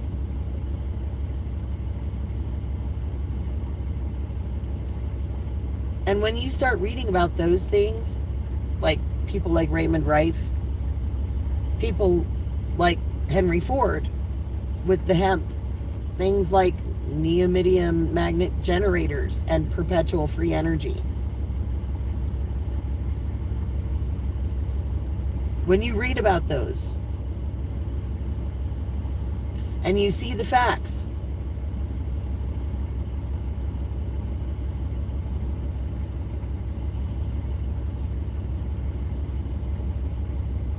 it makes it so much easier to explain to people that they are being lied to.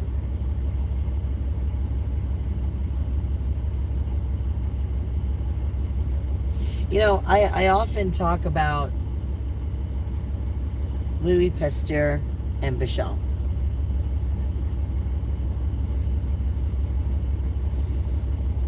Side note, it's called germ theory for a reason, guys. Germ theory. It's not germ law. It's not germ fact. It's germ theory. And what is a theory? Can we talk about science? Germ theory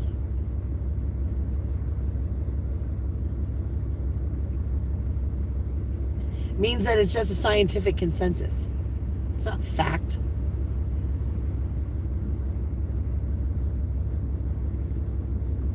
Louis Pasteur's germ theory.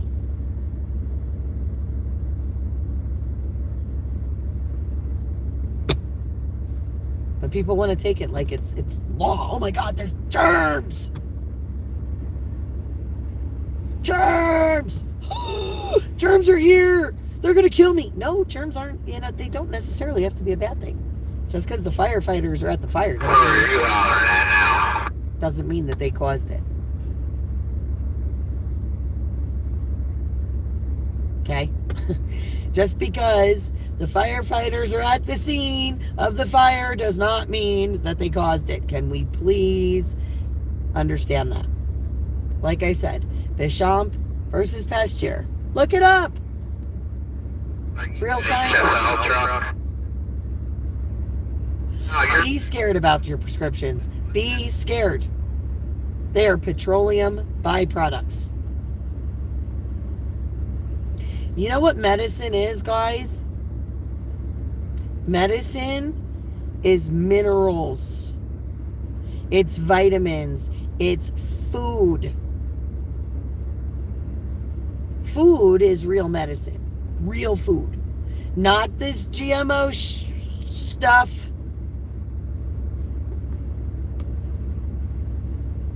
Not this stuff that comes in a box and is pre-made. Not necessarily the crap grown in cans. Or that you get in cans. Okay, not your frozen. Oh. Talking about heirloom. Heirloom. I'm talking about minerals. Minerals are so important.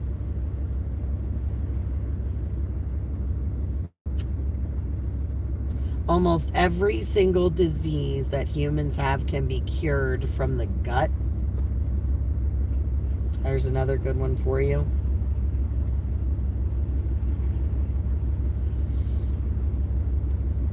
Fix your microbiome in your gut.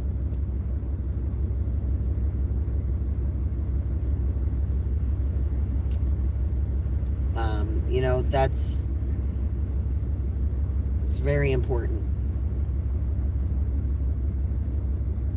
You should be doing those cleanses. You should be watching what you eat. And look, I know, I'm sitting here smoking a cigarette. Toxins right in my lungs. Okay? I know. It's a bad habit. Please don't do it. It's awful. It's terrible. It's horrible. Please don't. I can tell you what I know.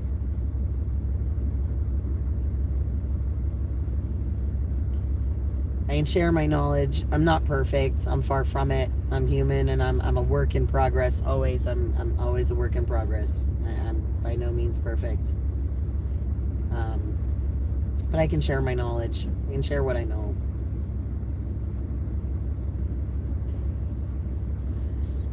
You're right, oregano oil. Oregano oil is amazing stuff. Amazing, amazing stuff.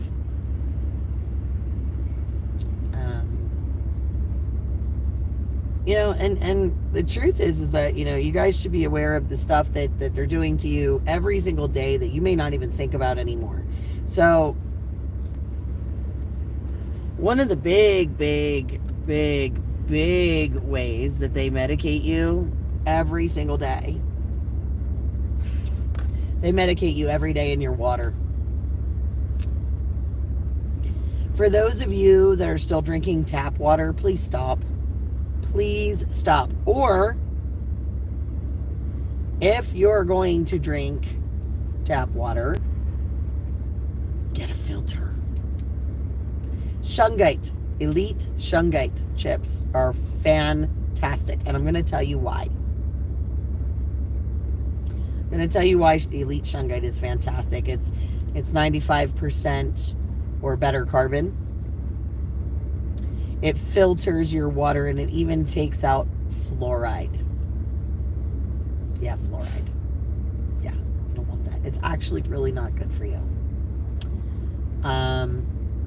If you're taking turmeric, Nina, make sure you're taking black pepper with it, because black pepper helps the turmeric absorb into your system. And turmeric and ginger and black pepper are awesome for inflammation. But shungite chips, so they're actually pretty amazing. Shungite is an EMF blocker. So those of you that don't know that, you can get shungite in all different forms. You can get it as pendants, as all kinds of things, but pyramids and spheres. So a shungite pyramid you want to use by your electronics, and the spheres you want to use in your bedroom. But Elite Shungite chips, if you put them in your water, if you let your water soak in those, those soak in your water for 48 hours, not only does it take out all of the nasty stuff because it's carbon, but shungite has a really unique property where it puts the world's only natural source of fullerenes, which are free radicals, back into your water. And that's actually really important because those free radicals help clean out garbage from your system. The stones come from Karelia, Russia. That's where shungite comes from. You don't eat them, Sasha. They're stones. They're stones, and you put so you get a 1 gallon water pitcher, and you get Elite Shungite chips. You put them in the pitcher. You put your tap water over the top of it. You leave it there for 48 hours, and it will help you. It will help filter that water. It will put the world's only natural source of fullerenes back in. It is really amazing, actually. really amazing stuff. It's a really amazing stone. Like I said, it is an EMF blocker. Like I said, the pyramids are fantastic to use with electronics, and the spheres are really great for in bedrooms.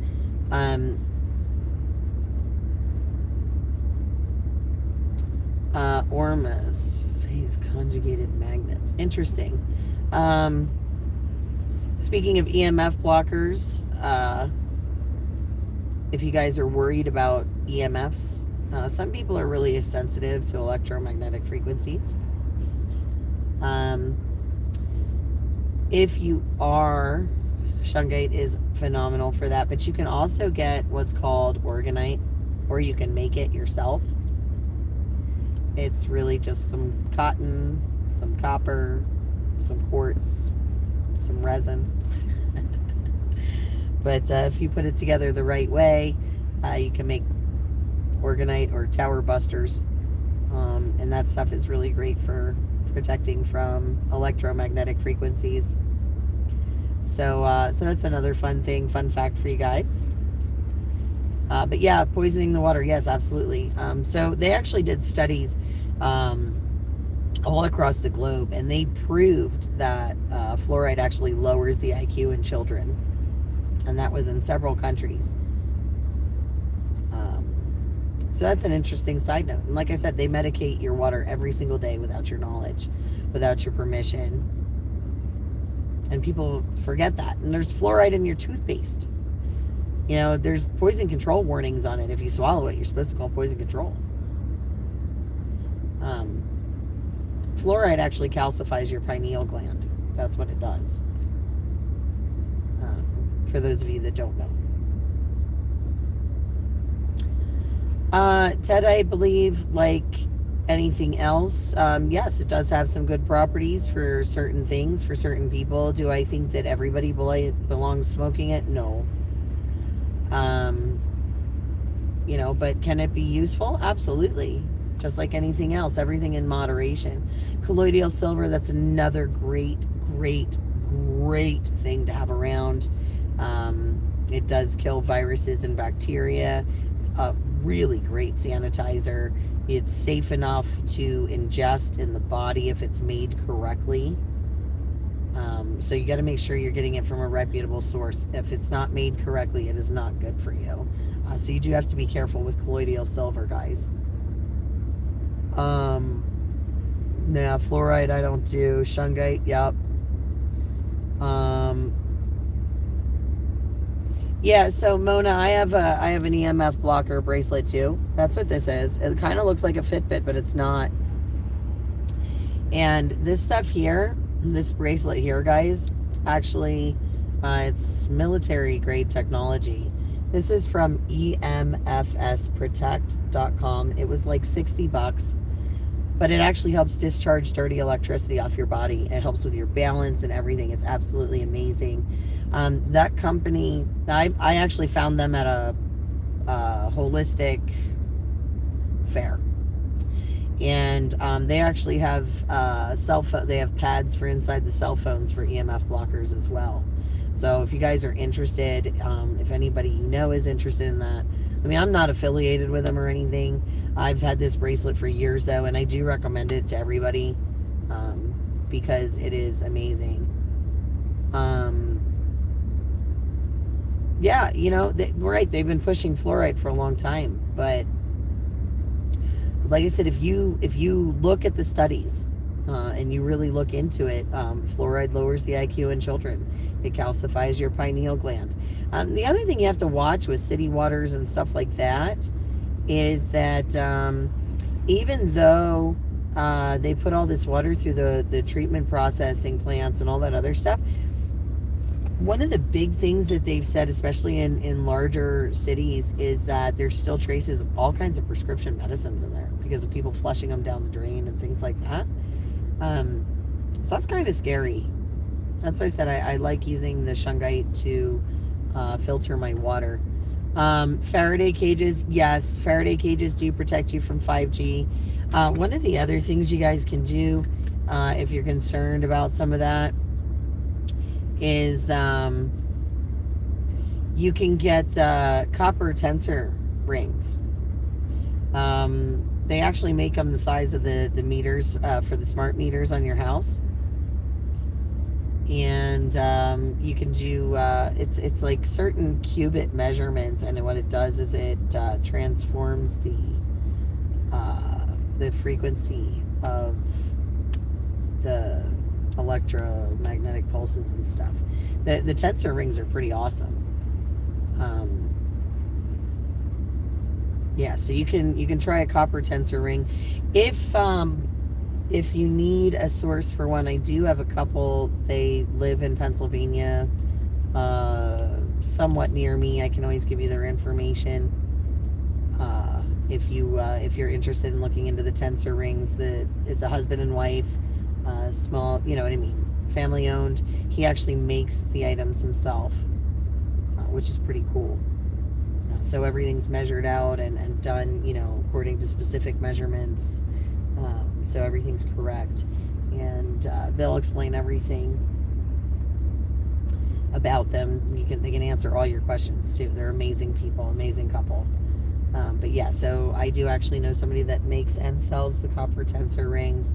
Like I said, if you're looking for the EMF blockers, if you want the bracelet or the one for the cell phone, that's emfsprotect.com. And like I said, shungite is elite shungite chips are what you need for the water if you want to filter your water at home. And guys, if you're buying bottled water, you need to make sure you're looking at it, because sometimes there's fluoride in the bottled water, and a lot of times if they purify it and stuff, they're putting all kinds of other garbage back in there. So you want to make sure that you're really watching out for that, if that's something that you're buying.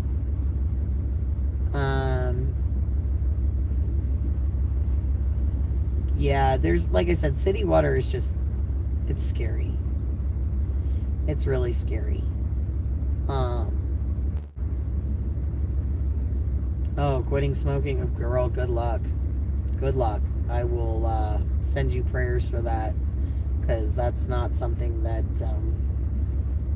it's not easy. It's not easy. But prayers to you if that's, that's really a goal of yours. And it is. It should be, because it is. It's an awful, awful habit. Awful, awful habit.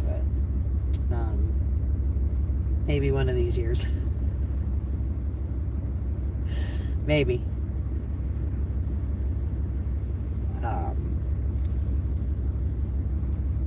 Yeah, I wouldn't recommend. Yeah, I would not recommend any of those things. I mean, I've known people that have had good luck with like hypnosis. If you want to try something, like that. Oh yeah, I did hear of licorice root too. I'm not a big fan of licorice though. I would have never. Licorice. I'm not a licorice person. Yeah, they say a lot. They say that it's more the actual physical like habit of, putting it to your mouth. It's more breaking that habit part, like that wake up in the morning and grab your cigarette thing. They say it's more the habit of doing that itself than it is actually smoking. That's the hardest part.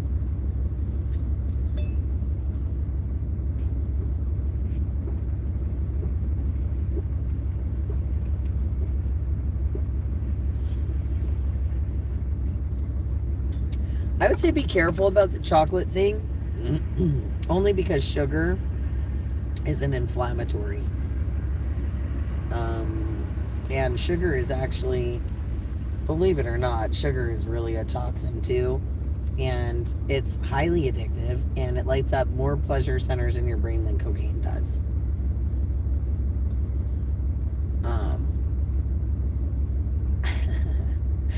Giving up coffee. Yeah, giving up coffee is that's a rough thing. But you know what? I thought there was a point where I thought I wouldn't be able to give up coffee and or caffeine in general, really. And I did do it for a while. It took. I mean, I weaned myself off though. I would start mixing my coffee at home, decaf, and my espresso for a while until I got to the point where it was like 3/4 decaf and 1/4 regular, and then I was drinking coffee like that for a long time, because the caffeine actually leaches calcium from your bones. That's something I found out leaches the calcium and all kinds of other minerals from the bones in your body. So those of you that are caffeine freaks like me, you know, just a warning. Just a warning. Yeah, the safety of others, you still do your coffee. Yeah, listen, I'm with you. I totally understand. But I'm just saying, you know, look, I don't judge anybody. Generally speaking, I don't judge anybody for your habits. As long as you're not slinging crack on the corner at school, what you do on your own time is your own thing. But, you know, the truth is that, you know, if there's something that I know, like, look, I love my coffee, I love my caffeine, but, you know, there's realities to it. And the reality is that if you're going to drink coffee and you're going to have a large caffeine intake, you have to realize that there's, you know, it will leach the calcium and it will leach the minerals and stuff from your bones. So, something, it just, you know, like I said, it's something to keep in mind. Yeah, you know, I was reading something like when it comes to teeth, I was actually reading something where people said that you can actually regenerate parts of them. Not really sure, but I did hear that white oak bark is really instrumental for that. I don't know if that's true or not. Bones destroyed, a few cups of coffee, and add calcium supplements to your diet. Yeah. Yeah, I've heard that. I've also heard that, what is it, horsetail? Horsetail can be really good for some of that, for your joints and bones. Beef liver will rebuild your teeth. Yes, black coffee. Yes, black coffee, it can. But you have to do it in moderation. So like I said, guys, a lot of it is moderation. Now, like, I was drinking a 42-cup coffee urn of espresso every day. That's not good. That's not moderation. So when I say caffeine, like, I was living it up on caffeine for a long time. And, you know, that's kind of like, you know, like, that's all. I'm just saying, if you're gonna be a big coffee drink, you know, coffee's okay in smaller increments. Wine is okay in smaller increments. Right. Everything, moderation is key. You know, you just, if anything taken to the extreme is not necessarily good for you. So that's the real truth of it. Yeah. Colloidal silver, yeah, it's like I said, there's reputable places to get it, and yeah, I know there's I think, what is it, Dr. Christopher or something like that makes a teeth and bone thing too. A pot of black coffee a day. I don't remember what the actual recommendation is for coffee. I mean, I like I said, I know some things. I don't remember all of it, but yeah, it's pretty amazing when you start getting into nutrition and you start researching some of that. Like, so real nutrition versus fad diets, it's a totally different thing. So, you know, like I said, it's interesting when you start really researching like real nutrition and real foods and stuff. Like the food pyramid's a joke. I don't know if you guys all remember that growing up, the food pyramid, but that is definitely not something we should be following.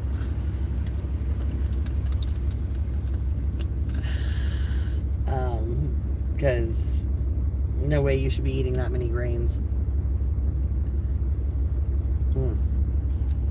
I have to tell you, this is some of the best chapstick in the world. It is a CBD chapstick I got for free, and I love this stuff. It actually takes, so remember that sting I was telling you guys about, like around the edges of my lips that I still have residual from yesterday? Because it really does. It feels like I ate a whole bunch of hot peppers around there. like around the, like it, you know, when you're eating hot wings or whatever, you get that zip around the edges of your lips. But this stuff takes it right out. It's pretty amazing. pH Secrets. It's a lip balm moisturizer and it's CBD infused. This stuff is just really amazing though. I'm gonna have to get more of it because I'm like halfway through this tube. This is pretty phenomenal stuff. So if you guys haven't tried CBD lip balm yet, it's good stuff. Food pyramid is a total joke. Yeah. Hey, Gwen. Hi, girl. I'm happy to see you on here. It's been a while. It's been a hot minute. Hope you and Dad are doing good. Is it snowing at home? You guys have any weather over there? I'm like 3 hours out. Just curious. Alright, I have my phone charging because it's at 31%. Vaseline is not good at all, guys. Just a quick FYI, Vaseline is a petroleum product. Petroleum is not good for you. Even on the skin. It was just raining. Okay. Yeah, so I'll show you here. So where I'm at, like I said, I'm just off 80 at a rest area. And this is what it looks like. You could see the parking lot when I pulled in. But shortly after I pulled in here, you could no longer see the parking lot. And as you can see from the amount of trucks, it's pretty nasty out. Mona was telling me that the road was closed up just up ahead.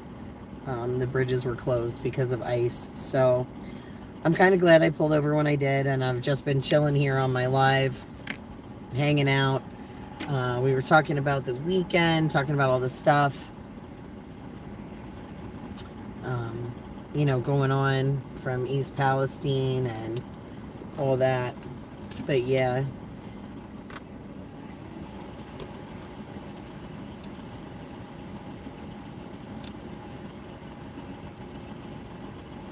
Something is car fuel. Oh, Vaseline, car fuel. Yeah, kind of. It is kind of. It, like I said, it's a petroleum-based product. So anything petroleum-based is really not good. I don't, you know what? I don't know if he did or not. Nebraska. I know he was supposed to try to today, but I don't know. Like, I don't know if he was able to get anything. Like, I know he had a test kit with him. He had the full test kit. He was supposed to try and go out today.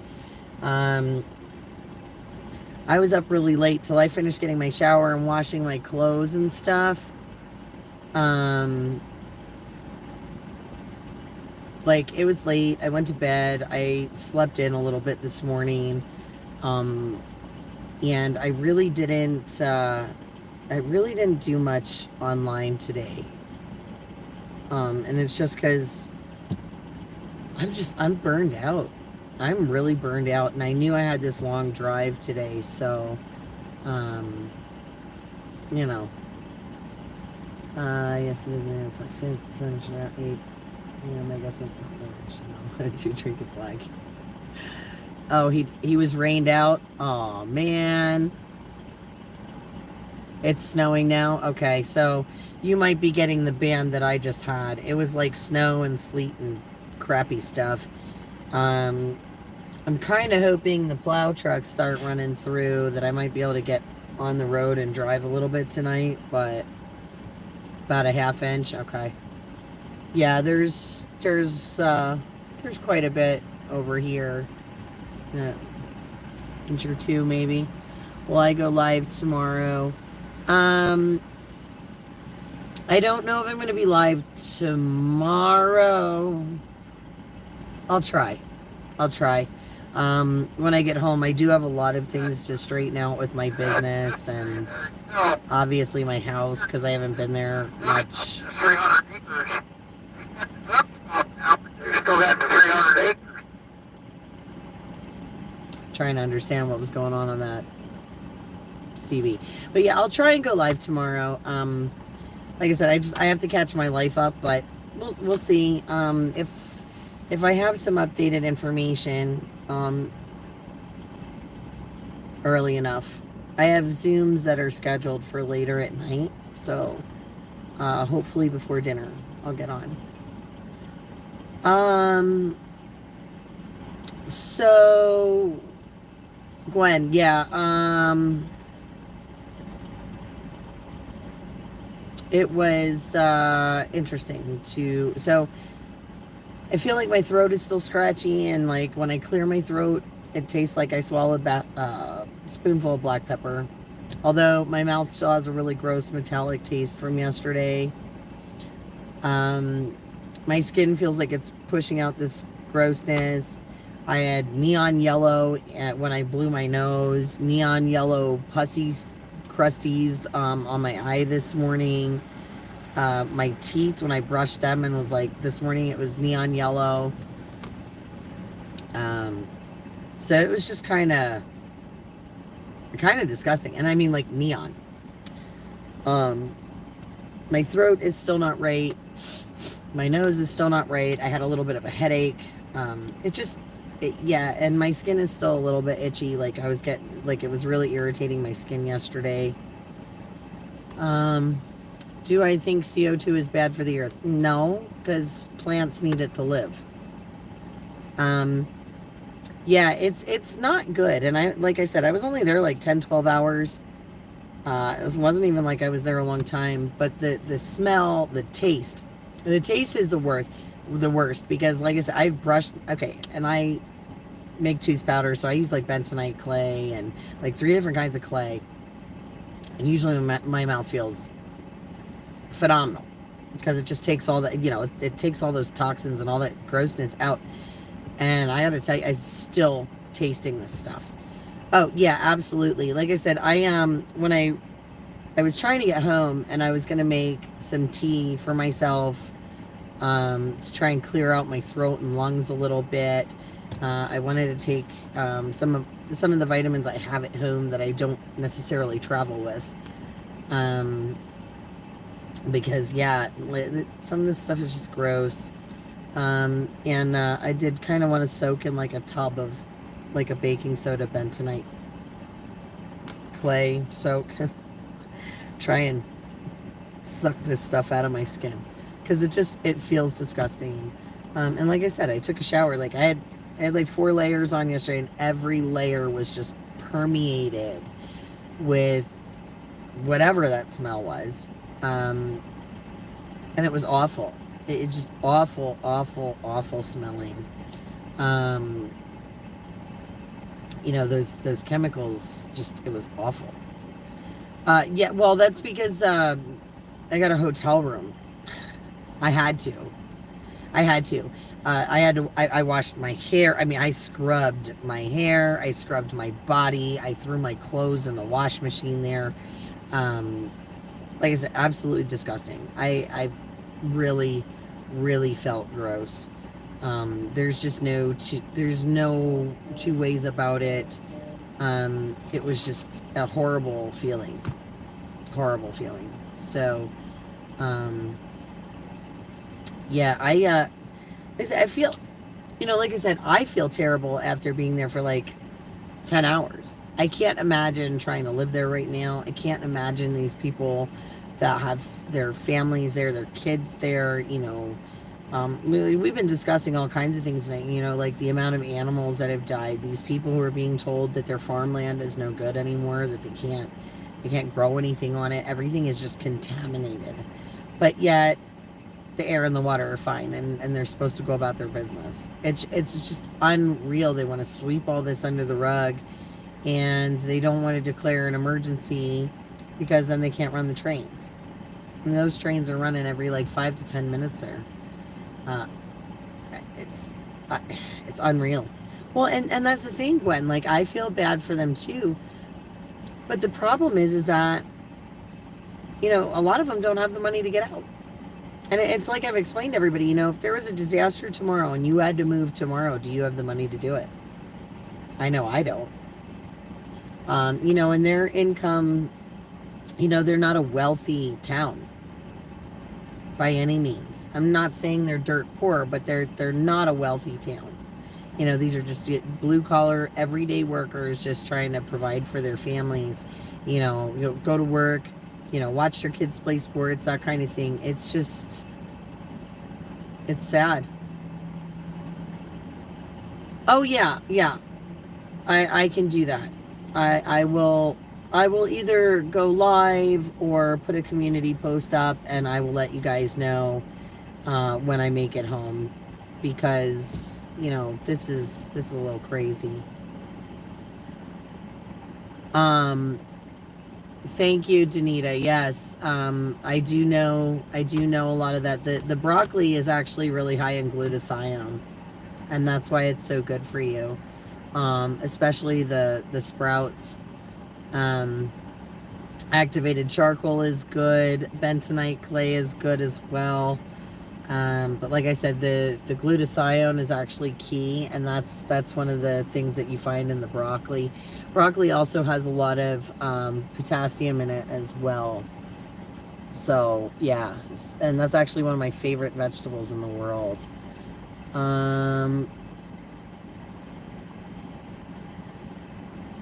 Matt, yeah, kind of like Gwen said, we don't know the long-term effects, so everything is kind of speculation right now. But I can tell you right now, I don't care what the EPA says. That stuff is not. It's not normal, it's not safe, and it's not okay. Like I said, I went, they're telling everybody it's okay, it's fine, you know, go about your business. So I went. I'm just your everyday person. I have no skin in this, you know, whatsoever. Just an everyday Joe. They're telling us it's safe, so I go. You can smell this weird smell way outside the town. Like, I didn't know what it was at first until I got there and realized what this smell was. You know, it's just, it's kind of insane because, like I said, we don't know. You can taste it though. You can really taste it, like I said, and it does. If you listen to my voice throughout the day, yesterday, throughout the live streams, you can hear the change in my voice to today. And you know, it's totally different today than it was yesterday. The smell, it's like a diesel fuel meets a mushroom house. It's like driving through Blandon with a tractor trailer spill. I don't know how else to explain it. Jays and the Squirrel, short video to remove. Take the bath recommended. Okay, hash browns. Can you send me the link on my email so I don't forget? soupmamaofficial@gmail.com, and I will check it out. EPA is coming in to do a takeover. Oh, not DC. Let's go with Martha's Vineyard. If it happened in Martha's Vineyard, it would be a different story. DC? Nah. I don't think... They let half of DC burn when BLM went through there, and that was peaceful. So, you know, I don't think a train derailment in DC would be anything. Now, train derailment in Martha's Vineyard, on the other hand, where they all live. Wonder how that would go. Kind of maybe like the bus of immigrants did. You know, it's okay for everywhere else, but not there.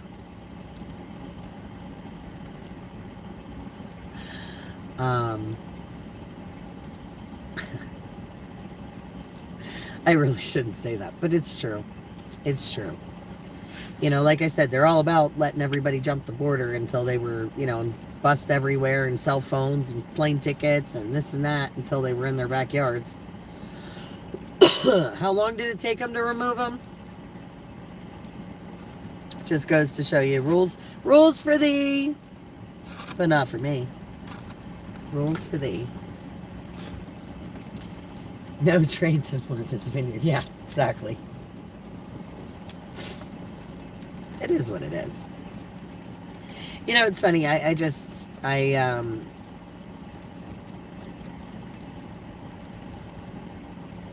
train was going to the new plastics plant. Yay. We'll be there. It's the same day. Yeah, well, they're not going to put these people... Look, in all fairness, they should be relocating this entire town. I'm not going to lie. There is no reason these people should be forced to stay in this town. None. It's awful.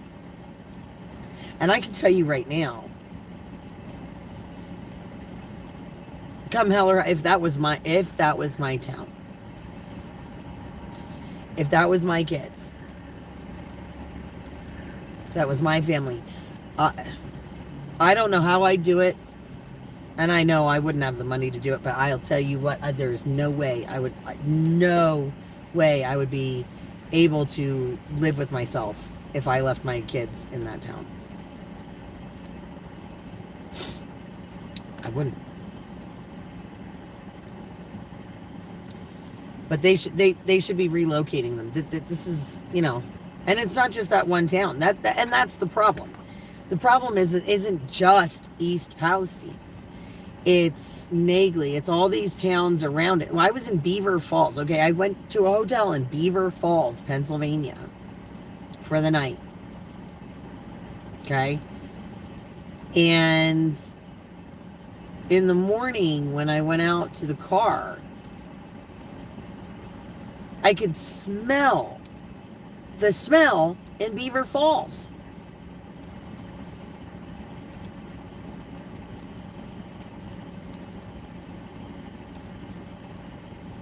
I mean, this crap is everywhere. Well, and that's the thing, Gwen. Like, these other towns, you know, everything's coming right into East Palestine, which is great. But yeah, these other surrounding towns, they need help too. And that's why I said we're going to put together another donation run. We're going to try and supply some Band-Aids and hopefully some long-term, a little bit more long-term help. Like I said, the biggest thing that I know they're looking for is water purifiers and air purifiers. Like I said, these people are scared of the water, and I can't say that I blame them. I really can't. I cannot say that I blame them for not wanting to use this water.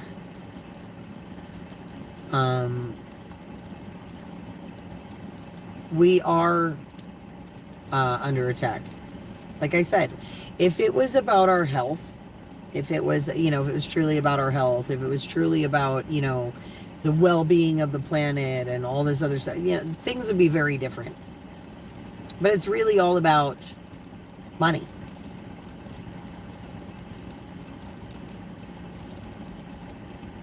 It's all about money. At the end of the day, who can profit the most? Where can they save a buck? One more dollar to line their pockets with. They don't care about you and me. That's right. They all serve the corporations. They all serve the special interests. And this is a problem across the globe.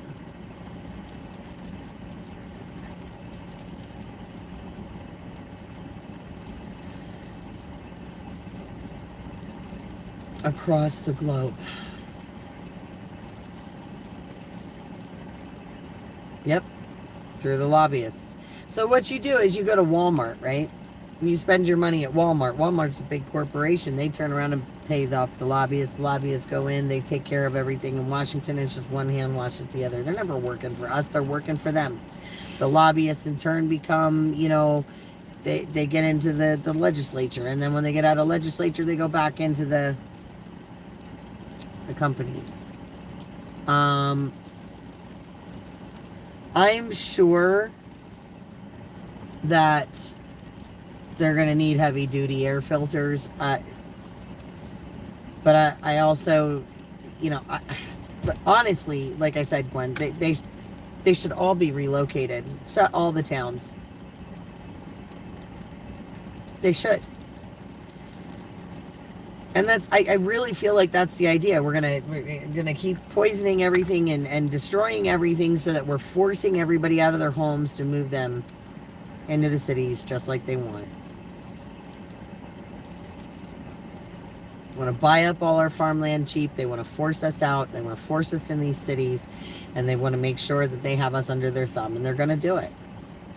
They're going to do it if we don't start paying attention. And like I said, we need to help each other out. It's the supplies and the donations is so important. But at the same time, so is understanding why there's not help there. And it's because our governments are corrupt and they are not working the way that they're supposed to.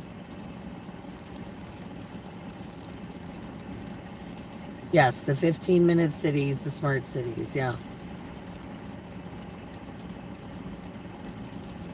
It's all part of the agenda. It's all part of it.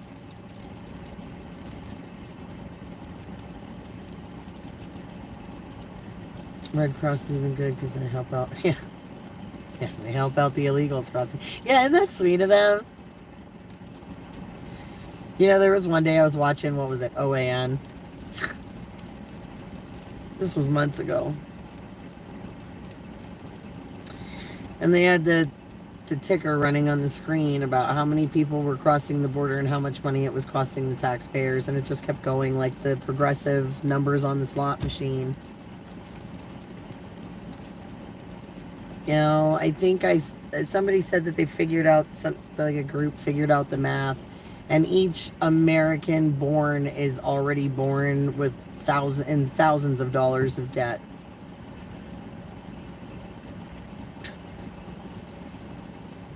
We're being invaded with immigrants from everywhere. And they don't care. They don't care. They don't care if they're drug dealers. They don't care if they're violent offenders. They just don't. They don't care. Mohawk, that's like the third time you put that in there, that Americans and Canadians are immigrants. Well, yeah, kind of. Look, I mean, realistically, most people in America came from somewhere else to begin with. Yes, you are absolutely correct. I keep seeing it in the chat. I don't know if you're trying to get my attention with it, but I want to acknowledge it. Yeah, pretty much everybody's an immigrant in America. That's how it works. Pretty much. Yeah, the border is a huge problem. And that's it's been a huge problem. It's going to continue to be a huge problem. Yeah, exactly. They're like I said, it's an invasion. This is how you take over. This is how you take over. You destroy the lands, you destroy the livestock, you destroy the spirit of the people.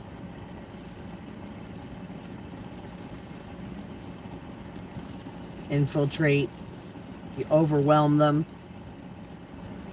Yeah, the fentanyl is horrible. And in Pennsylvania, fentanyl is a real problem in Pennsylvania.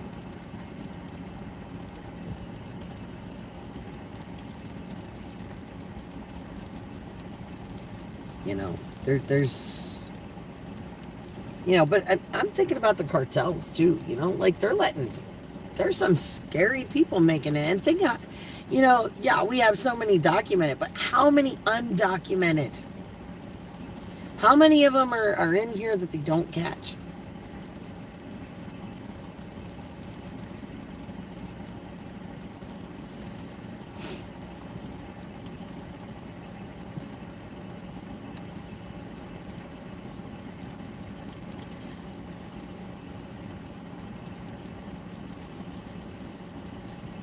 I'm watching these comments here, guys. Yeah, the natives got the shaft from the government, guys. Like, you know, like let's understand that Native Americans really got the shaft throughout history. They really did. Even now. I mean, not trying to be funny, but the government shipped them off to the shittiest bits of real estate, and Native Americans are some of the poorest people in the country. That is the truth.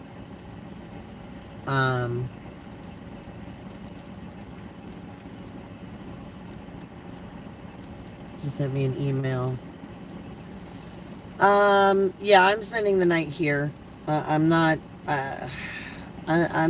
driving anywhere in this. I don't have a death wish.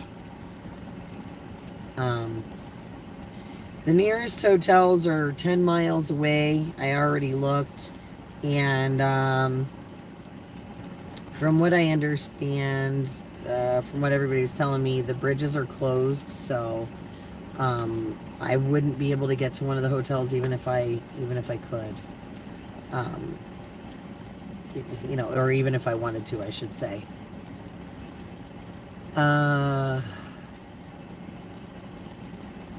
Let's see. Let me see here. Sorry, guys.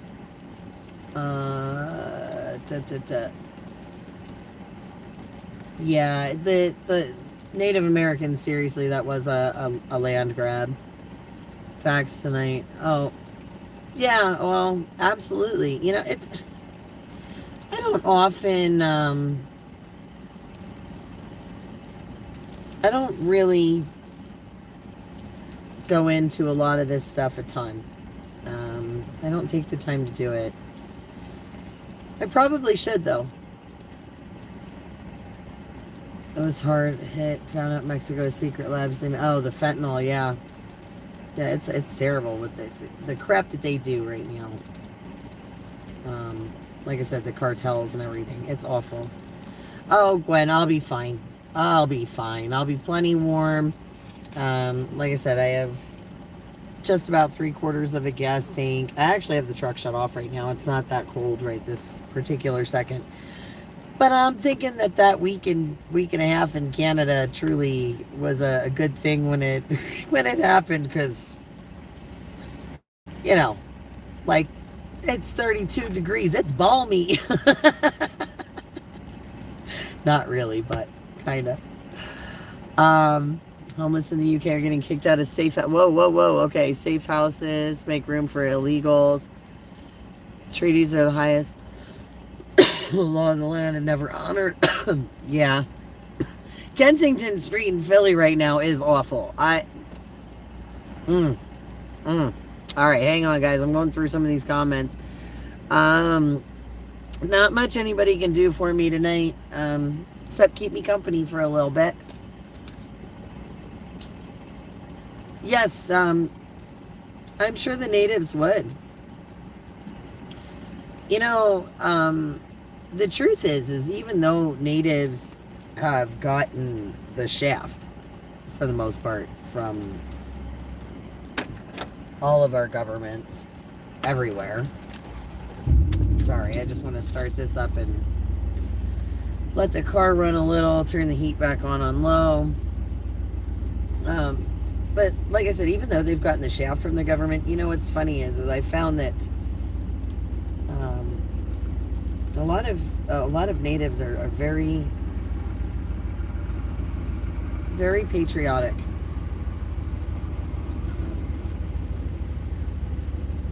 You know, like most of us, they love our country. You know, we love our country, but we don't necessarily like our government. You know, and that's really kind of what I've found over the years. You know, there's a lot of people that they'll stand for certain, you know, they're not happy with everything. They'll stand for our country, but they don't believe in our government. And that's a lot of people anymore. That's a huge sentiment I hear a lot, is lack of faith in the government. And the thing is the other thing I hear a lot is like this hopeless, you know, throwing in the towel. What's the point of voting? It's all corrupt anyway. What's, you know, this, that. But we can't give up hope, because that's exactly what they want. Is they want us to give up hope. you know, and the system's not perfect. It not by any means is it perfect, but it could be fixed if we really wanted to. It could be fixed. It's just it's not an easy fix, and it requires a lot of people stepping up, and good people stepping up. You know, the people that don't want to be bothered right now because they just want to raise their families and watch their kids go to sports and all of that other stuff. You know, be left alone like most of us. I get it. Me too. I wanted to be left alone. I didn't want to have to get up off my couch. But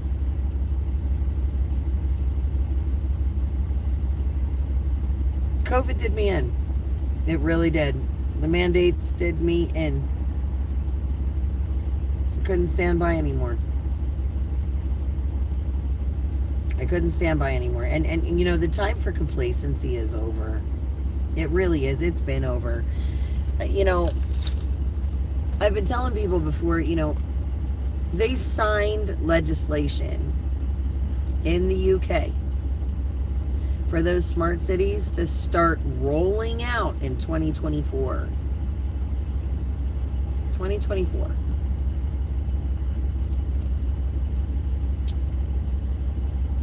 Last I checked, guys, it's 2023. Do you know what those smart cities entail? They entail one way in, one way out, permits to leave, so many permissions to go out of your little city. Like I said, based off your carbon footprint and your social credit score. You know, it sounds kind of familiar to me, those smart cities. They do. They sound like something I learned about a long time ago. You know, we talk about, you know, we were talking about health, we're talking about all these other things, we're talking about science, we're talking about energy, frequencies. But let's talk about genocide. Let's talk about control.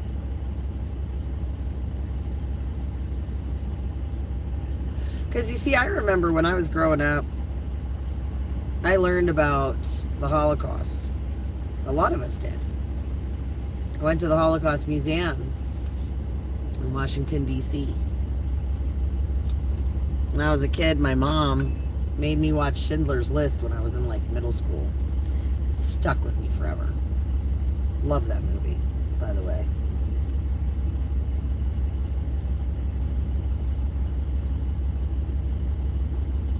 But like I said, you know, think about it. I learned about the Holocaust. I'm sure most of you did in school too. So I'm sure you can appreciate what I'm going to say to you. Now, the Holocaust was horrific. There are a lot of atrocities committed against the human race. Okay? And I'm not going to get into all of it because there are so many things that I can say. But one of the things I want to point out, so I want you guys to think about this just for a little bit. You know, talk about all the things, how this started. So let's go back to 2020. We're going to talk about these masks really quick. So you remember when the mask Nazis, that's what I used to call them, because, oh, you're not wearing a mask. Ah! And I'm like, I can't. Are you going to pay my medical bills? Like, I can't. The people who weren't wearing a mask, it was like a red flag to everybody else, right? Like, whoa, look at them. Blinking beacon, I can see your mouth.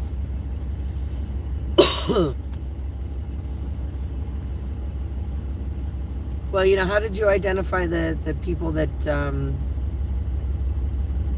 how did they identify people during the Holocaust that were problems, so to speak? How did they do that? groups of people they wanted to target. How did they do that? What did they do? They made them wear yellow stars, right? They made them wear a yellow star. Signal. Well, when everybody's wearing masks and you got somebody without one, it's like a beaming signal, right? So there's one, there's one similarity. And what you were treated like a different class of citizen if you couldn't wear one or wouldn't. There were a lot of people who just wouldn't. Some of us couldn't. But think about that for a minute. I mean, we got treated like social lepers. Like, oh my God, you're terrible. You're dirty. You're this. You're that. You're less than. I mean, these people wanted to ship us off, jail us, prevent us from going out in regular society. Sounds familiar. What group of people did they do that to? Treat them like second-rate citizens.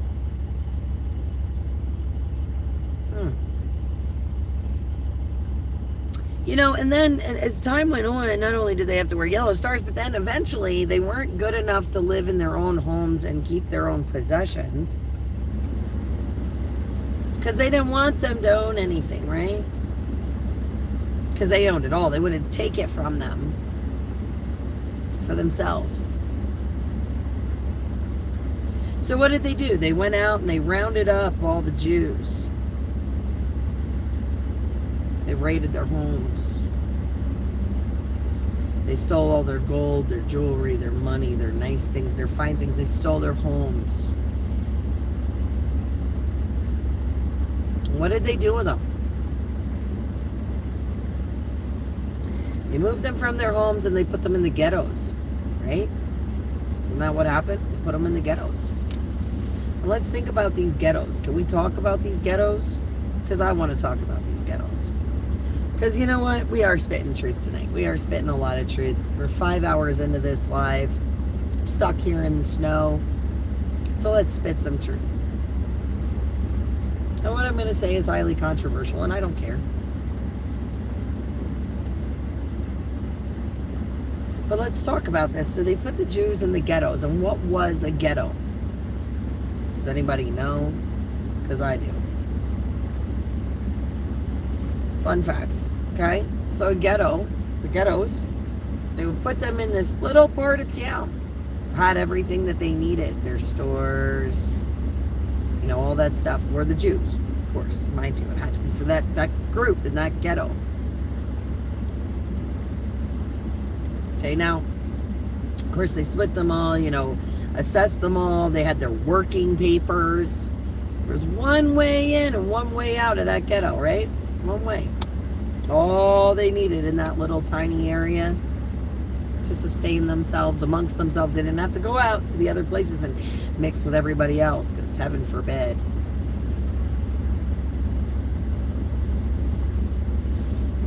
When were they allowed out of the ghettos? Anybody remember?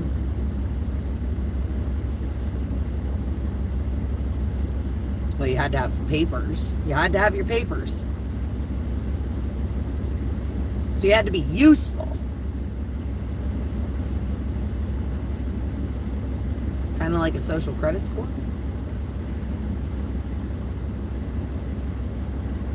You had to have permission. So that would be one of your so many trips, huh?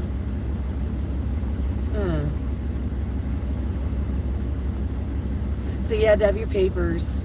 You had to have your reason for going. You had to have your purpose. So you had to explain to somebody, ask permission to get out that gate.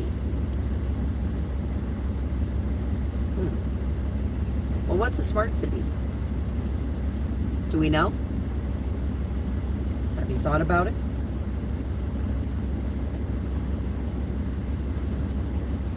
What's a smart city, guys? Well, if you listen to them explain the legislation that they put into place, it's a 15-minute city. 15 minutes by bicycle. Bicycle. Not car, bicycle. 15 minutes by bike. One way in, One way out. Everything you need in that little 15-minute radius so you can stay in your little group. Smart cities. You get so many passes a year to leave the city. And if you leave the city more than that, you get fined. So if you don't have your papers in order, you don't have permission, you're getting fines. Well, what if you're a bad person? You do things they don't like. What happens?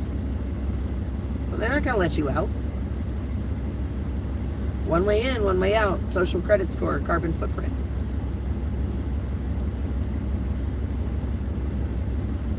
Sounds to me like nothing more than a ghetto on steroids.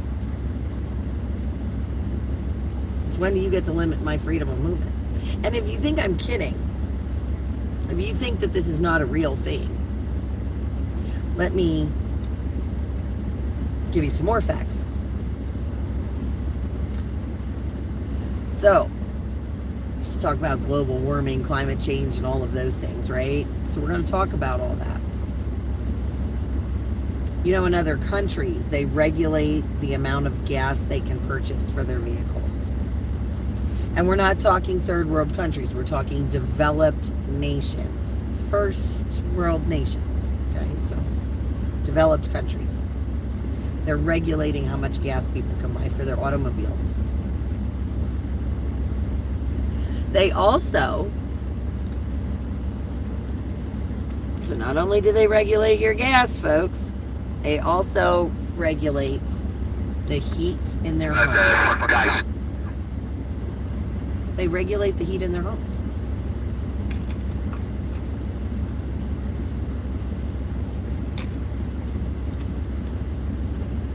That's about climate change and global warming. So it could be freezing. You could be having a polar vortex and your house is somewhere around 40 degrees because that's all they're going to let you have it. That's happening now. That's happening in the world right now. Countries limiting how much fuel you can buy, how warm your house can be. Like I said, they're going to roll out these smart cities. They're going to give you fines. They're going to tell you when you can go. So let's just say you've used all your passes for the year and your mom lives in another town, one of those other cities. Your mom's dying. You have no more passes left, no nothing. What do you do? They're going to lock you in there and tell you you can't go visit your mom? And if you think they won't, look at China. They'll have those things on their phones, those passes, right, to go places. And, you know, their zero tolerance policies. What did they do? They had people in their apartment buildings. They put locks on those doors. When people were trying to leave, they changed the codes on their phones to yellow and red so they couldn't move outside of their area. Because you have to be able to scan your thingy to get through on the public transit there. They were stopping people's movement with their phones, turning them off so that they couldn't do anything.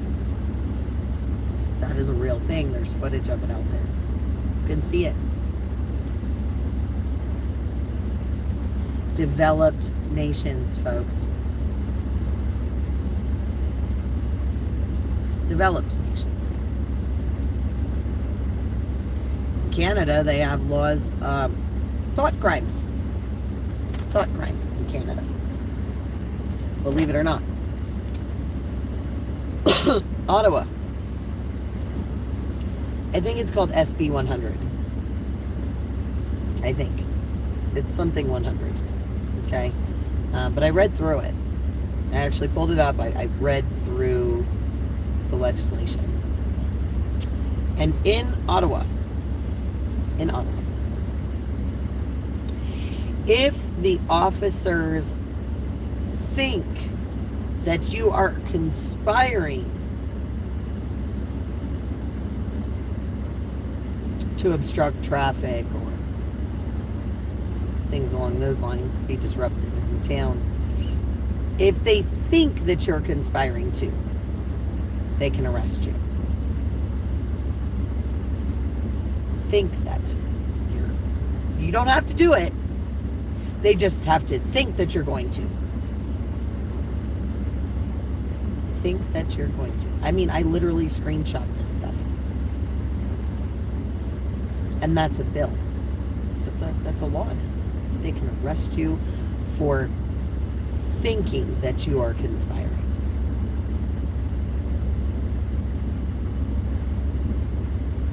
It's about my safety. It's about my health. Sure it is. Where is it about our well-being? Where are these governments taking you into account?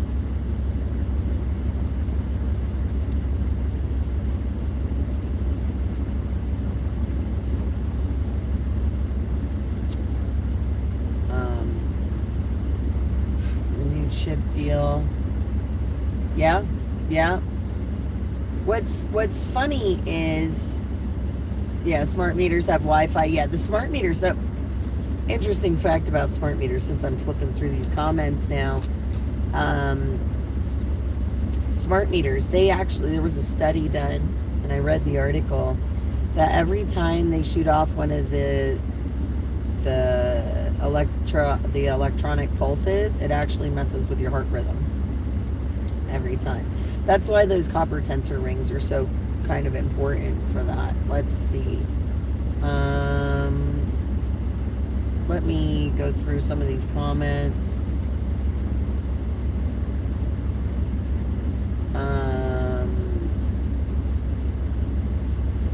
Smart community.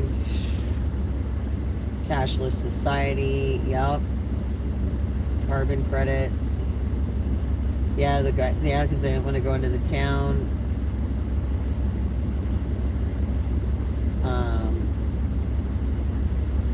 Smart city is a jail. Yeah, absolutely. Let's see, guys. I'm sorry. I'm just kind of going through these comments here.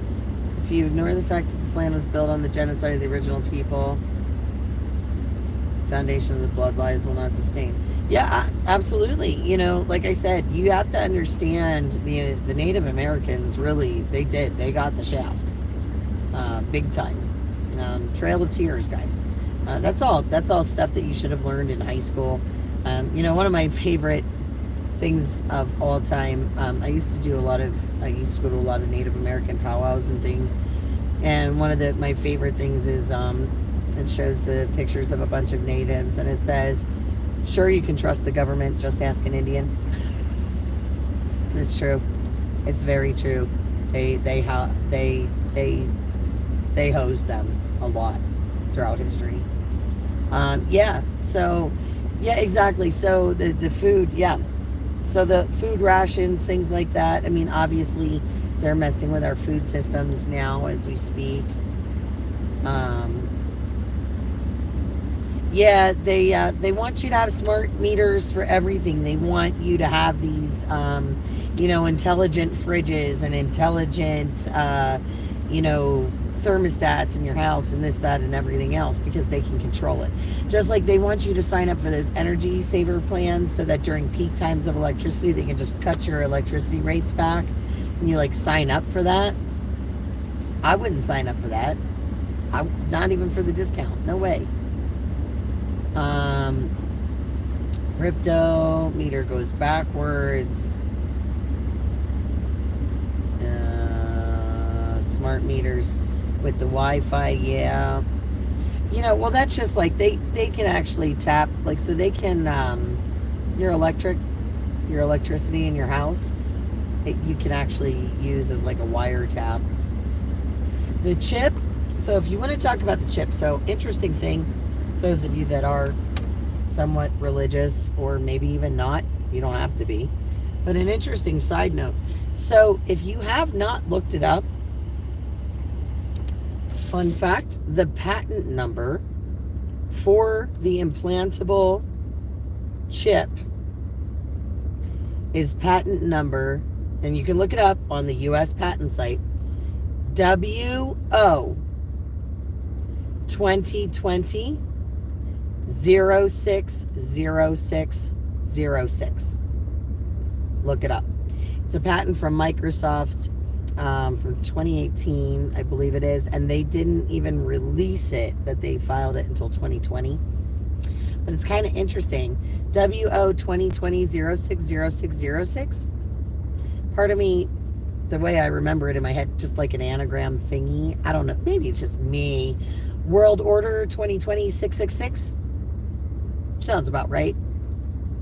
Implantable biochip that can transmit all of your medical details, financial, banking, you name it.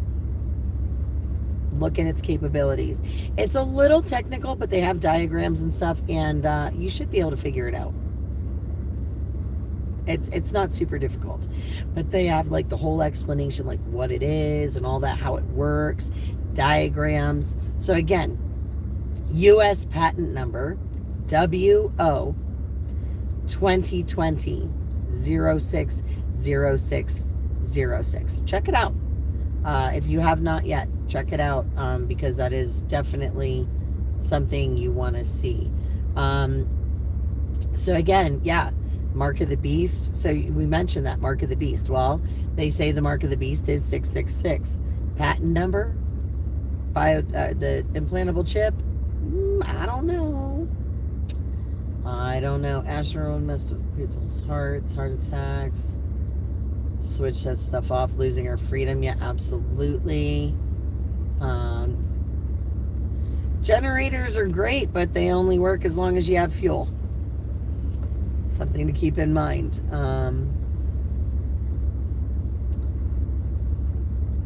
Let's see.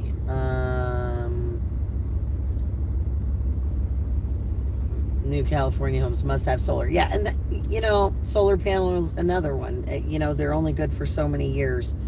Nanobots. The nanotechnology scares the living crap out of me. I do not own an Apple Watch. I will not own an Apple Watch, and I will not do those DNA testing things either. You might as well just hand them everything about you on a silver platter. And the same thing with those COVID-19 test kits. If you look at it, it will tell you that it's not for testing, not for testing for colds and stuff. But it will tell you that it's a DNA collection, sample collector thing. So just fun side note. Let's see. Scans you. Yeah. So they're doing a lot of stuff now with facial recognition scans, and things like that. And that is very scary. Very, very scary, because they literally want to run everything without cash, like a completely cashless society. There are some grocery stores in DC right now, Washington, DC. I believe it's a Whole Foods. You cannot go in there without a QR code to go shopping. It's pretty wild. Yes, they did put a lot of money in to make these chips. Let's see. Fake genealogy, nanoparticles. Yeah. King of England is a WEF simp. Yeah. Yeah, I won't take one of the COVID tests either. I can't see using a PCR test that was never meant to be a diagnostic tool, according to the person that, created the stinking thing, for a disease that's really just a cold. I can't justify that.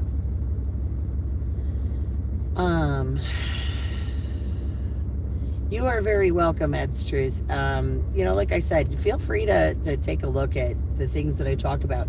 Look, I don't want, so here's another fun fact. I don't want anyone to necessarily take everything I say at face value. I want you to look into it, genuinely. I want you to read and research and use your discernment. Because I believe that we are all capable of using critical thinking skills. We are all capable of making our own decisions, We are all capable of taking the information that's out there and reading it and using our best judgment to determine, fact from fiction. So again, when I give you these things to check out, it's because I genuinely want you to educate yourself and see for yourself, which is why I don't talk about this stuff a whole lot. I want you guys to look. I want you to find it. But I will happily point you in the right direction, and I will happily share any knowledge that I have with anybody when it comes to any subject, really. If I don't know the answers, I'll tell you I don't know the answers. I'm not afraid of that. I'm not afraid of not knowing. Because the truth is that, as I get older in life, I realize there is just so much I don't know. And, that's the trick of it. It's funny. The more you learn, the more you realize that you don't know anything. So,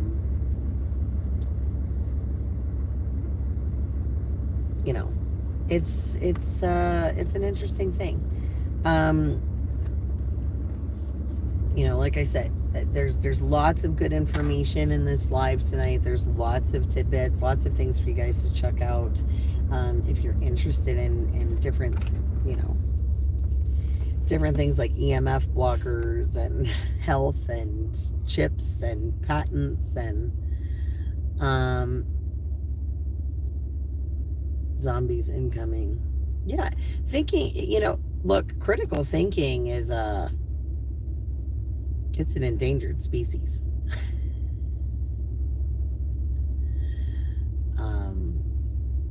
It is. It's an endangered species. Having common sense. And it sucks because it shouldn't be. It shouldn't be. But unfortunately, that's where we're at. And the truth is a lot of it is, I think, because people are just sucked into the television and social media and video games. And, this alternate, augmented reality that they're trying to push on us.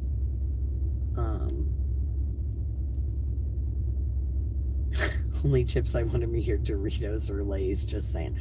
I'll take my red and white bag of goods, but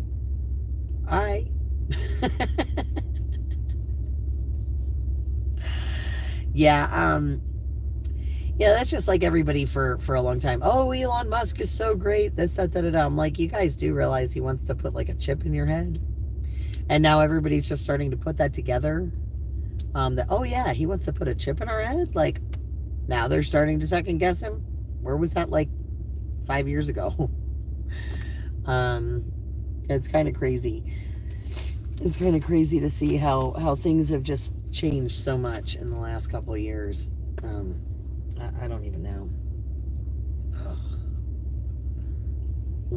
This chapstick is just amazing. Like I said, unfortunately, my lips still burn from yesterday.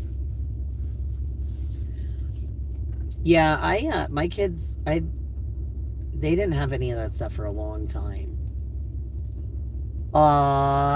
Golden Girls is a tough one to miss, though. I'm not gonna lie to you. I like Golden Girls. I miss them a lot. I used to watch that show with my grandmother.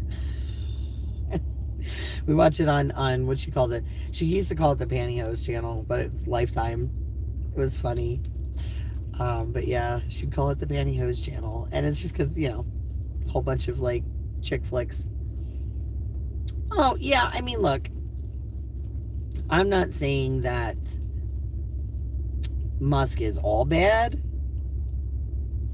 Yeah, I miss Tom too. Tom just wanted to be everybody's friend. I miss Tom. Okay. Actually, it was funny because when Elon Musk was talking about finding somebody to run the company, Tom actually volunteered, I think. And I'm pretty sure, I don't know if it was a spoof thing, but it looked like Tom was like, yeah, I'm interested in the position. And I was dying. I was just dying. I was like, yeah, we would be perfect. Limited the video games. Oh, gosh. Kimmy, I'm so sorry. The Cotton Ball channel. Yeah, it was the pantyhose channel for us. I don't know. But what's funny is, when I think about it now, those are some really, really great memories with my grandmother. It'd be the end of the night, because Golden Girls would come on at the very end of the night, and it was when my 22-year-old was first born, and I was living in her house, and I'd get him all tucked in bed, and I'd come upstairs, and I'd just sit with her, and she'd have her nightcap, and we'd watch Golden Girls together. And by the time Golden Girls was over and Designing Women was just starting, I'm like, yeah, it's time for bed. But I loved watching. We'd watch whatever the tail end of the Lifetime movie was, and then Golden Girls would come on. So, like I said, fond memories there, fond memories. But yeah, I don't know, guys. But I do know that I'm starting to feel really tired and burnt out. And it's like almost midnight.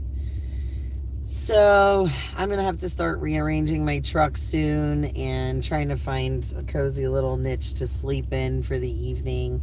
So I'm probably going to get off this live here and try and catch a little bit of sleep. Hopefully they start plowing soon and these roads are cleared out by the morning, that I can get home safe and sound. Like I said, who knows, maybe I'll go live from the road tomorrow, because I still have 3 hours home. So yeah, our governments have sold us out, and that's the sad truth of it. They've sold us out, and they don't care, kind of like when we were I was talking the other, here's another fun one, just for funsies, last one of the night, last fun fact of the evening, something else for you to go check out if you don't believe me. So anyway, so one big thing that I always talk about is the Fed and how we should end the Fed, because I don't see why, as a nation, we are borrowing money from private bankers, because the Fed is not anything federal, guys. It's just literally the name. It's literally just a cartel, banking cartel. But why we are borrowing money from the Fed when we have the right to print our own money in the Constitution, I'll never know.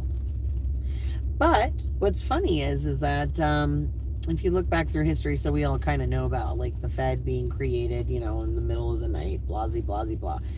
But did you know that all those people with money that weren't really included in that plan or didn't really like that plan, fun fact, they were on the Titanic. Just something interesting. So yeah, Jekyll Island. But yeah, but think about that. All of their opposition at the time, opposition was on the Titanic. Fun fact. So yeah. So there's your last fun fact of the evening. Feel free to check that one out. Who will pay for the military? Well, like I said, if we can print our own money, why do we need the Fed? And why would we borrow money from people who are creating money out of thin air and charging us interest on money that doesn't even exist yet? Sounds like a system that we're always losing. Just saying. Fed doesn't make much sense to me. But who am I? Anyway, guys, like I said, this has been a lot of fun. We'll revisit this. We'll just do a fun chat tomorrow, I think, on my way home. So I love you guys. Stay safe tonight. I will check in with you later. If you're out driving or anything like that, please be very careful. And again, I'll check in with you tomorrow. And talk to you soon, guys. Love you all. God bless.